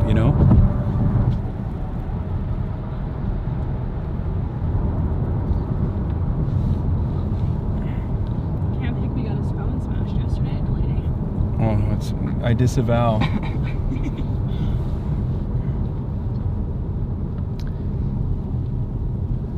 You want maybe swap over or change? All right, sure. I'll hit the BRB screen. A lot where people from New York will come down and they, especially in presidential election years, a lot of New York college kids will come to Pennsylvania to go and knock doors and tell people who to vote for in the area. And that does kind of consolidate people if all these outsiders are telling me who's good for me. So there's a little bit of that mix in there as well. And so where you turn that good versus the mix in there. But the secondary part of this is then moving to Pennsylvania 3 on the progressive side. Those same things come up when it comes to these numbers. We had Chris Rabb. It was a three-way fight over here. Chris Rabb for progressives, DSA, working family parties. Sharif Street, who is the son of a former Philadelphia mayor, and former head of the Pennsylvania State Democratic Party. And Alice Stanford, who was endorsed by the congressman who was leaving that seat and also arguably had AIPAC money that was being funneled through a different PAC towards her. Being in this area, I only saw ads for Stanford. Stanford was, every time I went to the diner, I don't see a lot of TV ads, but literally every time I went to a Pennsylvania diner, Stanford was all-encompassing on there. And when you get down to the final vote here, Rabb getting 44.2% of the vote, Street with 29.5%, and Stanford with 24.1%. Stanford's is almost completely made up of the ad spend and the push on that side. Sharif is from the Democratic machine system because he has big backing of the current Philadelphia mayor, and he knows the ward system in Philly where you have like street captains and block captains. You kind of, you have to win over, and then they turn out union people, etc. And then Rob got everybody else. And everybody else is college students and then people that lived in South Philly and Northwest Philly, which are more people that have, floated in and out of the city. Northwest is going to be more people with younger families. And then the other area in between, you see the splitting of the black vote between the white vote on either side of it. And that mix in there, it speaks to the difference on how the different social media teams worked and also how they campaign. Rob did a lot more in-person events. Rob did a lot more pushing for people to knock doors. Rob brought in Hasan, but he also brought in other content creators from the area. Mm-hmm. Hasan was one of the few nationals that came in because you can't really nationalize a Philadelphia election. It really is that party machine. And so that difference in there, AIPAC got brought up, but what that did was that split the centrist vote. That split the more establishment on that side. And so I think Massey would have survived if there had been another, quote, like Trump establishment guy that ran against him because he had pretty close numbers to what Rabb had.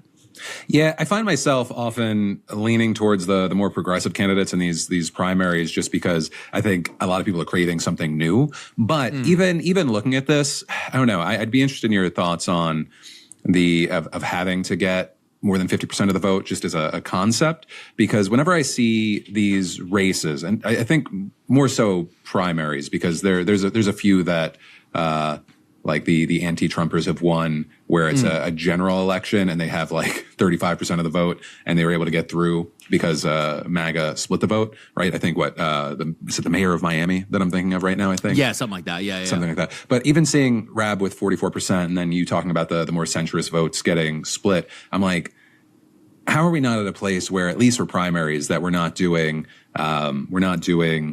ranked choice. Yeah, thank you. Yeah, like ranked choice voting, where we're thinking of what's the strongest foot forward. Because like Rabb could have easily carried it as like a number 2, and we saw like what happened and how the race ran with Mamdani in New York during the primary. I think it's just it's smart politics, but we're not seeing it play out. But I've also seen counter arguments that in Georgia voting can feel exhausting because people are voting multiple times for the same races.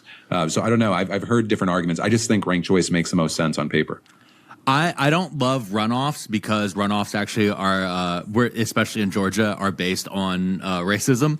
Like the history of it in the background of like the reason why these keep happening is for that exact reason you're talking about, and also to if the vote got split between. I think that's what I'm saying though. Is if we're not going to do runoffs, I think ranked choice has to be the way. I like ranked choice the most, especially for primaries, because it helps form coalitions. Yeah. The reason why Mamdani's win was so important in New York is because he formed a coalition with Brad Lander and so many other of the candidates that were out there, so they could form a coalition against Cuomo.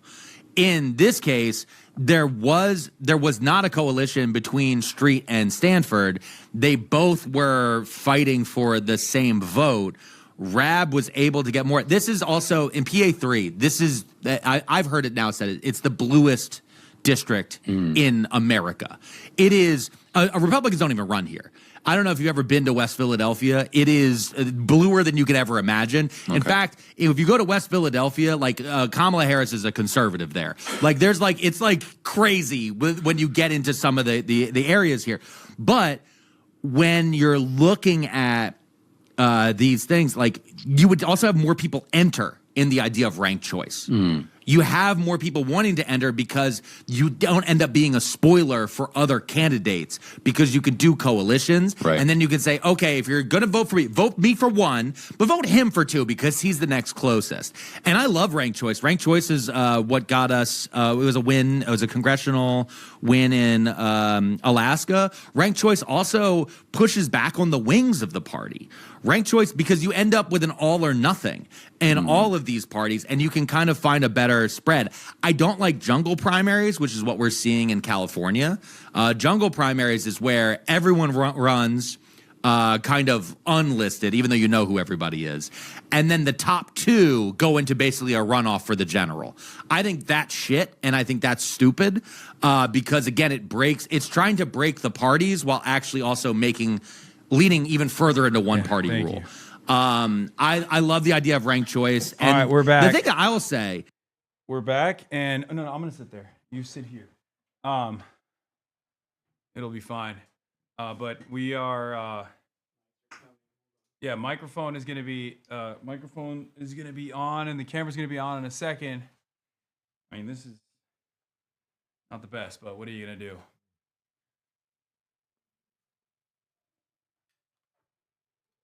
I saw people. Okay.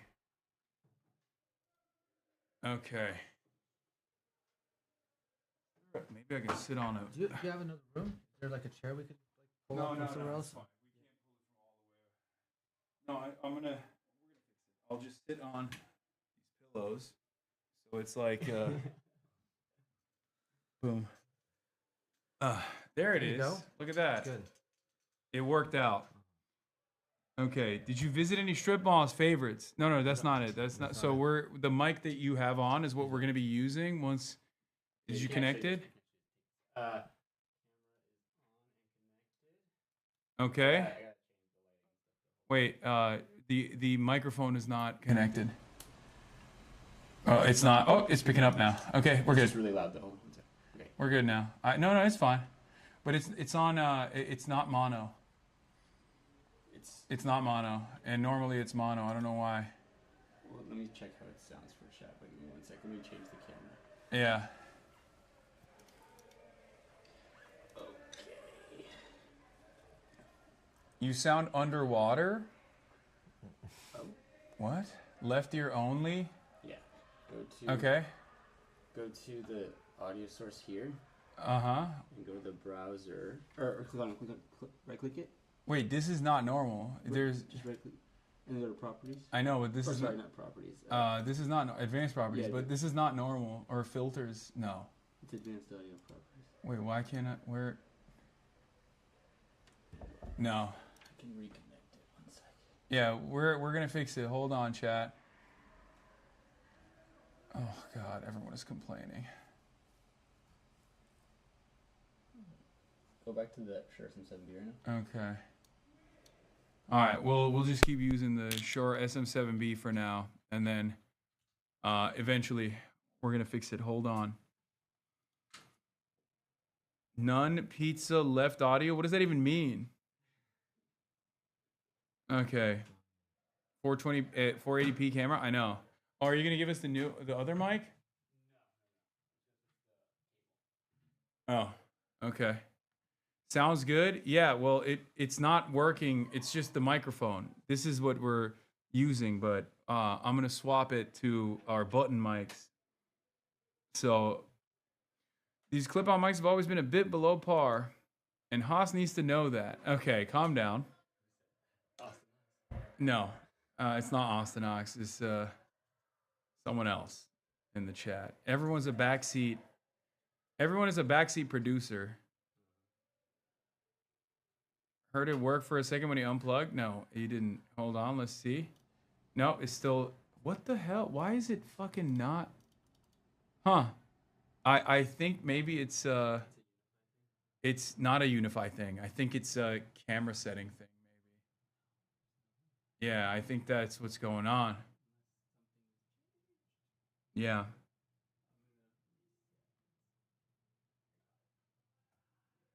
Okay. Because I just checked it. I'm looking at it, and it's doing doing different sounds from different ears. Tech support, not your producer, dude. Yeah. What happened? What did you guys hear loud audio or something? Worked for a bit? No, it didn't. I'm turning on and off the audio level so you can hear it.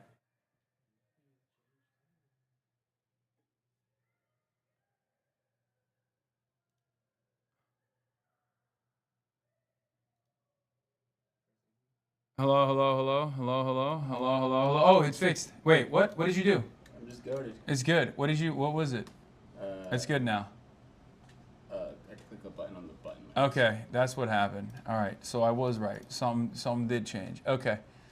If you put it back, and then I will... Let me change the lighting really quick. It's not too cut. Okay. Can I turn on the camera? Do it, yeah. Boom. There we go. There it is. Too quiet or too dark? Oh, I'm turned up a little bit. What is turned up? No, audio's fine. No, lighting. Oh, no, that's fine too. It looks fine.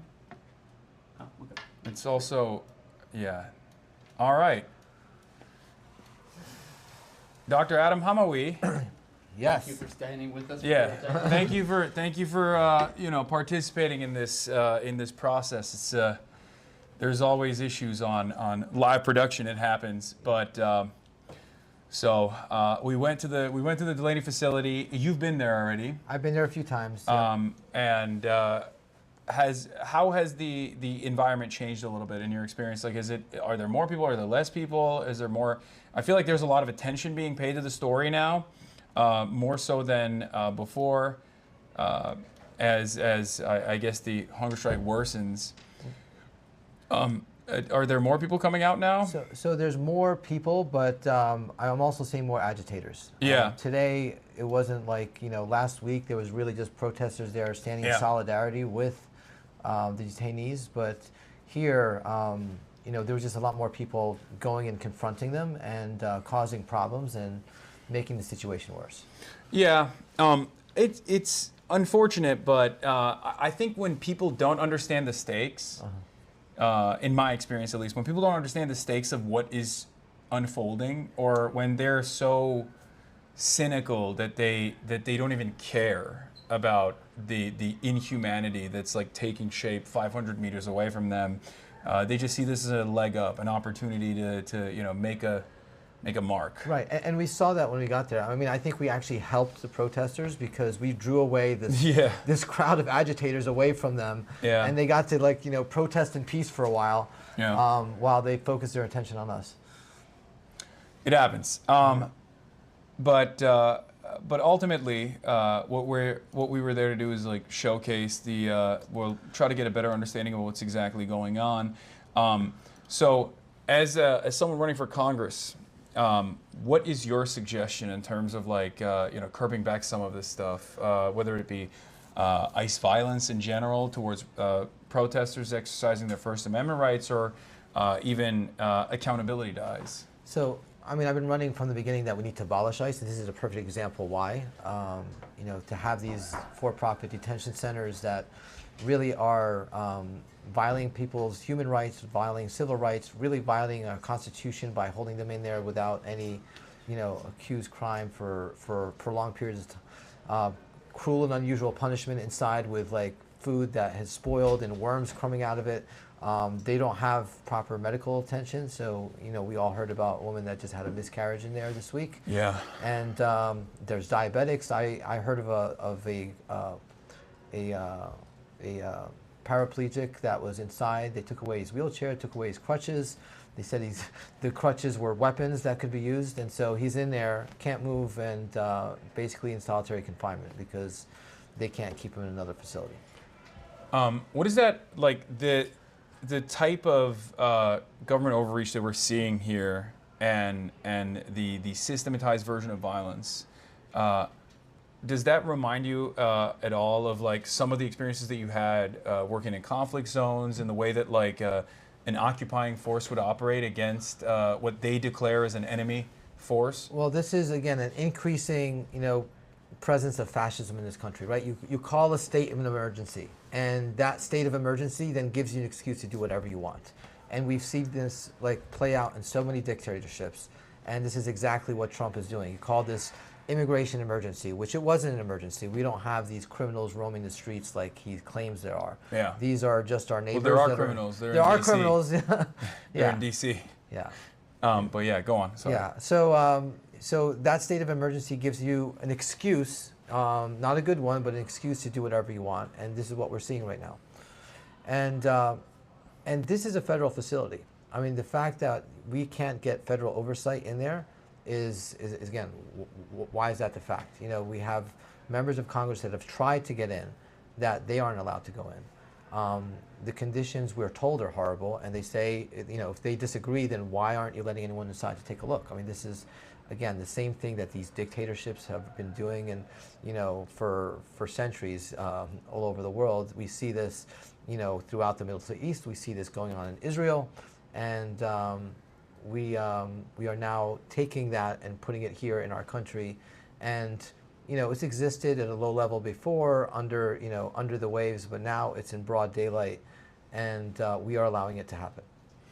Yeah, it's well, this is a question I asked you already, but do you support the organized movements that people are engaging in, like the organized action that people are engaging in, as far as like identifying when you know, ICE Watch, identifying when ICE agents are in their neighborhoods, and even demonstrations such as this one?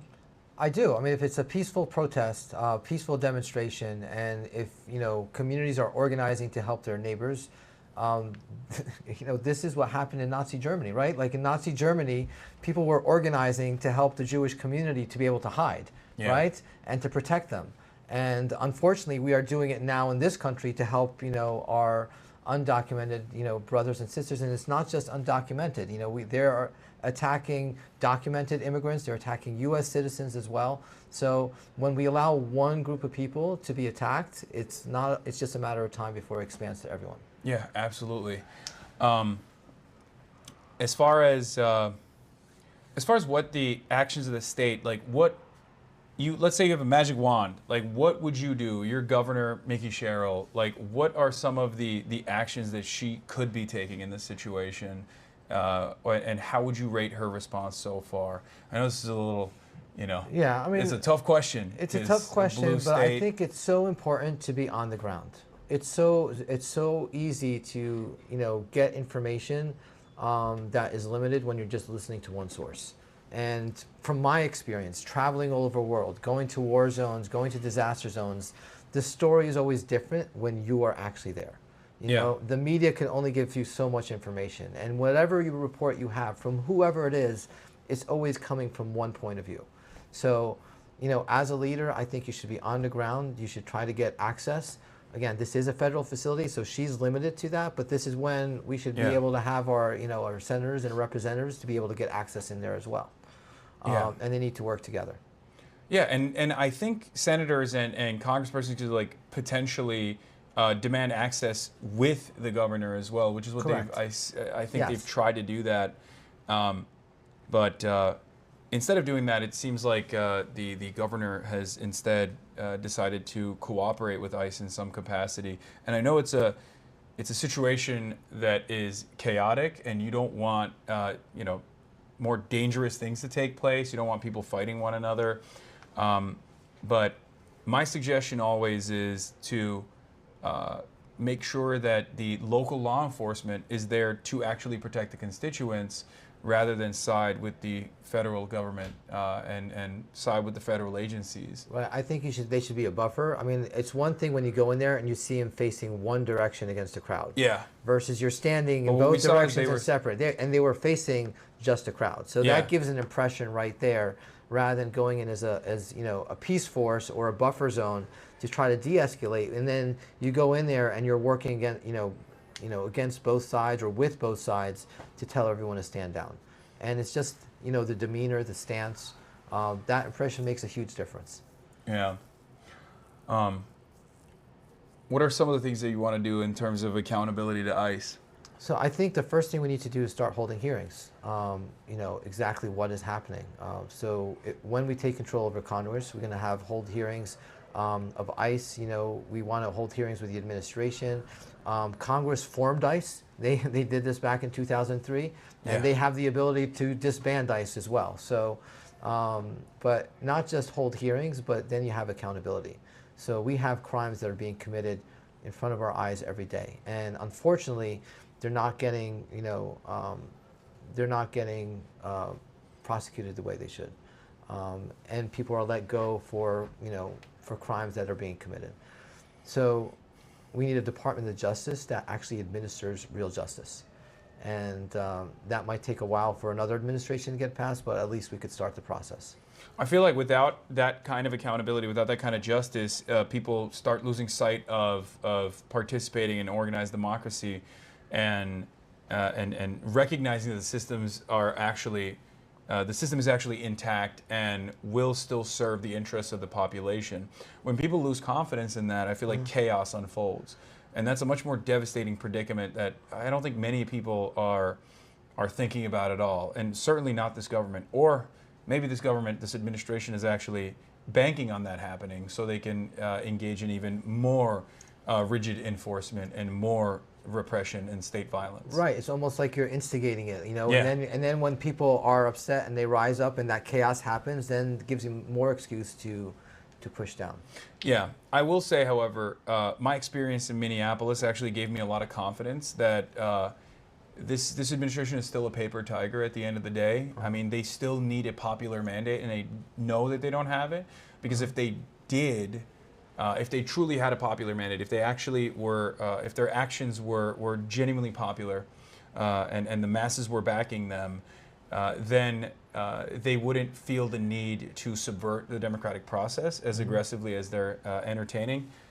One of the things that they're trying to do is potentially even deploy ICE agents and at polling stations. That's what I heard as well. In Yep. the midterms, is this? What do you think about that? Well, again, they are afraid of real democracy, because with real democracy they lose. Yeah. So deploying ICE agents, the gerrymandering that they've been doing all over the country to change the vote count, and then repealing laws or turning over rulings that have been around for decades, really all just before the midterms, to try to hold back the tide that they see is coming up against them. And if we don't all come out together, then we're not going to have a democracy. Because the only way that we fight this is to come out en masse, that everyone actually gets out to the polls, because they can't stop people when they come in waves. But when you have small groups coming in and you have ICE agents, it's a form of intimidation. Yeah. Well, in the interim, I think coming out in waves and demonstrating is also very important as well, because I feel like there's no accountability whatsoever, or there's not even a reflection on whether certain actions the government's taking are popular or not, in the absence of any sort of counter demonstration, in the absence of any sort of demonstration at all. So it is still very important to go out there and show up and protest against these sorts of actions.